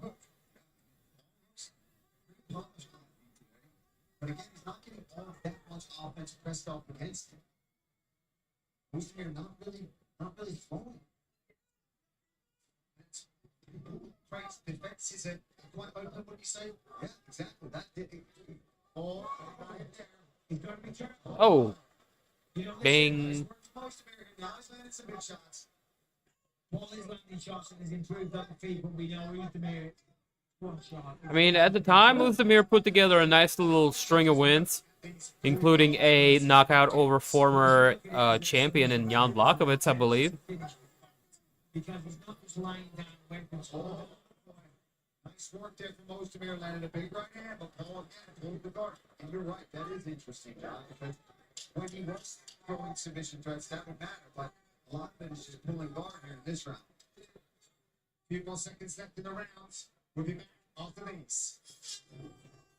Yeah, man, I got Oezdemir winning both rounds.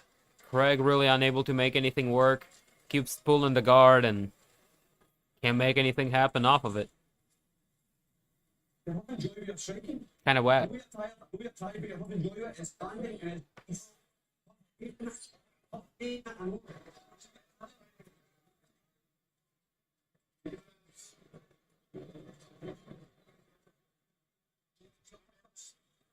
But he's fucking tired too. I know you're tired, but it's fine. Let's win this fight. You fucking want this? Come on. You don't want any more? You got 5 minutes, maybe 5 minutes, you're fucking hard work. Nobody else. Nobody else. He's tired too. Fucking stinking go. Why don't you let it go?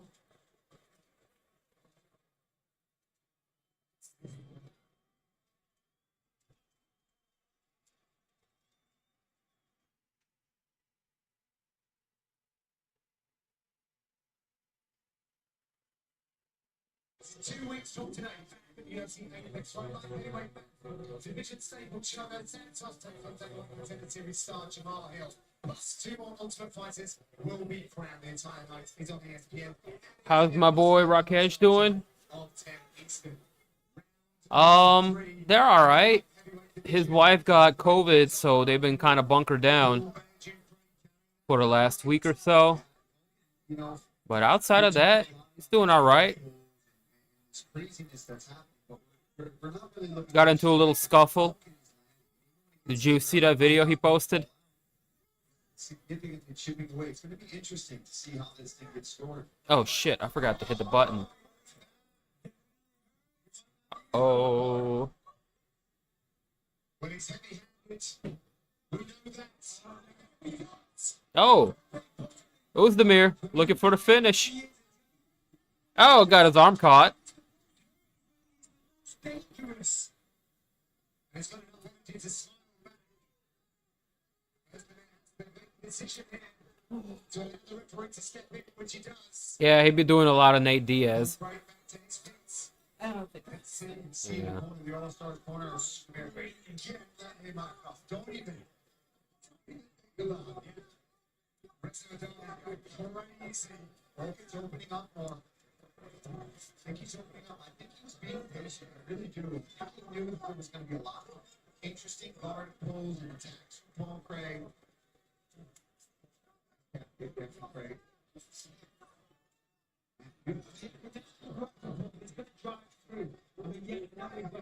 Yeah, he's alright. It's an extremely close fight. Yeah, I think she kicked it. He was bugged down for a few days, but should be good now.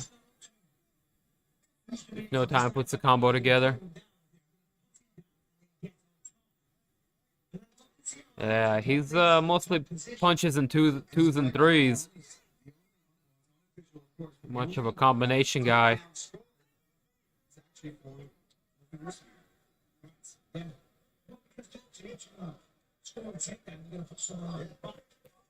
He's more of a boop punch guy. I remember the short boop punch.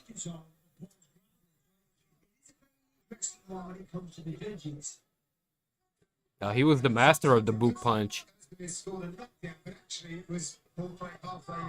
I don't know if he used to be on supplements or what. He had that freak Johnny Hendricks boot punch power. With the submission. high reward, however. Could it be at this stage of the fight, Michael? Absolutely. 2 minutes left for the third round. I mean, for that 2 minutes left to go. Oezdemir looking like he's going to pick up a decision win over Craig.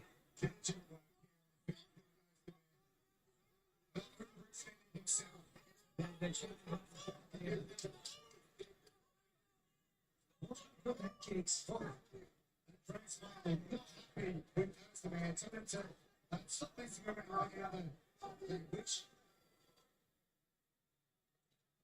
Well, yeah, this is again a close fight. You got 90 seconds. It's time for both men to try to finish this. Put a stamp on it. Make sure you're the Oh, spinning. Spinning elbow. Oezdemir deflects. Craig just lays there like a weasel. It's getting desperate times here. The ball trying to give it out to him. 36 to 75 in the score count. Yeah, doubling up. Oh, Craig's got chin, man. The Scotsman. This time goes to it. It's a President Darby is absolutely going crazy. He was not impressed with that. Yeah. I think they just asked for a simple 1-2. Good moments for Paul, especially in the first with pulling the guard and being close to maybe pulling off submission. But right now, Oh, good combination. For a takedown. Looking for the leg. Nah. Down there. This whack.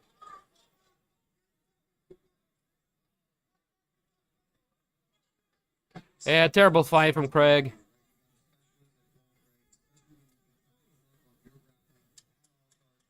Usually a little bit more exciting.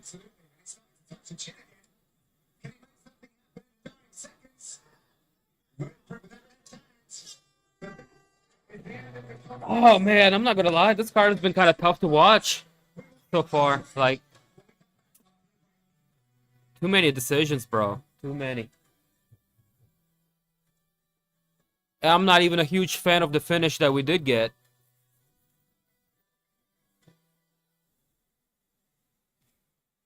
Nah.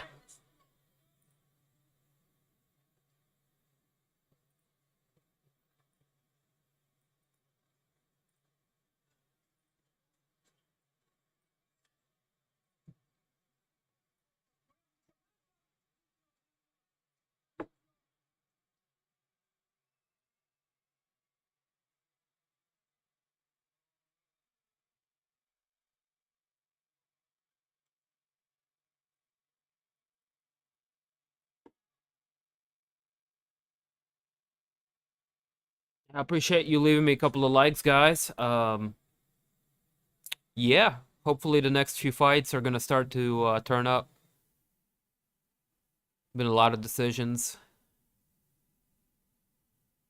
And I know I had a guy from Britain pull up on my stream earlier. He was like, "Man, I'm bummed out I didn't go to this one. I got to go to the last one." Well, I don't think he's that bummed out now. It'd be like that sometimes, no finishes. Yeah. Yeah. Hey, if we can get a couple of good ones, like towards the end, that'll make it up for me.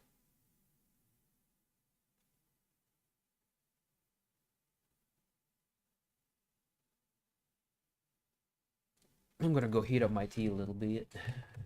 Hopefully the stream comes back by the time that I do.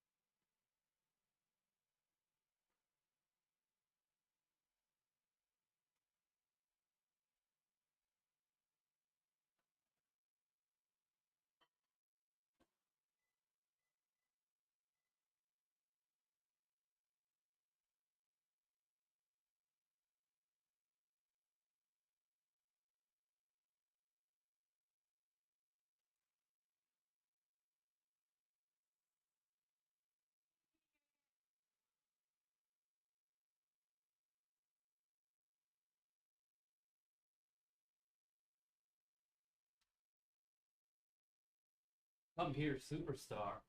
Yeah. You want to say hi to the internet?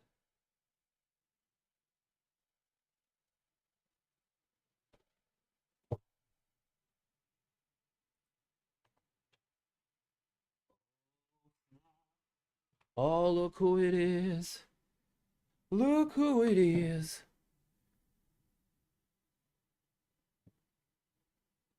He's looking right into the camera, too.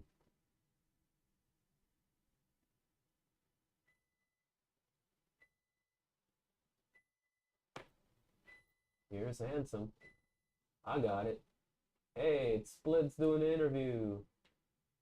Paddy's gonna deliver, bro. I think so. What's mom doing? Simba!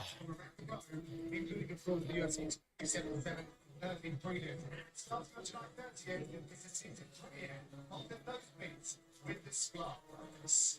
Back to Anders, up the route of the O2 now, live will be open to Blaydes. The Goldy makes the trip over front row and looking to steal the height from England's McCann. Long-time member of Fusion. Ladies! Opportunity is stuff she's been dreaming of her whole career. But everybody loves it here at the O2. Her confidence is at an all-time high. Her popularity at an all-time high. And if we know anything about McCann, she'll be looking to go one better than her performance last time out here in March. It's here in the O2 that McCann made history by becoming the first British woman to get a win in the octagon. She's so charismatic. Molly, she wants all our violence every single time. Meatball coming off of a pretty awesome knockout in her last outing.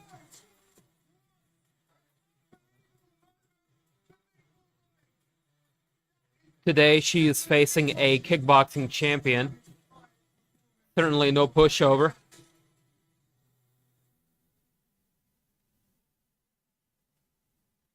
I always want to be somebody being in sports.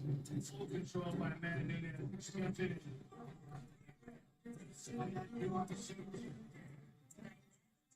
I will be this.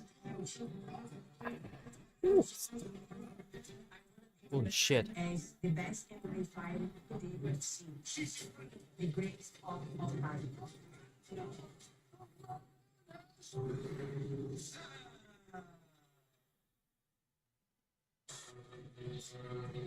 Talking individual sports on UFC and UFC fans can make $1 bet on any UFC fights and win $100 in free bets at the outcome sign now with promo code OCTAGON.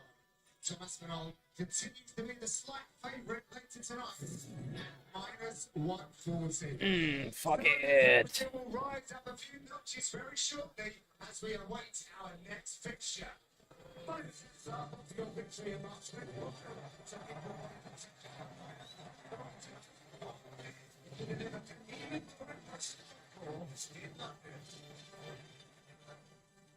England already loved Molly McCann, but when Liverpool's finest knocked out Amirkhani here at the O2 in March, the entire world got on the Meatball Molly bandwagon.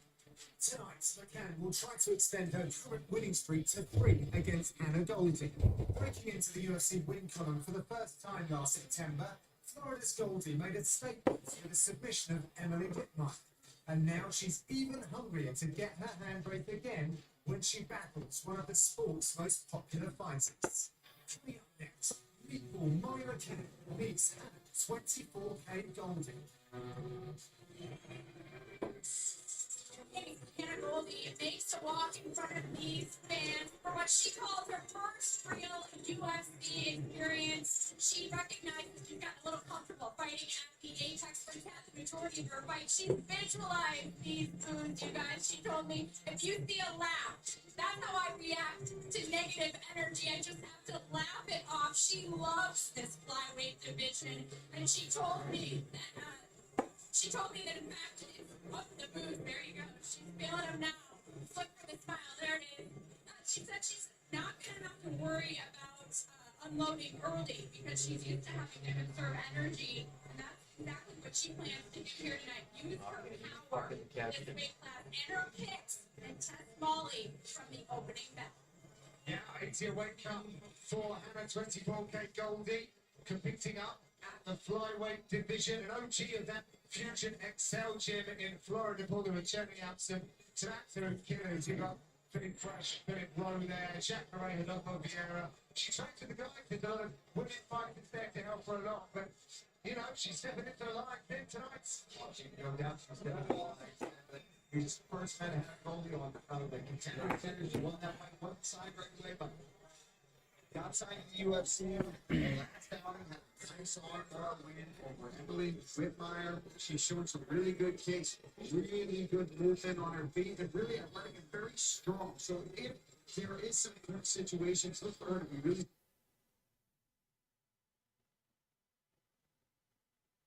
Who's gonna take this one? Dude, probably gonna go with Hannah Goldy as the former kickboxing champion. I think her striking is gonna be on par.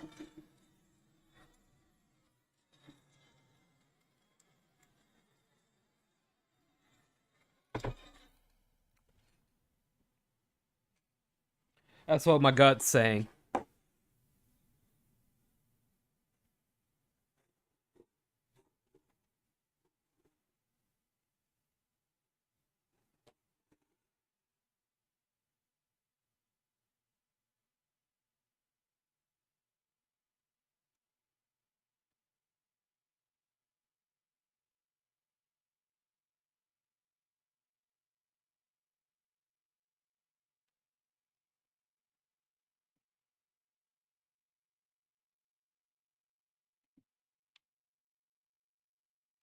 Come on now.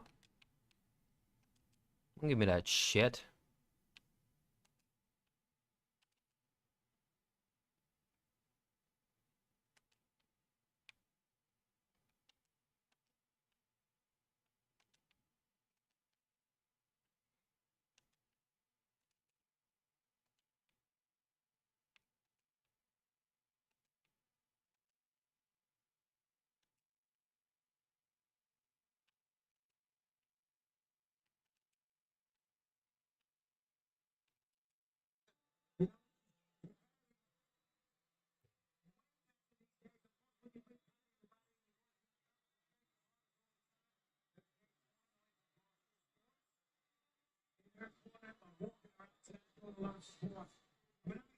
It's going to be interesting to see the cards.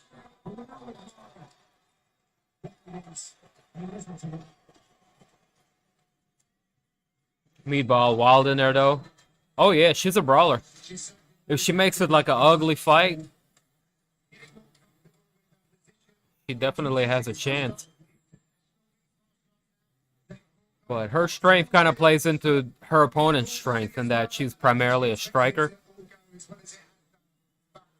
Looking fantastic there on the front point as well. Yeah, and I think she's coming out with a little bit more confidence because she went out really hot that last fight.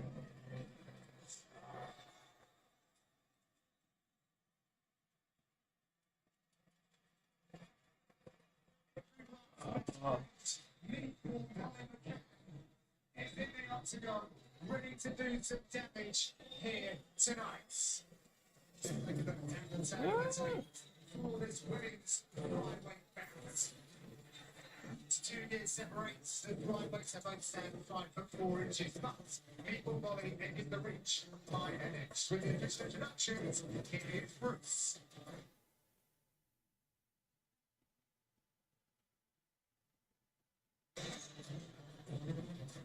Good matchmaking. I don't hate it. I do not hate it.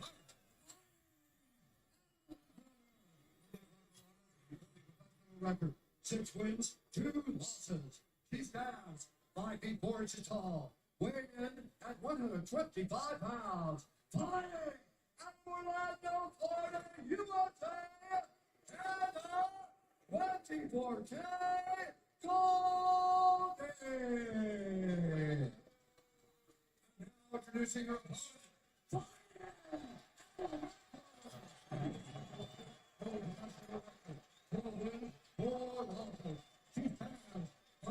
Weighed in at 125.5 pounds. Flying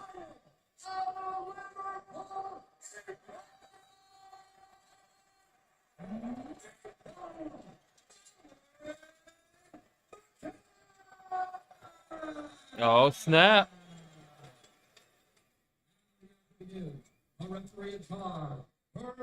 Please be a good fight. Please be a good fight. Please be a good fight. Introductions. All the way over from the US of A. 24K Goldy.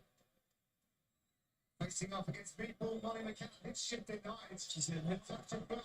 No touching of the gloves. Green trunks for McCann. Black trunks for Goldy. Immediately. This might be the first time in recent memory that Oh, come on.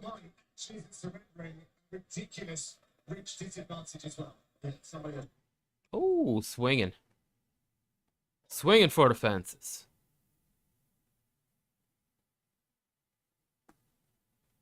What the hell is this? Come on.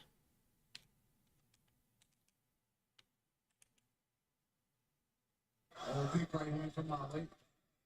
A big one too. And that's what she's got to do. I think this is right where the range is that Molly wants to fight at. Get behind that jab, work the body as well. Yeah, without doubt, Molly has a big advantage in the hands. She's a very, very good boxer. Loves to work the body, good pressure, high output, decent head movement. She cannot sleep on the kickboxing of Hannah Goldy, though. I know she won't get lazy. No, absolutely not. Former Mexican champion in kickboxing is the Floridian. I like that Molly's striking right to the body with that big jab. It's going to open up that right hand over the top. Switching stances too. And that is the obvious thing about the hand to try and take the down. No, Goldy looking for a takedown. She's got the single. Put McCann up against the fence here. The takedown is going to reach down, potentially grab one of the ankles. She's in just a position now. A lot of the guys at Next Generation in Liverpool have been preparing for fights. We had a Cage Warriors promotion on last night. A number of the guys there were actually scheduled to fight. A couple of them didn't get a fight, which was pretty tragic for them. This is a really strong position for Hannah Golden. You can see the strength that she has. Just going to say that. She's in deep. She trains at Fusion XL, as you mentioned, John, with a bunch of killers and some of the top of the food chain jiu-jitsu people, yeah. It's close to this. Nice job from Great. Put $1 million on her to win, you know? Was it not the $2 million on a parlay? Yes, that's including Paddy. Okay, Paddy's not in the cage. We're talking Molly. Does it work like that? I don't know. If there's no money, You're absolutely right. No, it's a parlay. You're absolutely right, John. Even so, Do you know Korean food? jeez. Which then, the other half of it, huh? I mean, fortunately, he broke the great curse last time out. When he defeated Jack Hermansson. That's a good time. Hannah Goldy with a very takedown heavy approach here. Molly cracks her with a solid short right hook. You wonder what that energy bar is going to be looking like. For her. She won't be as depleted. But ever take some takedowns like that.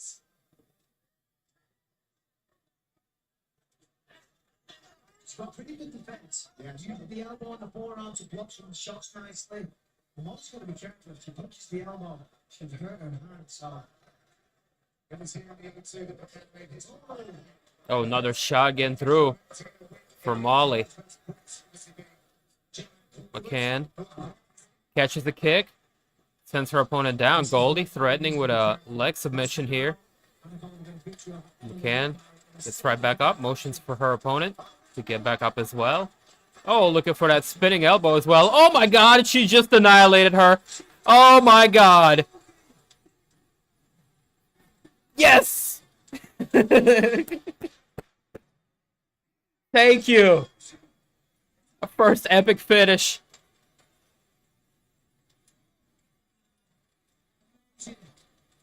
Yes! Freaking epic, man.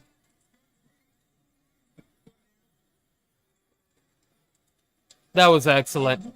Again, a spinning attack. Opened her up, and then she finishes off with punches.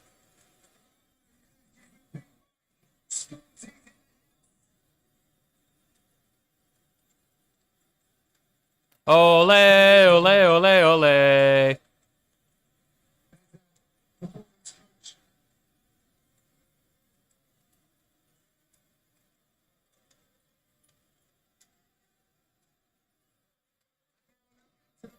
That was awesome. That was awesome.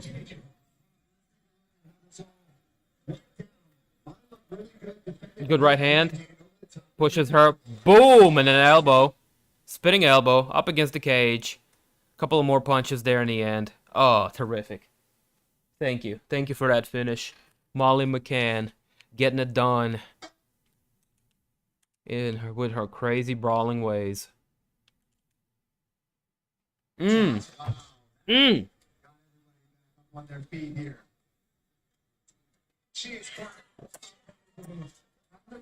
Molly just won by finish, too. First round. She set it up nice. Big right hand to open up the combination. Then push her opponent up against the cage. Spinning back elbow. Boom. Works open the defense. And then polishes her off with a couple of more punches. That was great. That was great.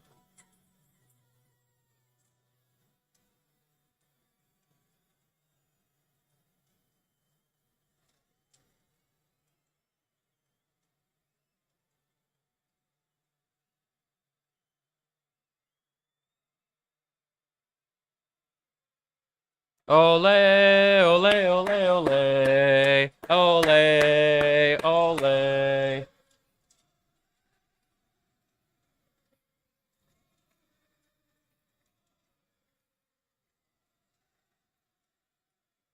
Yes, sir. We're back on track. We are back on track, ladies and gentlemen.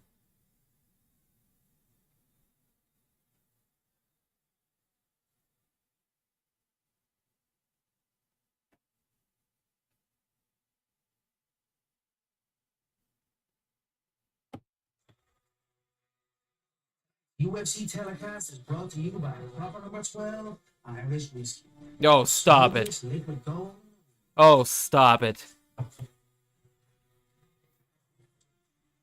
welcome back to show takes place. Ladies and gentlemen, referee Goldy has got to stop in this contest at 3 minutes, 52 seconds in the very first round. Declaring the winner by TK. Oh, we're back on track, boys. We are back on track.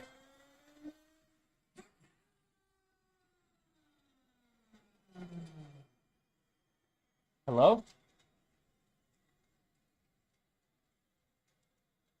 Ladies and gentlemen, meatball Molly McCann. Listen to that. Before we get to the fight, what does this mean to you to have this kind of support? I don't know. I didn't think Goldy would be so takedown heavy. Me neither. Sport in the UK, get behind a female athlete. You win in class, everyone who's you. It's those walkouts. It's that energy that you bring. That's what gets you finishes. To see everyone else in this card who didn't want it as much, they let you down. I will not let you down. I'm not in football. Nice. And she's saying all the right things. Because you're honest, but every single time you always bring it. But what we doing? Trying to get 2 spinning elbow knockouts in a row? Have you ever seen lightning strike twice? Well, now you know. Obviously now you're on a crazy run in the UFC. When do you want to fight again and who do you want? Look at that watch on Bisbing. That's all up to me. That's up to the powers that be. I think you seen after the last win, I didn't go on a big 3-month bender. I'm committed to the game. Dana, Mick, Sean, whenever you want me. I'm out to book it. I just want to get used to sing one thing. Not gonna swear.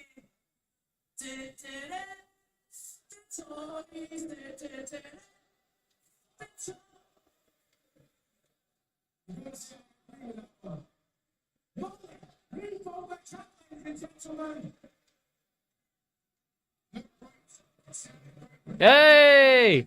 Shout out to the kid smoking a joint in the crowd.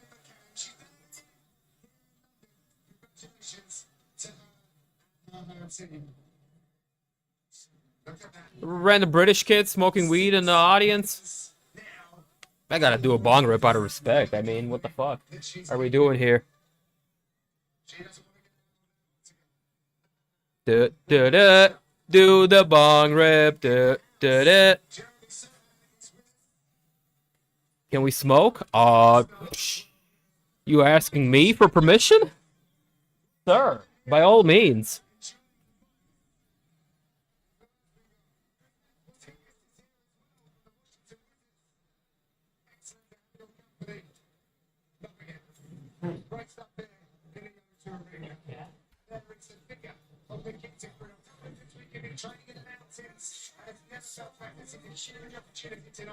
With injury woes behind him, he's all set to make up in a minimal place for all the right reasons this time.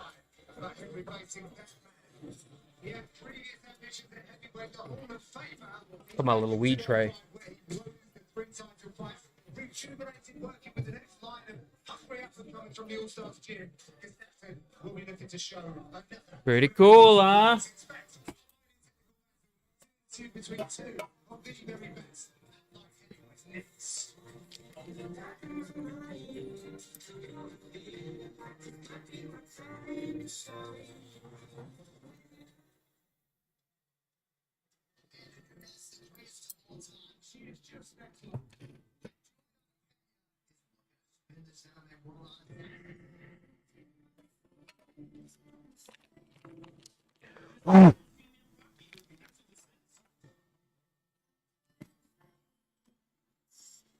He lit it up for you, Dim.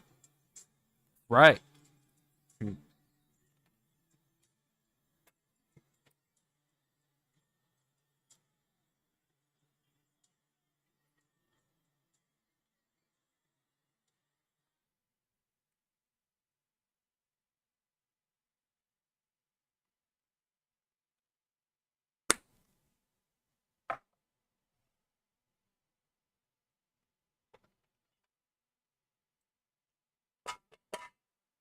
I'll have to do something about this. Hold up.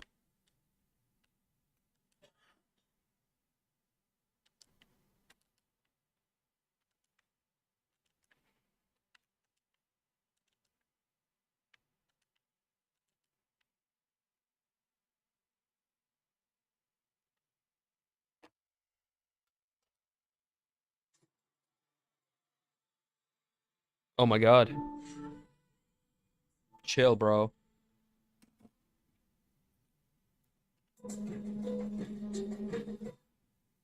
God, chill, bro.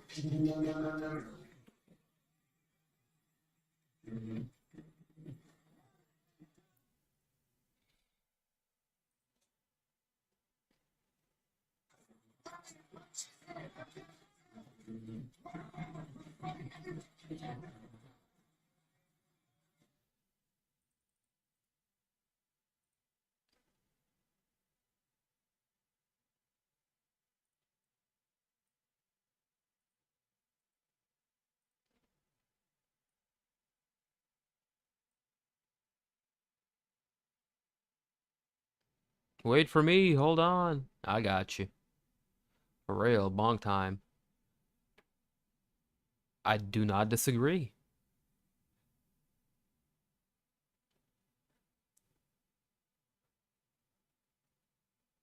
Let's agree to spark up about a minute before the start of this next fight.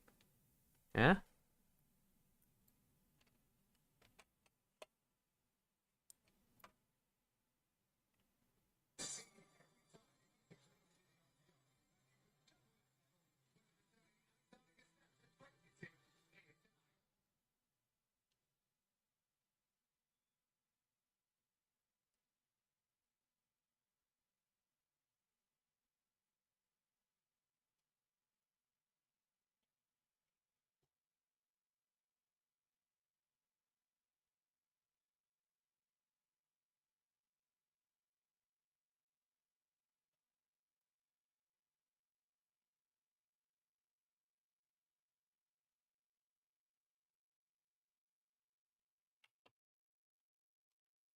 if these streams don't come correct, I'm gonna be upset. Squares off against Alexander. Oh, both of you want to start working at the same time? Really?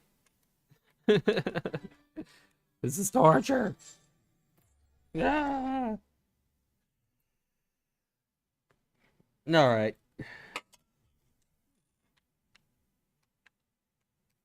I've had it. Going back to good old crack streets. More than that at this stage. Well, it's definitely, you mentioned the Hall of Fame. You conducted in the Hall of Fame in 2020 in the fight when for his first fight with John Jones. He was nearly in tears yesterday. You know, big guys, we don't always see him get so emotional. I presented him with that Hall of Fame jacket after he missed the ceremony last year. It was so meaningful to him. This is a guy who's really been one of the greats in this sport, and he's looking forward to rediscovering that greatness and that journey starts right here and now. Now, we were there when he took the gloves off his feet and nearly retired. Went back to the gym the week later. He said that was just an emotional response. He tested himself, as you said, John, at heavyweight, but now he's back at the weight class where he once made waves. He had made some great work with all the guys at All Stars, including Makwan, who he said really brought the work rate in this gym. He said, as you mentioned, he eats nothing more than a win for his soul. Well, as you said, Heidi, that's all the things back. And he's really had a Hall of Fame career. I mean, he's been one of the top dog at that heavyweight for a long time, representing his country. I talk about emotions, hearing this music makes me emotional. The Rocky always gets me. He talked to me today, he said, footwork, that is the key to win this fight.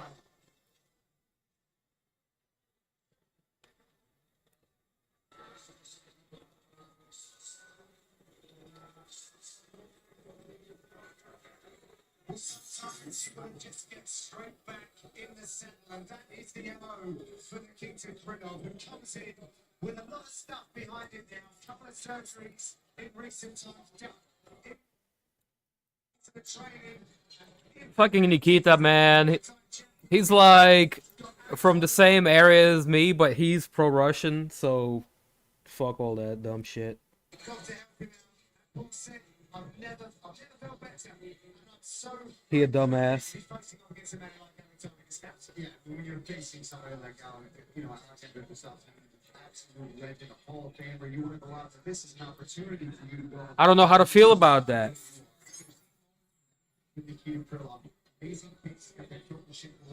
From one side, he's from my hometown. At the same time, he's pretty stupid in his political beliefs. Straight punches. If you can make it a little dirty, use leg kicks, use that left hand kick, I think you can have a successful night. This is the chance to easy Krylov to continue again. So, whatever happens, happens.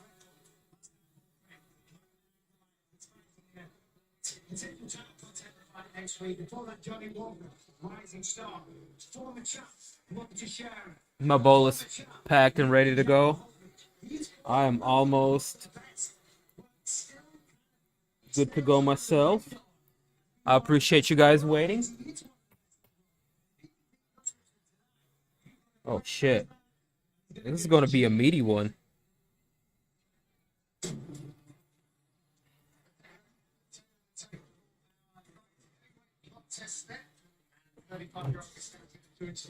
Oh yeah.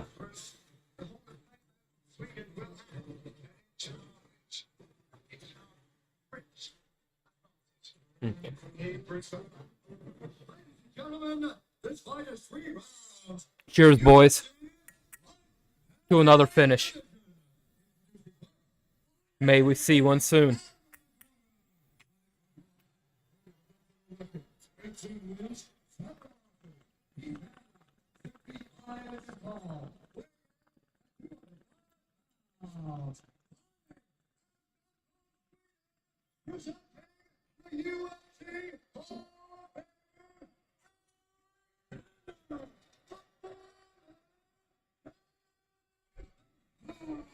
With a hit. Introducing his opponent, fighting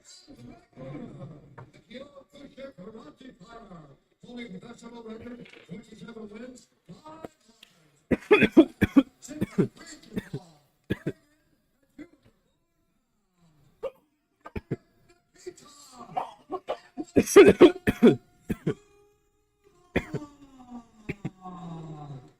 For the action begins, our referee in charge, Marc. Marc got on the octagon. UFC didn't show the flag. To Krylov. For 11 ranked light heavyweights. It's because he was probably like, I want the flag of Donbass People's Republic. And they were like, bro, that's not a country. Where we did so much damage, so much good. They were like, Ukraine. And they was like, no. Oh, down goes Gus.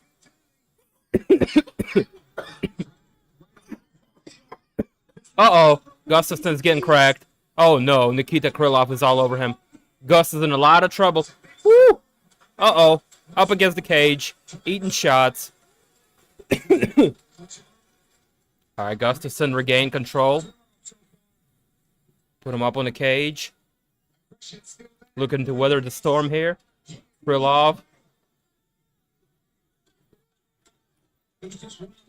Back on the gas pedal. He really wants to make good his efforts in March here. Tonight's in London. Haven't seen Gus in ages. I know. Oh, Gus. Oh! Oh, Gus caught a kick and then he ate a punch and went down. He caught a kick. One of the hands was busy with the foot he caught, and then one-legged Nikita Krylov just finished him.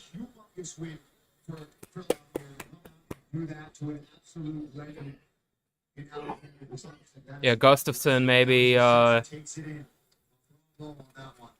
is gonna rethink that comeback now.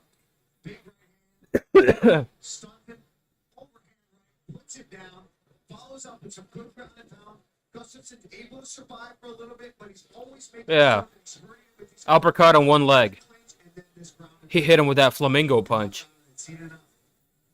Look, there's that flamingo punch. Flamingo punch. You heard it here first.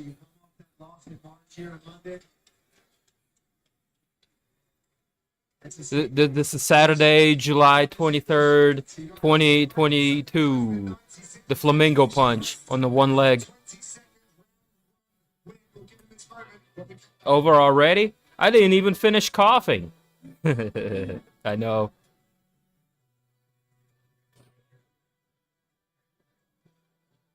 Back-to-back finishes now. Let's go. All right. Things are picking up. Things are picking up.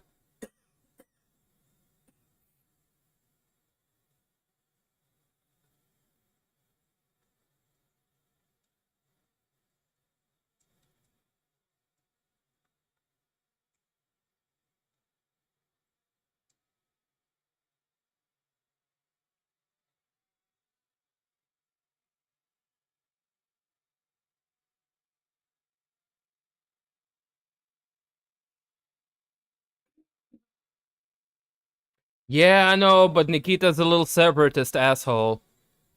And I don't know how I feel about rooting for him now.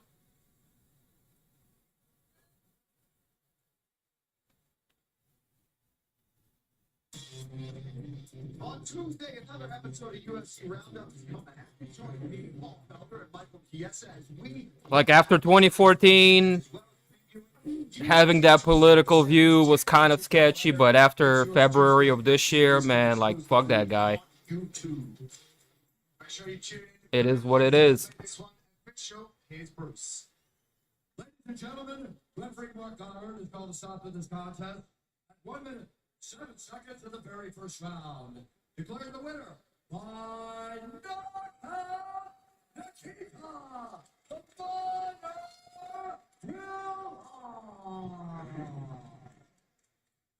Here with a very impressive Nikita Krylov. Nikita, you said you wanted to make a statement. I think you made a statement. I say you, my key is my leg, but today I try punch and I can't do it. Now I can speak. I so many emotions, you know. You're speaking fantastically. Take a look at the screen and walk us through the finish. I mean, you got on him straight away.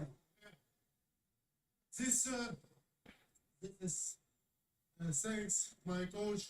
I say he genuine of Hit him with the old flamingo punch on one leg. family, my team. Yeah, Gustafsson can't take a punch like he used to. I love Mm. all my friends. I love my wife. I love my son. Thank you very much. Bye. Beautiful. That was the biggest win of your career. You just beat a Hall of Famer. You've been in there with some of the best in the world. Who do you want next? Yeah, it's you're right. It's biggest name in my career. And now I want close my last fight. If you watch Volkan with Craig, it's not good fight. I think Volkan can better. Let's go Volkan. In UFC Abu Dhabi, let's go fight.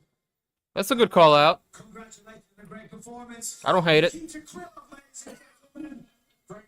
I don't think they've crossed paths again, and he said he can He's walked to the mic. bring Oezdemir a better fight out of Volkan Oezdemir. Congratulations. And I agree. To Krylov, the biggest win of his career. And Big Mike Stormzy's in the house. Great to have him. Yeah. Yeah, MJ. UFC. One of the cat likes herself some Stormzy, that's for sure. Right, Dana White's Contender Series is coming back full every Tuesday. A staple for the summertime. You're always over there. How good is it? It is amazing, and I'm going right trucking in right over Vegas so I can be a part of the Oh, shit. All right, we'll be right back with the next batch of fights. Especially over the last couple of years in the world, just fighting the young pros fighting now. We've got a platform to really scout these guys out, see the talent, give them a contract, give them a chance to entertain your block and put themselves inside of the octagon. Breaking news on episode 3, we see the fight schedule in your screens featured found that.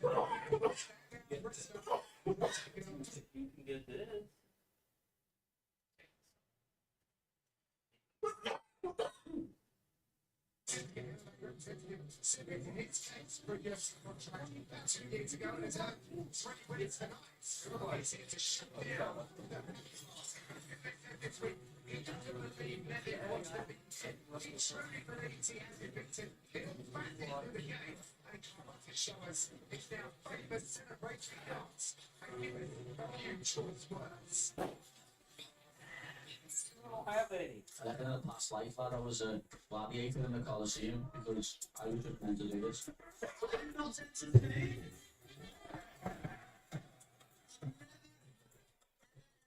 Hey guys, guess what? Paddy the Baddie is fighting next.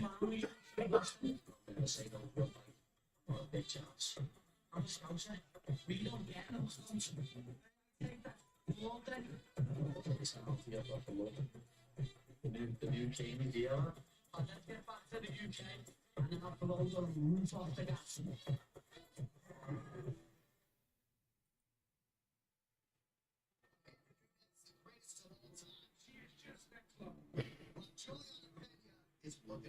What is this? Another fight? No, that was not the main. Bro, we still have like 3 more to go. We have Paddy, Pimblett, Jordan Leavitt. We got Jack Hermansson and Chris Curtis. That's the co-main. And then we have heavyweight action. Curtis Blaydes taking on Tom Aspinall. Yeah. Yeah. The fly life. Let's smoke again. I'm having a blast. Hey. All right.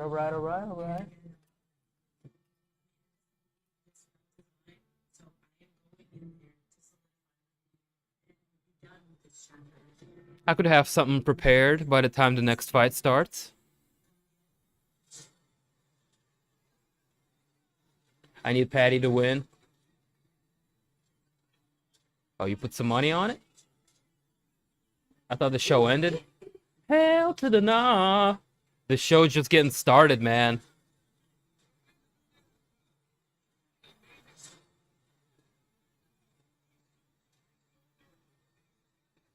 You mind turning the fight volume up a little bit, please? I don't want to get flagged.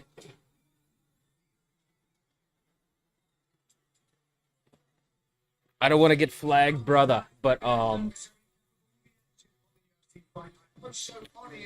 how about I hit you with that link ski right there in the chat? Bada boom, bada bing, and you can get the audio or video going for yourself. I got you covered, bro. He's making it delivering on his prices, but Jordan Leavitt says he is the real deal and that he will emerge from London as the new star. This place like this. He said don't turn it up. Last show was Yeah, I won't. crazy, man. It was unbelievable. I walked out and it was death in the noise. I just saw loads of fans screaming my name. I enjoy every second of that walkout, clapping my hands, jumping up and down, getting the crowd into it. I live for this. This is what I was made to do. I just pulled that up on another tab, broski, and you can have some audio going on top of our shenanigans.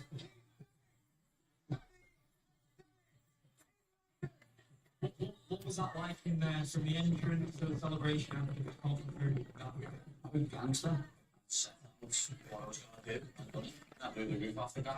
Since my last fight, I've been through tenfold. Everyone knows what my Choo-choo! I'm going to build a legacy like no other. There's no point in being in this sport if you don't want to be the best in the world, be a world champion. I want to be the best there is, the best there was, and the best there ever.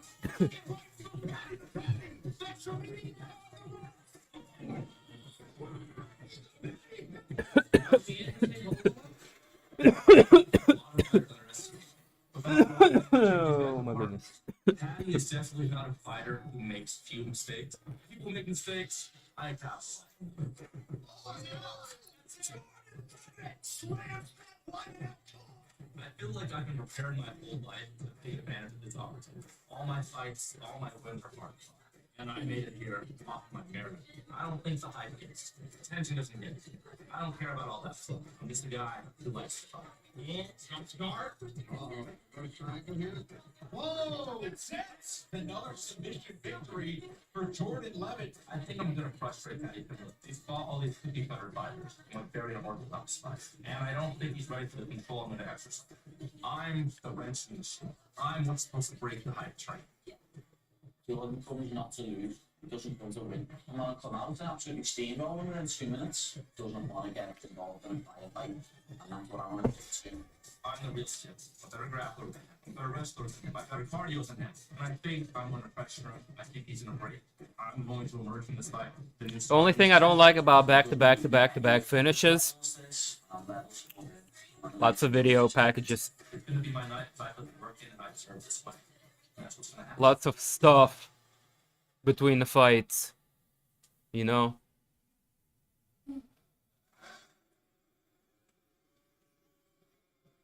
Oh, this guy's getting booed to death.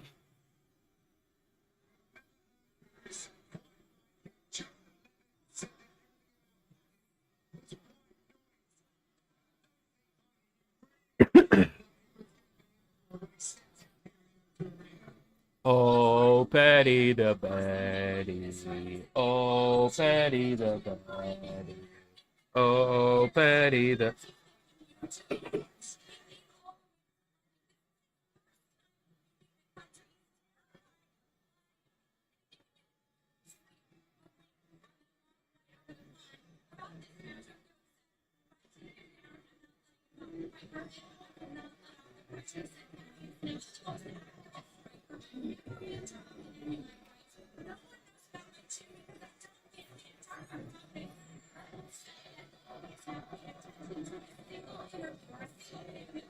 Oh, Paddy the Paddy.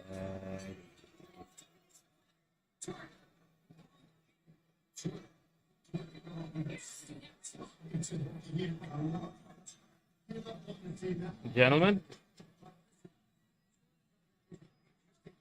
the card is turning it around. We're getting there now. Now we're getting somewhere.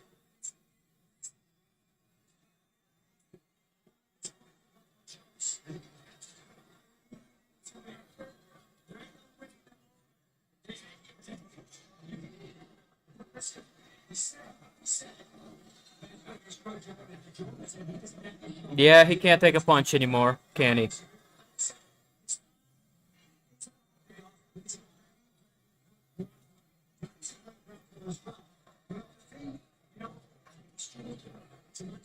I mean, Nikita can punch. He's a bit of a wild man.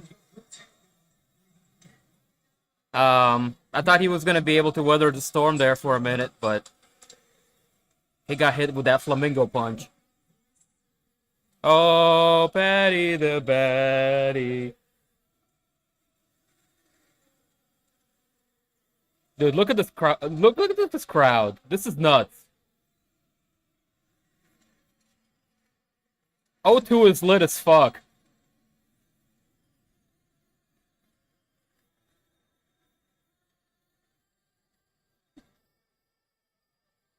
Dude, Molly McCann woke the crowd up like nobody.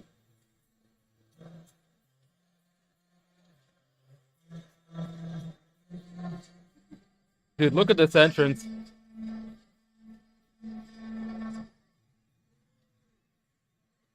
Not even just the entrance itself, the people.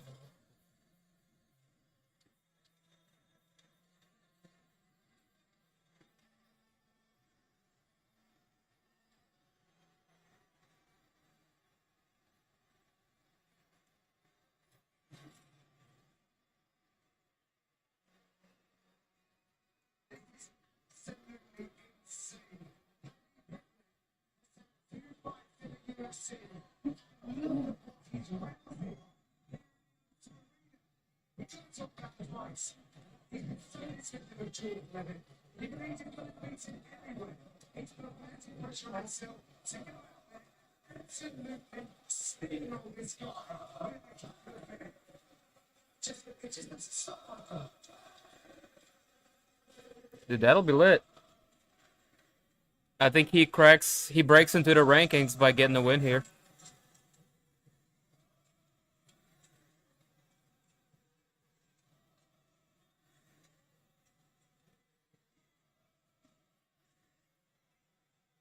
Three total finishes so far. There was also another one on the undercard.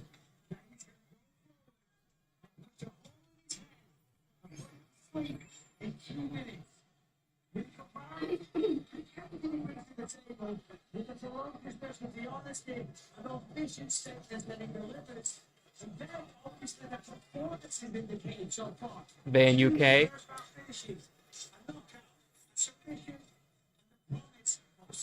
Oh, I know. MJ is asking me. Do you know if I can put this up in the Discord? Oh yeah.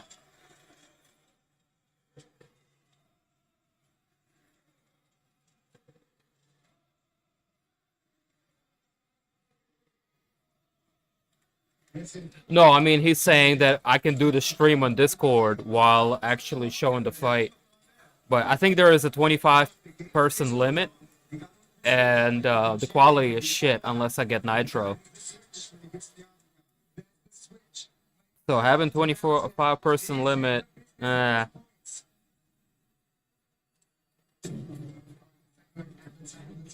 none of your business, Blaydes. Oh yeah? Go ahead and do that. You monster, go ahead and do that.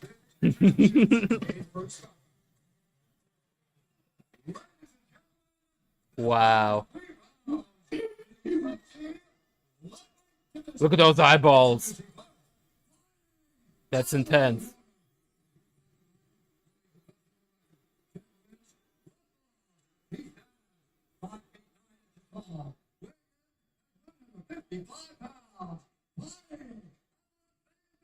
For the homies? Yeah, bro, I thought about doing that. I'm just gonna have to drop some money to Discord to up the stream quality.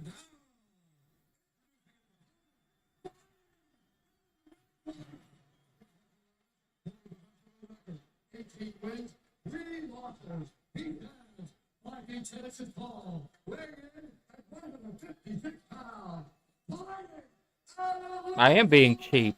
I'm Jewish, ain't I? Nate Diaz, I lost faith in him. We all have.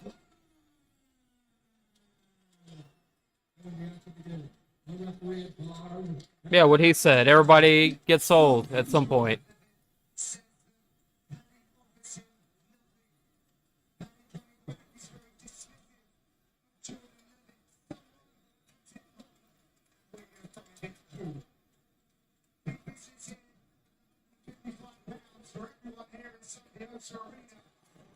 How old is he now anyways? Probably mid to late 30s.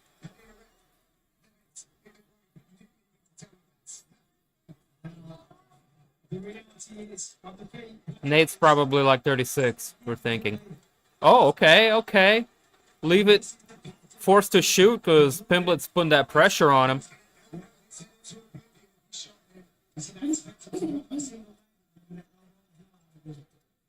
Oh, oh, good God. Almost got his back. Paddy popped right back up real fast.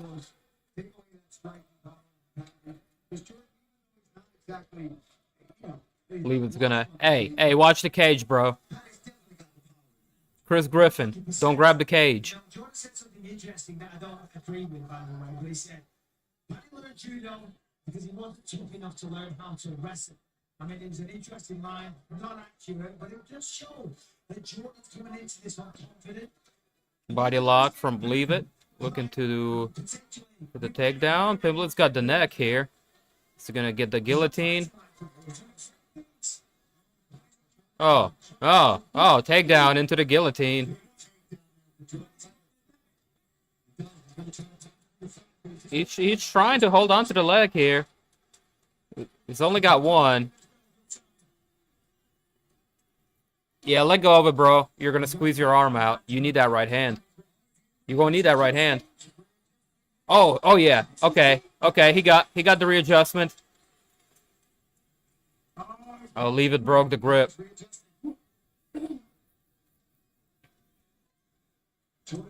Yeah, he can't do it with one arm. 3 minutes left to go. Good attempt. Leavitt's a good grappler.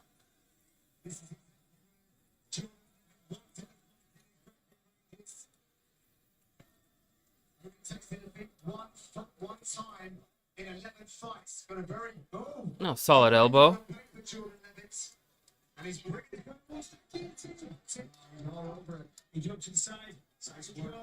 No, he gives up his back too easy. Gonna get suplexed or choked out. Yeah, he's got to fill some holes here with the grappling.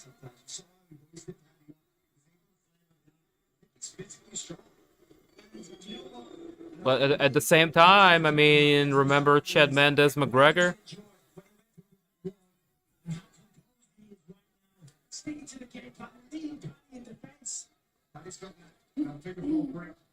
But this is the first time. Sorry, Paul. This isn't the first time we've seen Paddy fight from adversity. You know, it's the starts how to finish. I mean, like, this is a textbook way to beat a British boxer in MMA. Just wrestle him to death.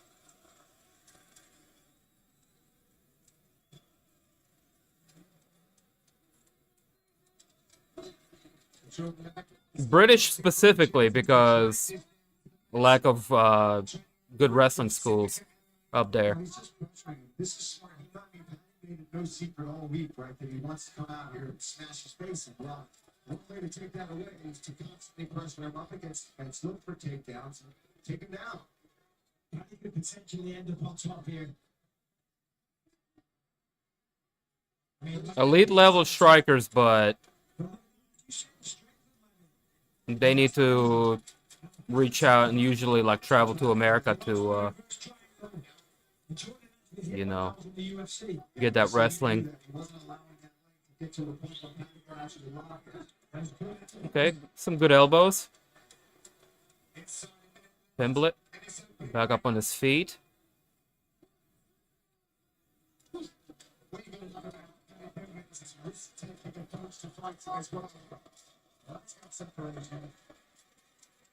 He just sprinted. A switch kick.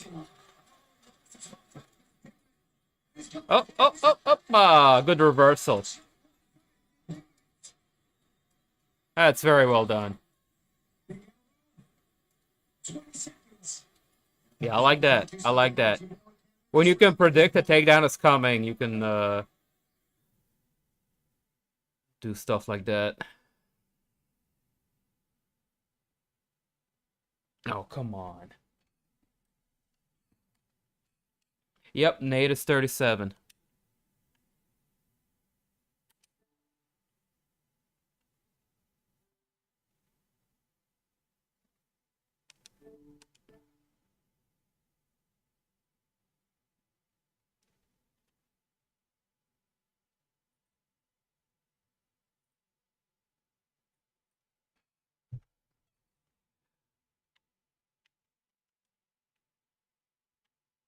Did he land a couple of good shots in the end?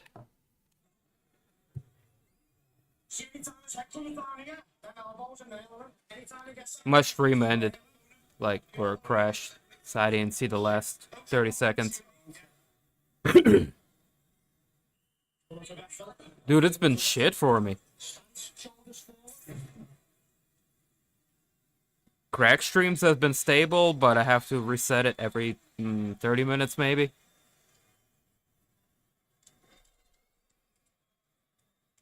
Welcome back to London. Paddy the Baby versus Jordan Leavitt, round number 2. Okay, round number 2. Let's see if Pimblett can avoid the takedown. Keep it standing.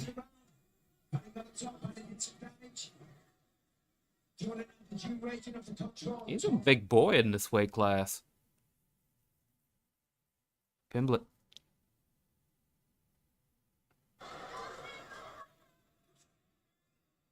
They're trying to keep that distance with the team.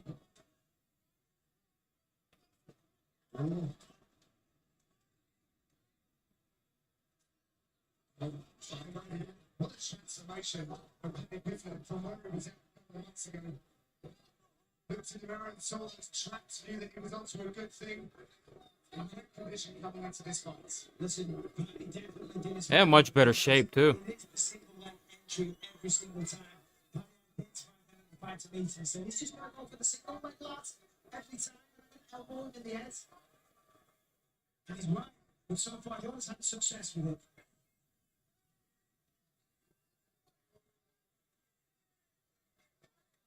Dig into those underhooks, networks. Oh, good elbow. More of those, please. There is no info.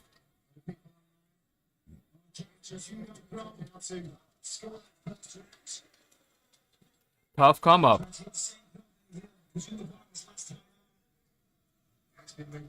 Jimmy Flow in San Diego always looks to try and use what he can for those guys.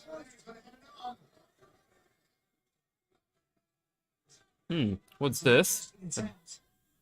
I think there's too much danger right now, but within the just Let's get tired. An arm triangle? He's trying. You see, he's squeezing it. He's trying to get it. Ho ho! Ho ho ho! Oh! Bing bong! That's the one!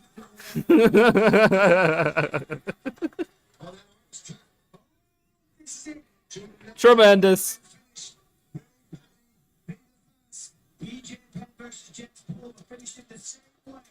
Oh, he got the arm trapped. Tremendous. Will be there too, but just turned in. His coach told me he believes that Paddy's one of the best back takers in the game. More than 2 minutes to work it too. Oh, he's got it, dude. He's got it. He close. That's it.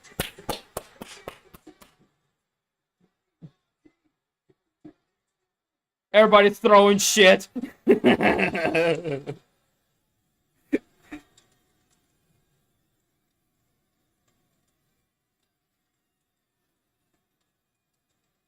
Look at that. Rear naked choke. A la BJ Penn with the arm trap. Freaking amazing.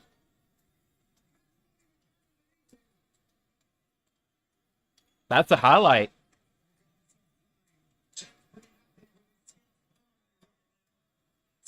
We were kind of shitting on his grappling, but nah, bro.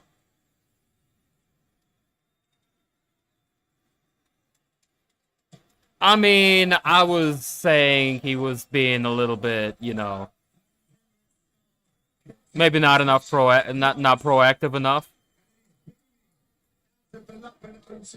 in this takedown defense, but fuck me. I take all of that shit back. This is where it all starts. Look at this knee. Beautiful white knee right outside the temple.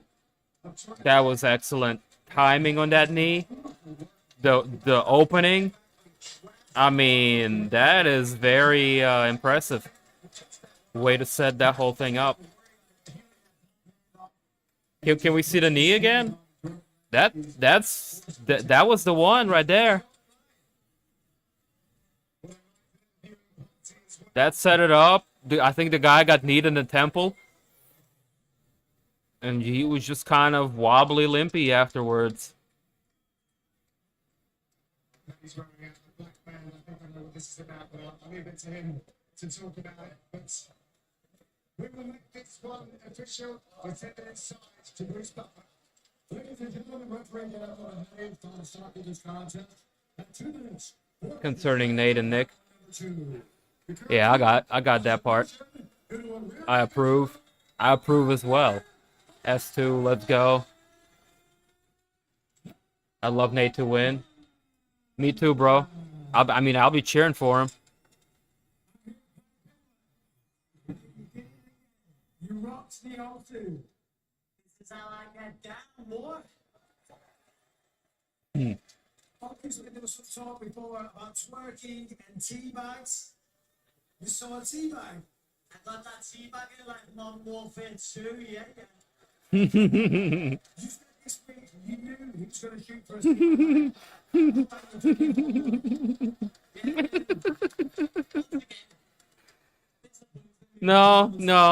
No. Very unsportsmanlike behavior. I do not like that. Shit. Partly French. I'm better than that. It was a tough first round, but it was a beautiful finish in the second round. The way you took the back and the way you trapped the arm with the arm triangle, very creative. Is that something you drilled in training camp? That's what I always do. I always do it. I can't help it. So I'm very good at it. You are very good. As I said at the start, you and Molly rocked the O2 once again. When you walked out here, the energy was unbelievable. This trial lost their mind. Here's the thing. Like he started taking nutrition seriously, and now he can be even bigger at this weight class by putting on muscle. This is very good, and he's still very young.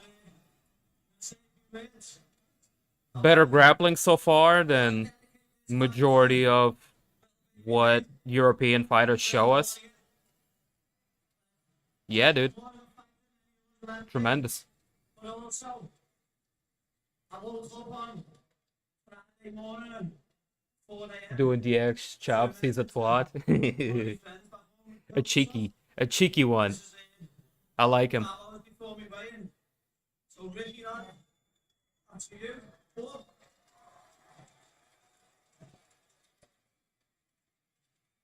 There's a stigma in this world that men can't talk. Listen, if you're a man and you've got weight on your shoulders and you think the only way you can solve it is by killing yourself, please speak to someone. Speak to someone. People are you know what? I can make try on my shoulder.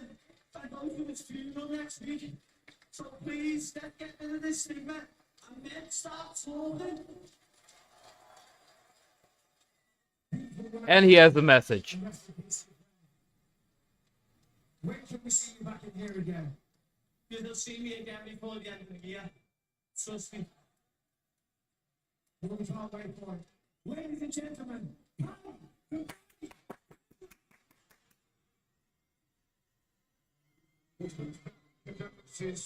good in the octagon, good on the microphone, well-rounded skill set. I'm sold. The submission. It's amazing every time it comes out. One of so heavy hearted, not and coming on the desk was crying that you nothing about that. That was after he'd already found all that out early in the morning. And to still put on the show and get everybody hyped up and do his job is very admirable. But also the skills of this young man. I gotta say, that's the first round, very back and forth. Possibly one round, but to come out the second and take that all away and to be disappointed in his performance, Paddy, you get more creative every time you get out there, man. And to be able to track the arm like that, to get to jiu-jitsu aids like Jordan Leavitt, to be able to do that, that's impressive. That's a very, very slick submission, and I think we're only going to see more improvements, and I'd love to see him back before the end of the year. I really hope he gets back into this octagon because, man, people want to see this guy. And, I love the honesty, because it was a tough first round, and he said, look, listen, that wasn't very good. That's not what I wanted to do. I'll be willing to bet they'll put another card in O2 before the year is over. With the same cast of people. Jordan Leavitt is sitting duck. There is nothing he can do there. That is such a dominant position. So, yeah, all right. He didn't start the way he wanted it. I have to look at the rankings. Somebody between top, let's see, between 10 and 15 would be the right fight. Oh, no. No. Neither. It was an emotional return back to the locker room for Paddy Pimblett. This guy's loving it here.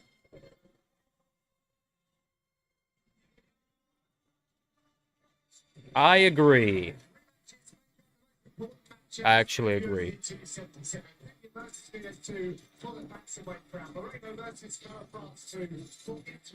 Who? Oh, Paddy?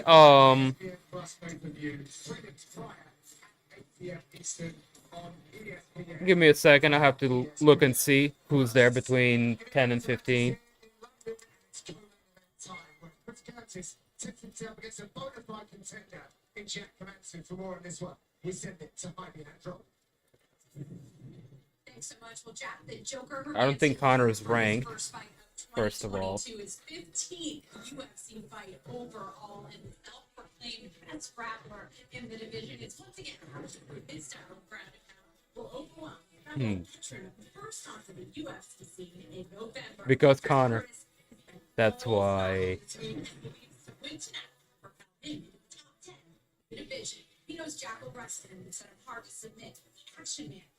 Okay, Connor is ranked 10. Tony is 11. You got Gregor Gillespie at 12. You got Damir Ismagulov. My entire professional career. You got Jalen Turner and Arman Tsarukian.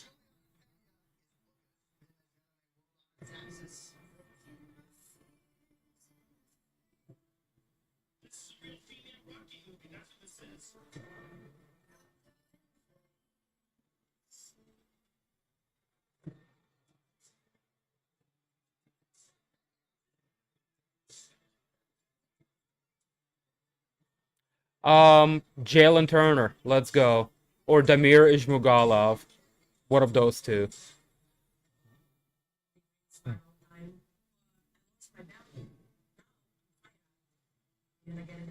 Arman Tsarukian, actually, would be a good step up at number 15. But he would be coming off of a loss to Mateusz Gamrot.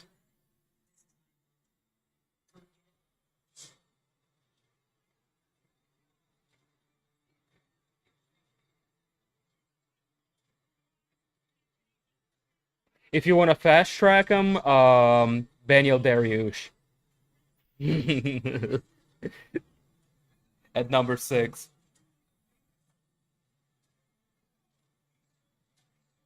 But Dariush has a fight against somebody coming up soon. I think they scheduled him on the same card as the guy he was going to fight originally.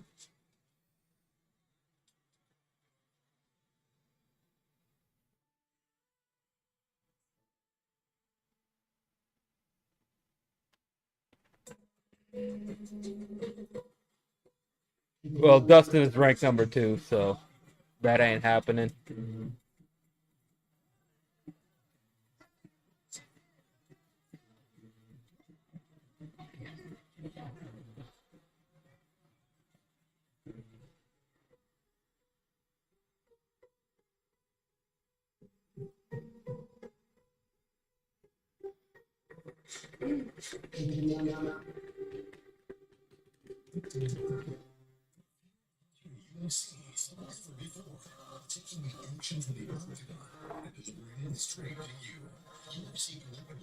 Oh, all of these commercials. Finishes come at a cost.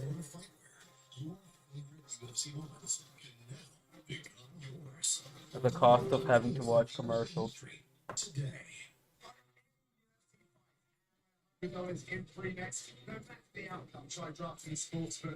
At least with the pay-per-views, they'll just go on to the next one. Right here in London to witness that magical night in 2016, Michael, where you got that huge win over the Netherlands and Silva. Yeah, thank you, John. That was definitely a top night at the office. Got a few extra scars on my face on that one in particular, but that was the biggest fight of my career at that time. Obviously, Anderson Silva, such a legend of the sport. And again, great to the crowd here tonight. I don't know if I'd have got the victory if it wasn't for the UK crowd, because they're always in the corner. Oh, Paddy the baddie. It was just an absolute honour that I'll never forget to share the octagon with the great Anderson as Paddy Silva. And what an And Kyle passed out. it was as well, sir. These guys really get behind UK fighters, don't they? Oh, 100%. You know, listen, at the end of the third round, I got kneed in the face. I hit the canvas pretty hard. And then when I got back to my feet, the place just erupted. The roof nearly came Oh, he off might be a there. bat. Yeah. Like Farhad. He would be winning the fourth round. Sleep all day, stay up all night. Sleep all day, stay up all night. Go rollerblading. Get a no fist fight. Opportunity to show he is legitimately one of the best in the world. Sleep all day. Stay up all night. 35, I accept that everybody's path is different. All right, so here's the inimitable action man, Chris Curtis. He was on the Contender Series in 2018. Had a huge highlight. No. Farhad, are you lurking in my stream? You better say something. There, I see people get signed, and people I trained with got signed, people I beat up got signed, and I didn't. 35 pro fights to get here. Perhaps it was worth the wait. I've been screaming from the rooftops for a long, long time. I deserve to be here. I believe I'm one of the best guys in the world, and I'll go until my body or my heart gives out.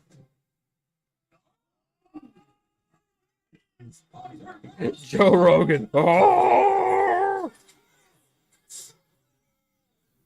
I wish you guys knew, man. I wish I could be here.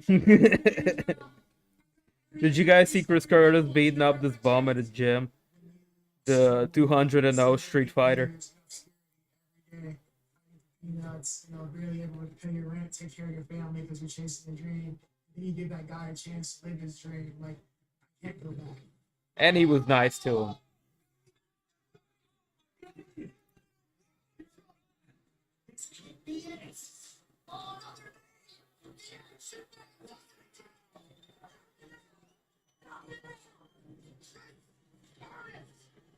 My goal was to make sure that after every fight, I'm one step closer to being the nigga.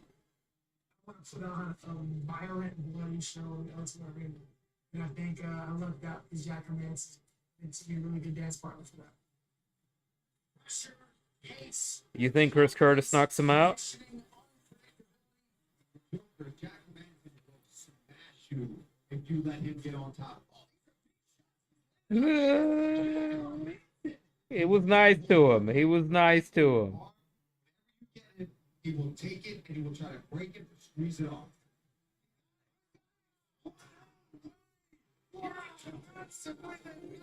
I don't know about Hermansson, bro. Like,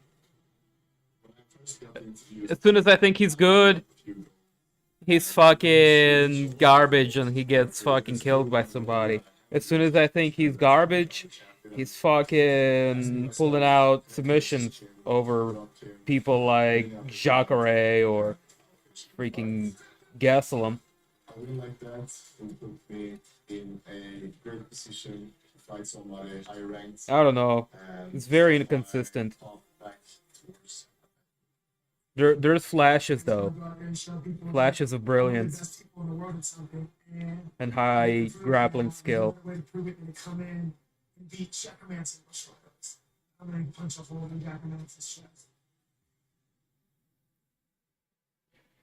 And Curtis is also coming in on short notice. This was supposed to be Darren Till in there.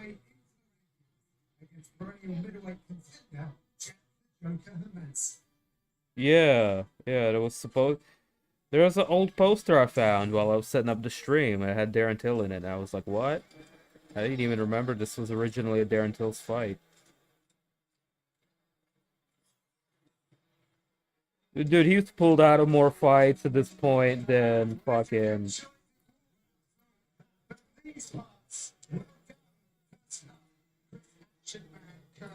I didn't either. He was a good puncher. The absolute cheek of this.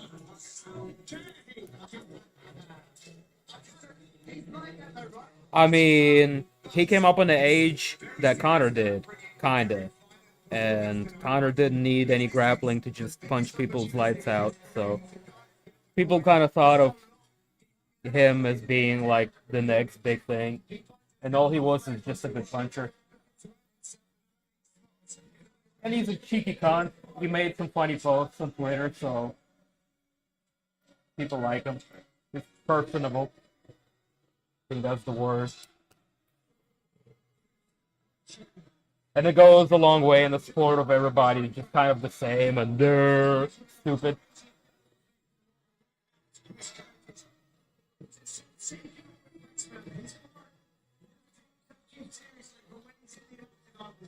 Business, 37 professional fights, took the long way to the UFC, and now that he's here, he is delivering every single time. 2 knockouts to start. Waynesville? Where's Waynesville?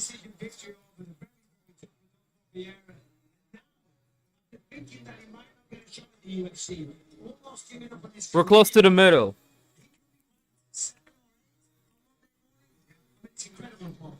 We're in the triad.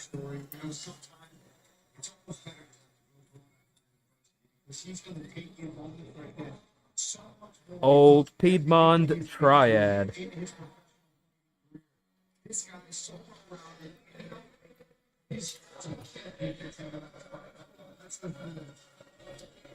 Sweet Caroline, do do do. Smiling back there. Do, do, do. Brilliant. Let's go to Jake coming in and inside. Bong rip for Jesus. Do do do.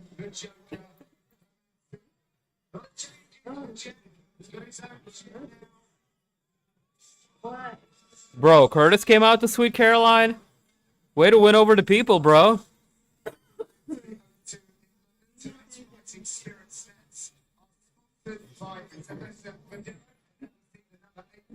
Jack Hermansson, he's on all kinds of leaderboards for his skills.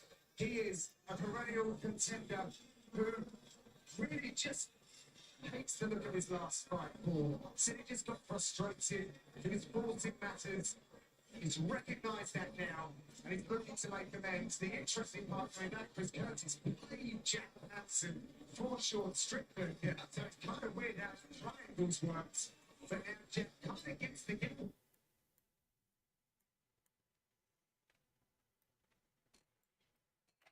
Sweet Caroline. Doop doop doop. where we've seen him kind of get in tricky situations with a lot of people is on the feet in the kickboxing range, and that's where he's going to have trouble in the boxing range, in particular with Chris Curtis. But if Jack Hermansson can find his way into the clinch, use his strike, getting close, use his knees in those close quarters, look for trips and takedowns, because we saw that double legs from a distance, Chris Curtis is going to recognize. I'm not saying Oh, nice, dude. Okay, I'm about 4 hours to the east of you. Use knees and elbows to try to get the mat. From there, be vicious with the ground and pound and try to lock up the submission. And Michael, what a story for Chris Curtis to find himself in this wonderful position. Huge opportunity. Oh, bro, you deep out there in the mountains. That's cool. Absolutely took the long road here for sure, but here he is. 3 wins Past in the Asheville. UFC against very, very good opponents career-wise. The man got 16 knockouts, no doubt looking for 17 tonight. This is a sensational matchup, I'm telling you. It's going to be a great fight. Co-main event here from London, England. Let's check out the table. Oh, okay. Right on, right on. Birthday, Chris. The American action man is a huge short in Sweden. It's amazing. With a 2-inch reach. With the co-main event introductions in Bruce Buffer. Ladies and gentlemen, this is the Main event. This fight is 3 rounds in the UFC division. Introducing Filled weed. professional record, 29 wins, 8 losses. He stands 5 feet 10 inches tall, weighing in at 186 pounds. Fighting Nevada, by way of Cincinnati, Ohio, USA, Chris. Nice.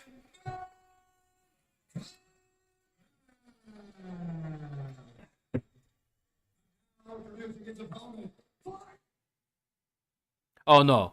Don't start this with me now. Alright, well, let's cast a spell. Nom nom nom nom nom nom nom nom nom.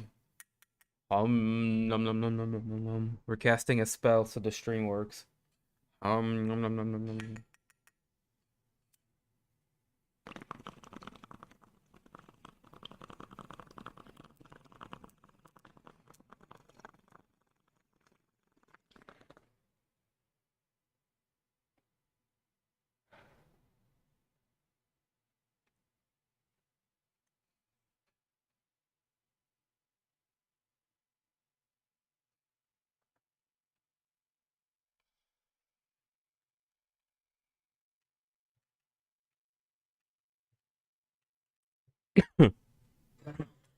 Talking to each other, and Hermansson said no, Chris is like, okay, with a big smile on his face. Brought to you by proper number 12, Irish Whiskey.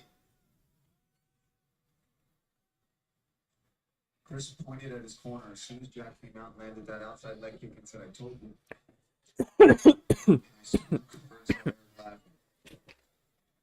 Fight win streak for Chris, action man Curtis.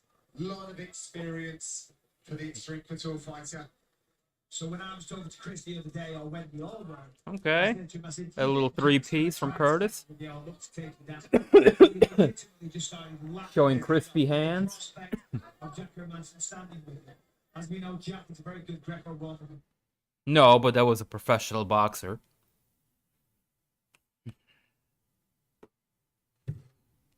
Undefeated. You never know.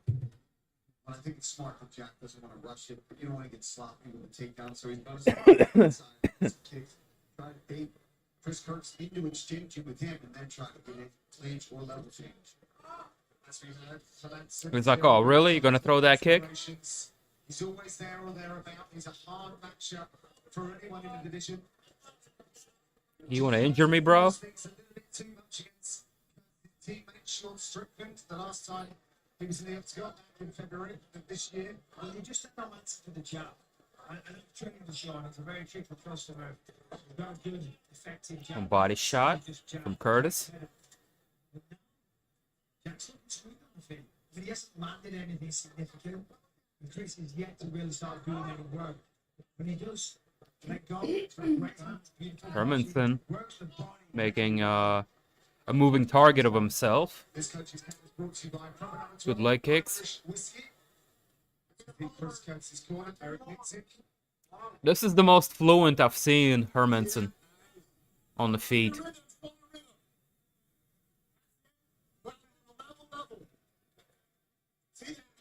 Good stepping in knee. I like that. Lots of activity from the Curtis defending a lot of stuff, but he's getting frustrated. It's like he's chasing him. He's not doing anything offensively himself. Good job. Mixing it up. Approaching 2-minute mark. Got some inside information on Jack. Front kick followed by a leg kick from Hermansson. His coaches would have liked to in terms of his health in past contests, but he really is all blazing. Good output too. Zone 2. Curtis just kind of staying still in front of him, eating everything.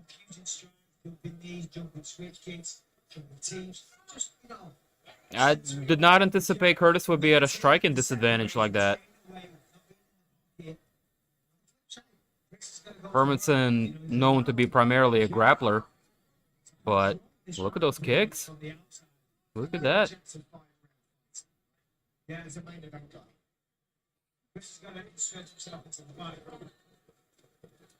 It's not been given an opportunity to even get inside that box and really plan for body shots. And we see often in front of Chris Curtis. I think he's staying like a step and a half ahead.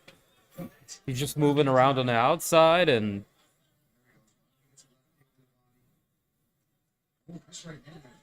just getting the counters and caught the leg. Negative on Bing Bong there. 3-4. The Bing Bong, the 3-4.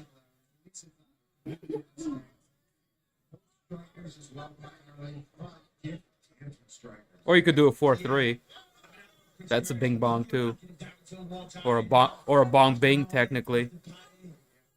All right. Okay. No offense, Chris, when Yeah, I mean Hermansson's doing really good. I'm surprised. He usually doesn't look this fluent on the feet. So You're going to upset a producer. It's definitely the best of British accent. No contest. Count.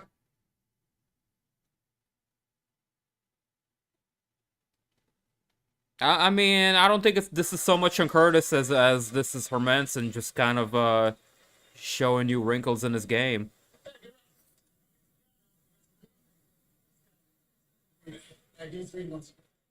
I mean, it's also last minute replacement.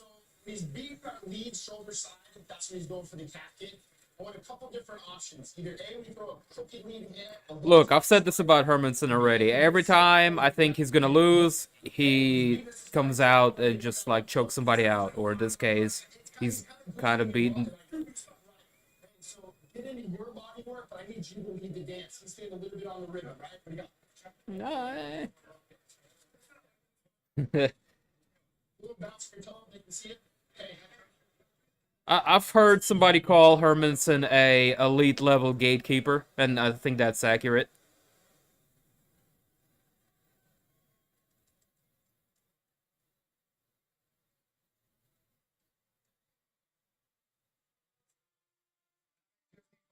There. UFC Apex One Division staple Choco Santos takes Dana White Contender Series star Jamar Hill. Plus, 2 more Ultimate Fighters will be crowned. The entire night is on ESPN and ESPN Plus. Main card starts.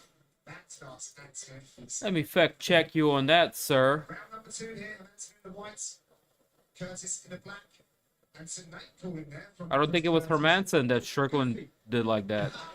Was it? Yeah, I think primarily what they mean too is the way that Jack's kind of skipping showing out Nah. the shoulder No. of Chris Curtis. No.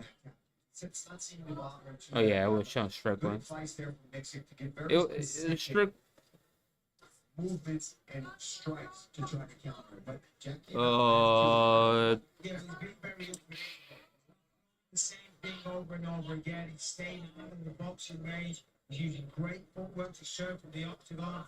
yeah, it was Hermansson. Split decision win. Yeah.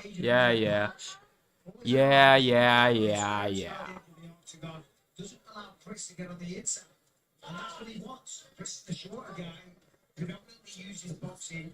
He's going to get up the inside of the pocket, and Jack is fighting in a way that doesn't allow him to do so. Yeah, but he barely beat him. It was a split decision. Like a very boring fight. So boring I already forgot about it. Really offering a very assault.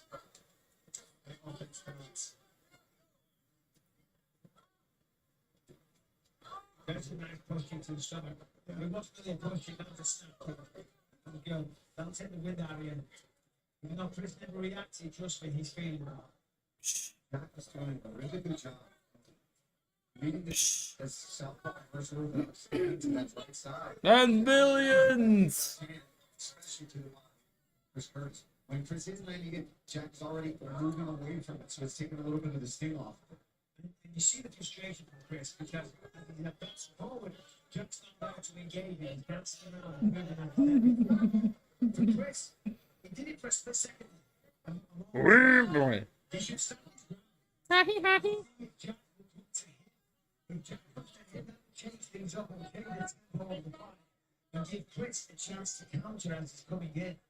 It's a very disciplined looking performance from Hermansson so far. Oh man, this is gonna be a disappointing co-main event, ain't it?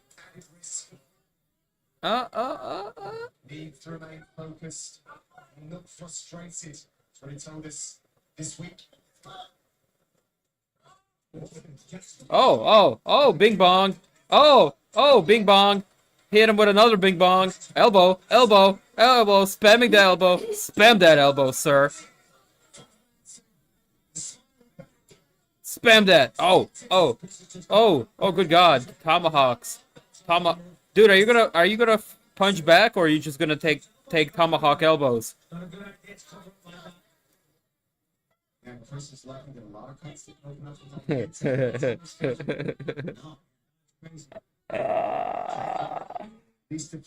funny. That's what started it. These head kicks really doing some damage, getting through the defenses of Chris Curtis. Well, he didn't actually get through the defenses. He covered up perfectly, blocked it 100%. However, the reality is, it still shapes your head. It still has an impact to your brain. So still going to do damage. Yeah, sorry, that's what I meant. Just vibration. Oh, look at this. He's getting very frustrated. But it's up to him, Jack's. New improved Jack Hermansson, the Giga Chad striker. Chris wants to, so Chris forces him to do that. To come off the cage, to back him up against the fence. Yeah, he's going to have to start throwing for both of them. Moving up. Just They'll be trolling. He wants to land on Jack. Jack doing a beautiful job using his push kicks, using that front kick, putting his snap kick. He's following him now. He's got to see. Look, Jack's moving around. He just follows him around. Yeah, I don't think you could claim that. I don't think he could. Jack goes left, you go left. You go right, no, go forward, and then follow around. Doing it a little bit now, but you do it more effective. That's a nice body kick for Jack. But this is perfect for Jack. As Chris gets more and more frustrated, he's going to leave more openness. Yeah.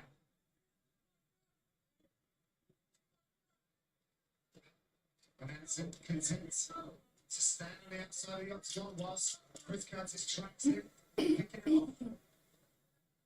Good round for Jack Hermansson. We'll be back with round Oh, three. good body shot.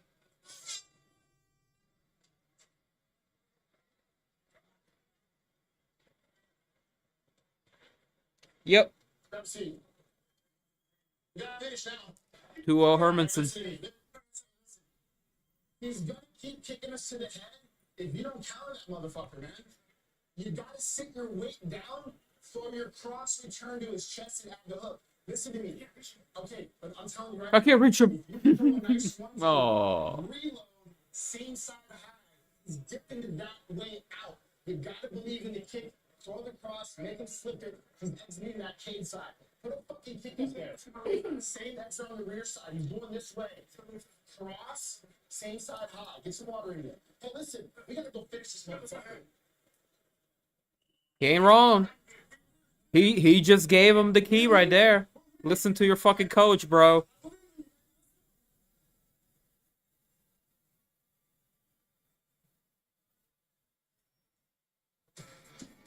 Rematches make up the most important matchups at UFC 277. Yeah, versus unit 2 for the bantamweight crown. Blaydes versus Krylov 2 for interim flyweight. I can't reach him. 277 from American Airlines until next Saturday live on ESPN Plus pay-per-view. Williams Bryant. See, he needs to walk into the kicks instead of when he walks away, he puts himself at an optimal range for those kicks to land.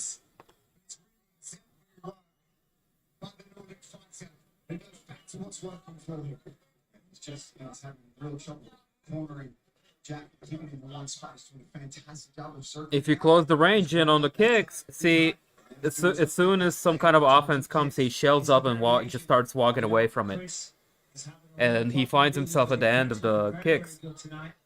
One of the best performances striking-wise that I've seen from Jack And easier said than done, but if you walk into the kicks, the worst case scenario is you eat a knee.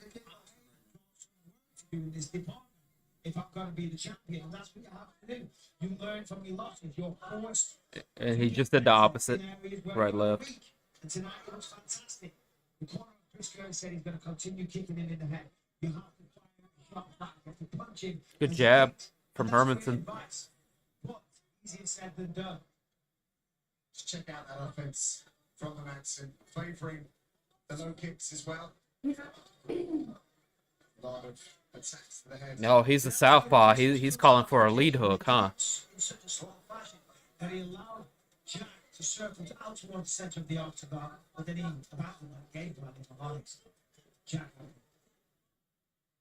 Off with the kick, bro. Come on. Please.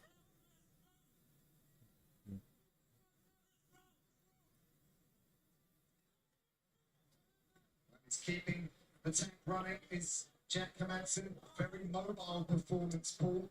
Yeah. And this is just something that you think And this fucker is tall and pretty athletic and good conditioning.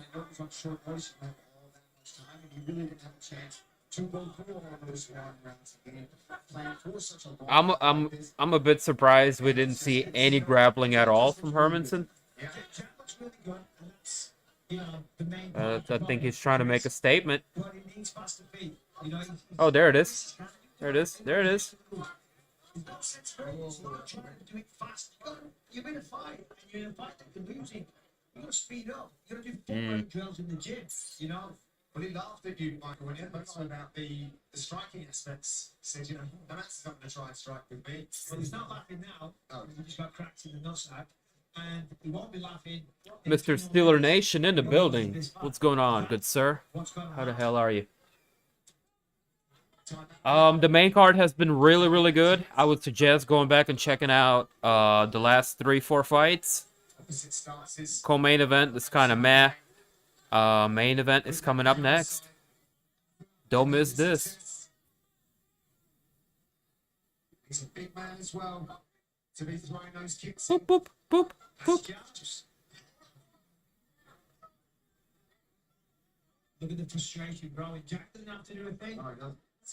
You come here. Oh. Yeah. And this is where Yeah, I'll just sit here and take this kick to the body. that's why it makes martial arts. You've got to master everything. Chris is a great boxer. He's a great striker. Yeah, Hermansson was like 2 steps ahead of him. Even grappling. Give us that side to side, left and right. People don't get hit movement.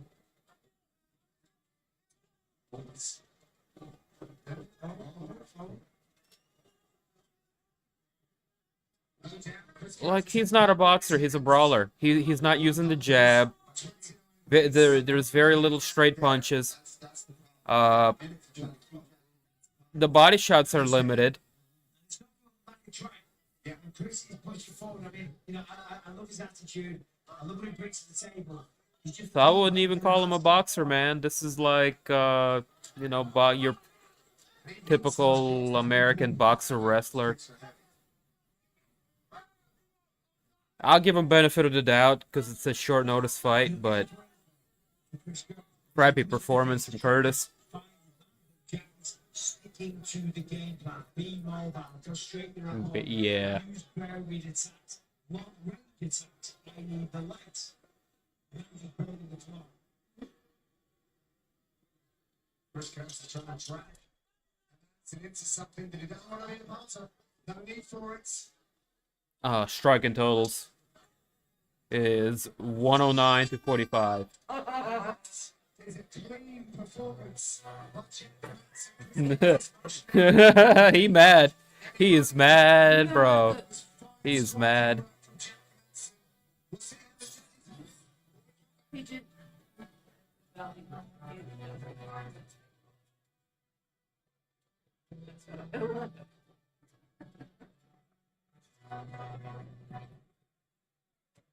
This was like 2 seconds before the bell rang. He was like, to him, Wow. Curtis was like, I'm like, that's a short person. You know what? Fuck you. And then he did the running away motion.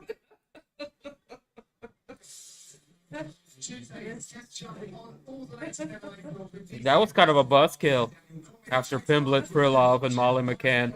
You can find the show on YouTube, ESPN Plus, and on ESPN2. Eastern. So now we get it back. By all counts, it should.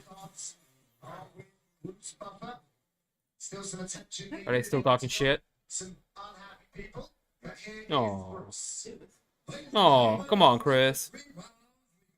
The scorecards for decision. Control yourself, man. 29-28, 29-28, and 30-27 for the winner. Decision. The champion.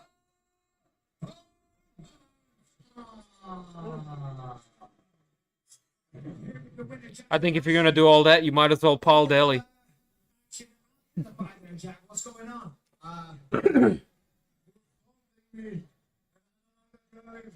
So a frog jumped out of my mouth and that's what it did. I want to say I'm sorry to Chris, you know. Too much adrenaline. Usually I'm a nice guy and I'm sorry about that. And I'm sorry to the fans about the fight. I was supposed to fight there in team, but I got Chris on short notice and I need to collect the win.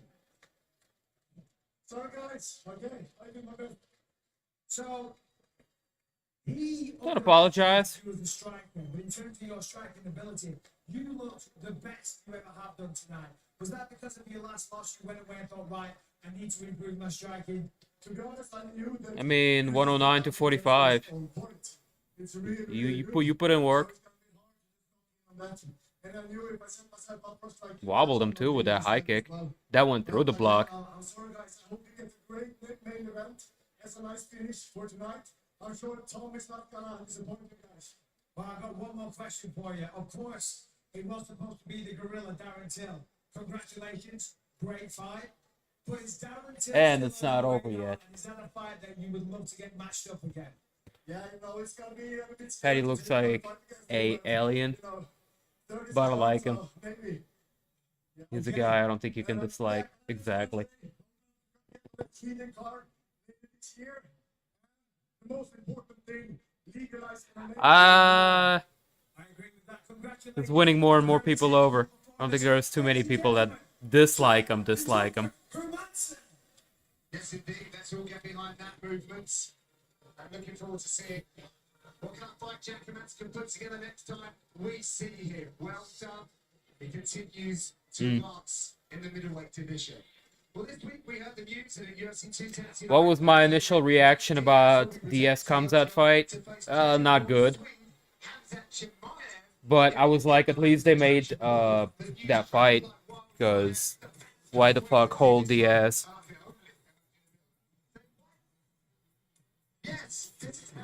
I also feel like they're putting a hit out on him and trying to lower his value as he exits the company. The scariest, craziest men in the division. That being said, you know, common sense says Chimaev walks right through him, and Yep. Gets to try to really push his brand, fighting somebody like Nate Diaz is just going to get him on. Kind of want to cheer for the underdog here. Yeah, love it. Well, tickets go on sale for this massive fight Friday, July 29th at AFS.com. Moving along. How? Because he's being set up to lose. The UFC loves coming here. There's so much history here. It's making my brain think of things about the that was the How could he win? You really can't at this point. He's kind of washed. I tried to think about it. I mean, how can he win? I mean, it's a fight. He can land a 1-2, wobbles his opponent, and then he overwhelms him with volume of punches. But that's Comes out, falls over. Nick gets his back and chokes him out. Tremendous. He rides off into the sunset. Everybody's ecstatic.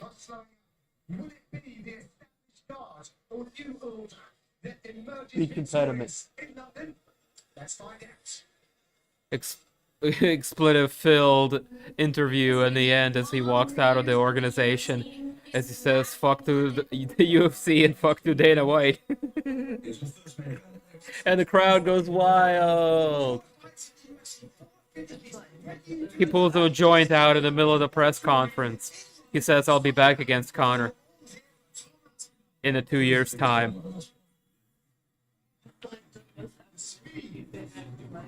Here, hopefully I wish that into existence.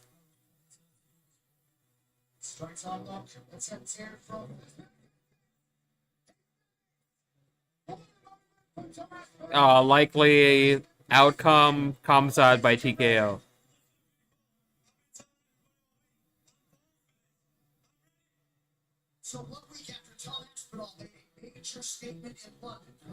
Nunes will beat Pena. I think it's going to be a 50-50 fight. I get a lot of pleasure from you guys taking the hype.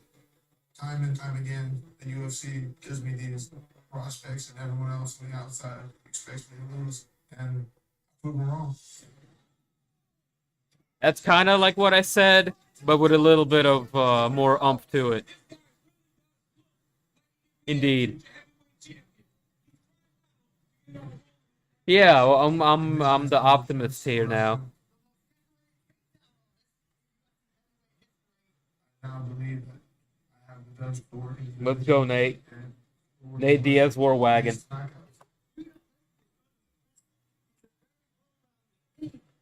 I said Nate Diaz War Wagon.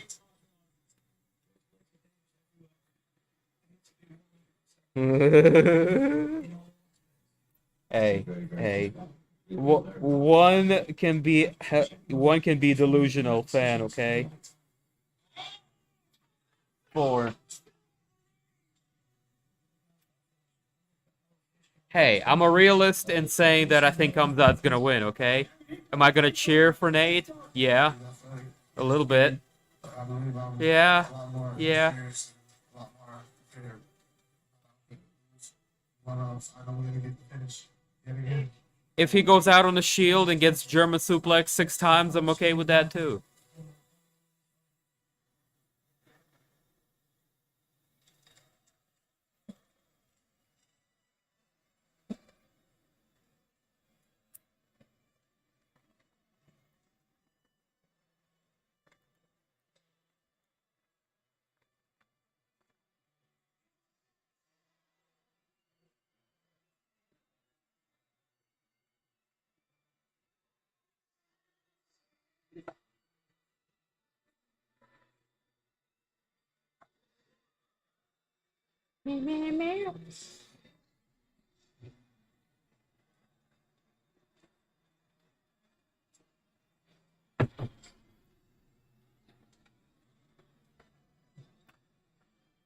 Boring 5-round decision win for Curtis Blaydes. No! No! Why? Why would you say that? No, no.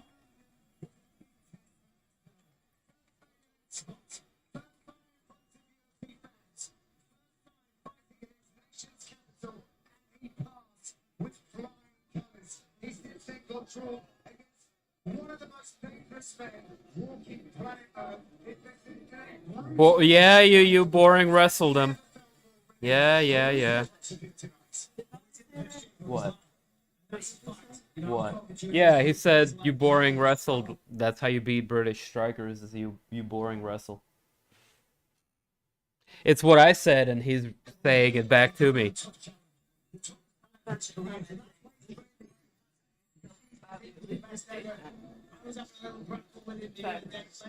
This man is outrageously strong, but he's also outrageously professional. You know, whenever. Well, like I said, Aspinall is gonna have 5 chances. He's gonna have 5 chances. The Silva, the Aspinall, he's always with him. A partner of jiu-jitsu. He's been groomed for this from a very early. Is that Leon? Hey, look, it's Leon. What's up, Leon?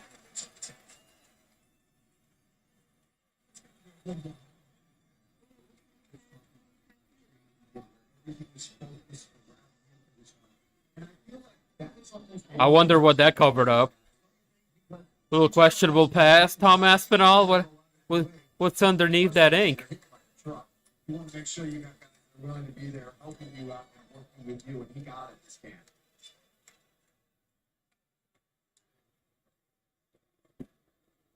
What's up? So I think we could follow the same road to meet tattoos. He's got some stuff on his forearm. It's like, look at this American thing that I have. I'll have to see it again. Oh, this dude loves coming out to Mortal Kombat.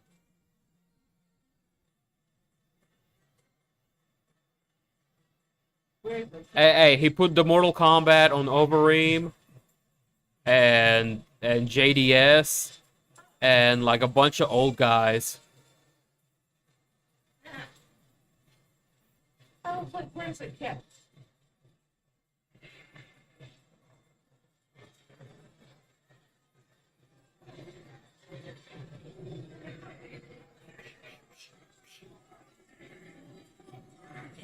Pat.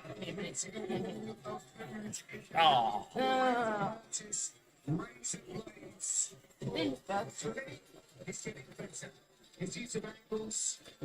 Masvidal and A2 would have made sense. Not really. Mas fucked him up. I don't think I'd like to see that rematch. Connor and Nate 3 would have made the most sense to me. But I don't think Connor's ready or will be ready for a while. Cute. So now you're getting another guy similar, probably a little more polished, obviously bigger, stronger, and Tom Aspinall. But Curtis Blaydes has all the things in his back pocket. He's got big power, and if it's arm going well on his feet, he's got unbelievable. Aspinall or Blaydes. I'm gonna go with Aspinall. Yeah. This man down for long, and he's going to punch strong, going to rain down elbows. That's what I like about him. The big question is, how does he deal with this being of Tom Aspinall? You know, of course, he said that he's got the best footwork in the division. I'm switching my pick. Not only a wrestler, but Tom is very, very fast. But if you take somebody down and put them on the back, it doesn't matter how fast they are. You know, so obviously it's a mixed martial arts fight. He's not going to go out there and just set the stall out for the takedown straight away. No, I am not locked in.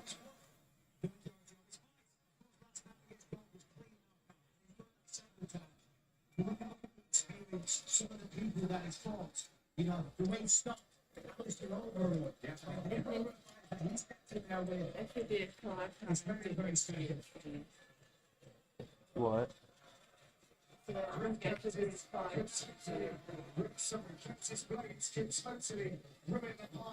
We'll do a trial run next week. That's what I'm saying. That's now. Here is the main event.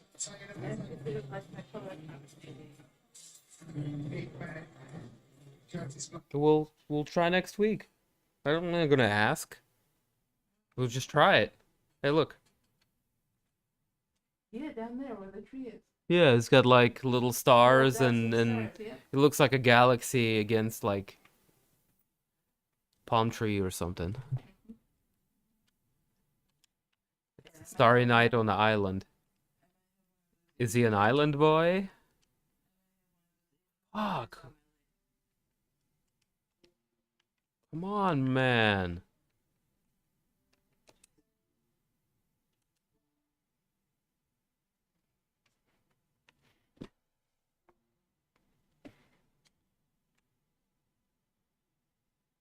Even though you have blades in the scroll. Yes. I know.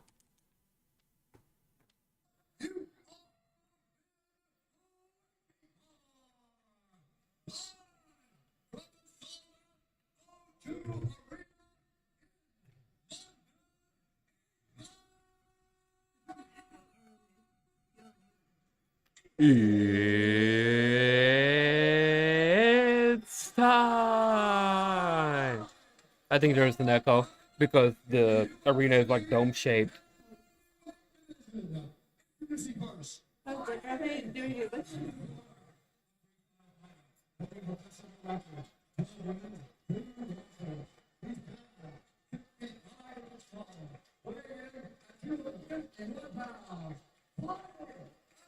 You know, that's a solid tattoo. Thanks, Bama. Well said.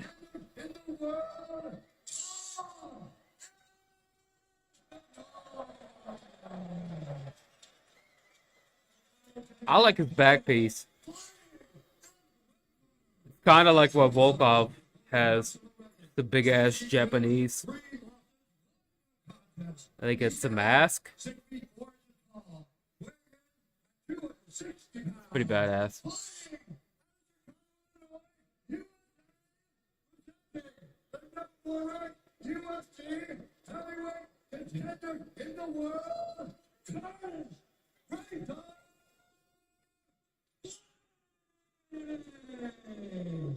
Aw, snap.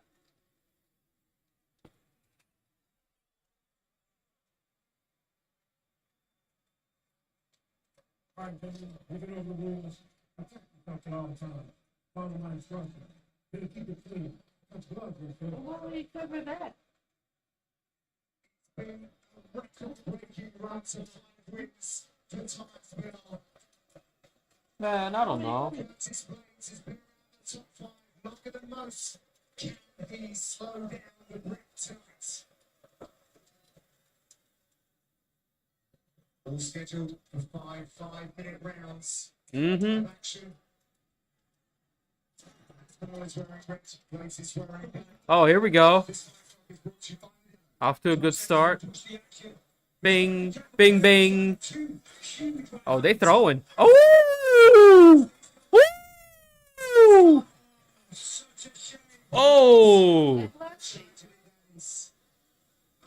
Oh, he broke his fucking leg and then gave him a 2-piece? It's just awful. Oh, I thought he set him down with a 2-piece. This is very unfortunate. Wanted this to happen. Back-to-back weeks for the UFC. Oh. Who'd have thought it? That's awful. I feel so bad. So Bro, didn't this happen last week? in a whole lot of pain here.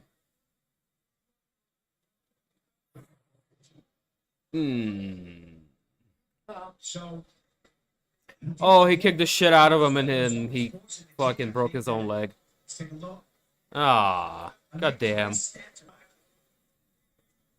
I hope it's not an ACL tear, but it's something significant like that because Tom. Hey, he did clip him with the 1-2. That's what I thought. Set him down. I didn't see him holding onto the knee. That sucks, man.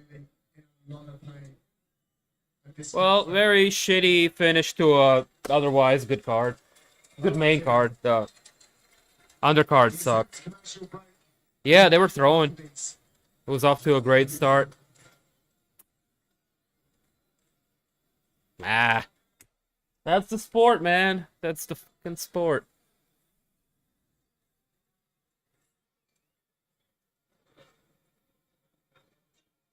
Hamstring. It's holding under the leg.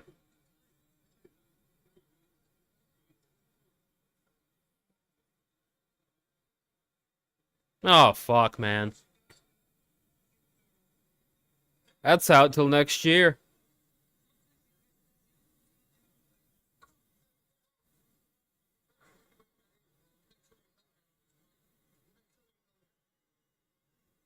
What they even post it.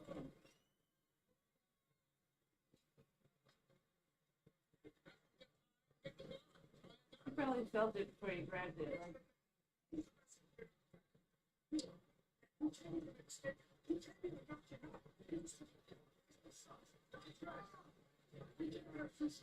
Welcome back to the London O2 Arena, where the medical staff are attending to Tom Aspinall, who is still in the centre of the octagon, being assessed. And they're gonna card him out. Well, just awful scenes really here. It's kind of even worse when it's such a big man as well, right? I think that again, I can only speculate, but by the way he's holding his knee up and the way the doctor's trying to straighten it out, I don't know if there's a dislocation. Blown hamstring or something. So many things could be going on in that knee. We don't even begin. What we know is Tom Aspinall is absolutely heartbroken.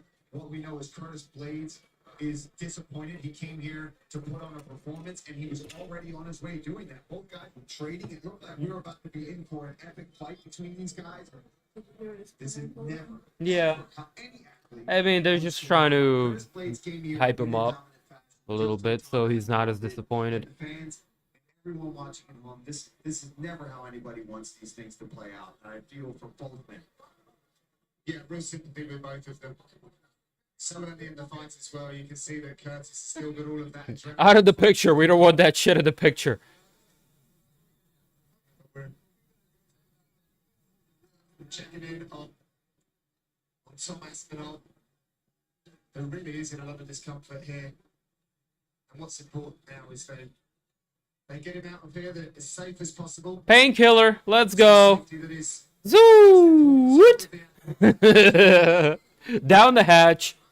Give him some morphine. We're all trying to work out exactly what happened. anyway, Because it's not like one of those clean like at least compound fractures. for her to figure it out. God forbid. They're all very, very bad, all very serious, significant injuries. And of course, we wish Tom Aspinall all the very best on his road back. We are going to take another look at it just to see if we can determine what's happened, Paul. Okay, let's take a look. So Tom throws this big leg kick. Curtis tries to counter, and I think it's there. I really do think it's just on the step back. Let's watch again.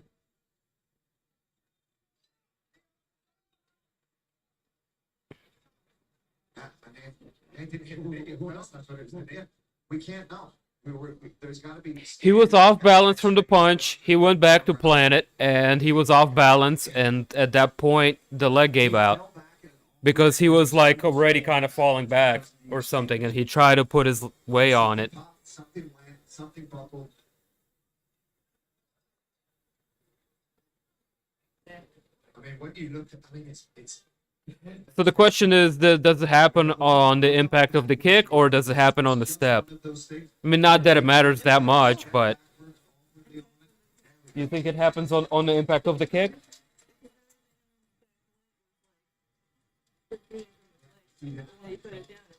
Please go to hospital. Get Like some you could see, X-ray. like, I guess Get you'd some be scans. or something before you kick.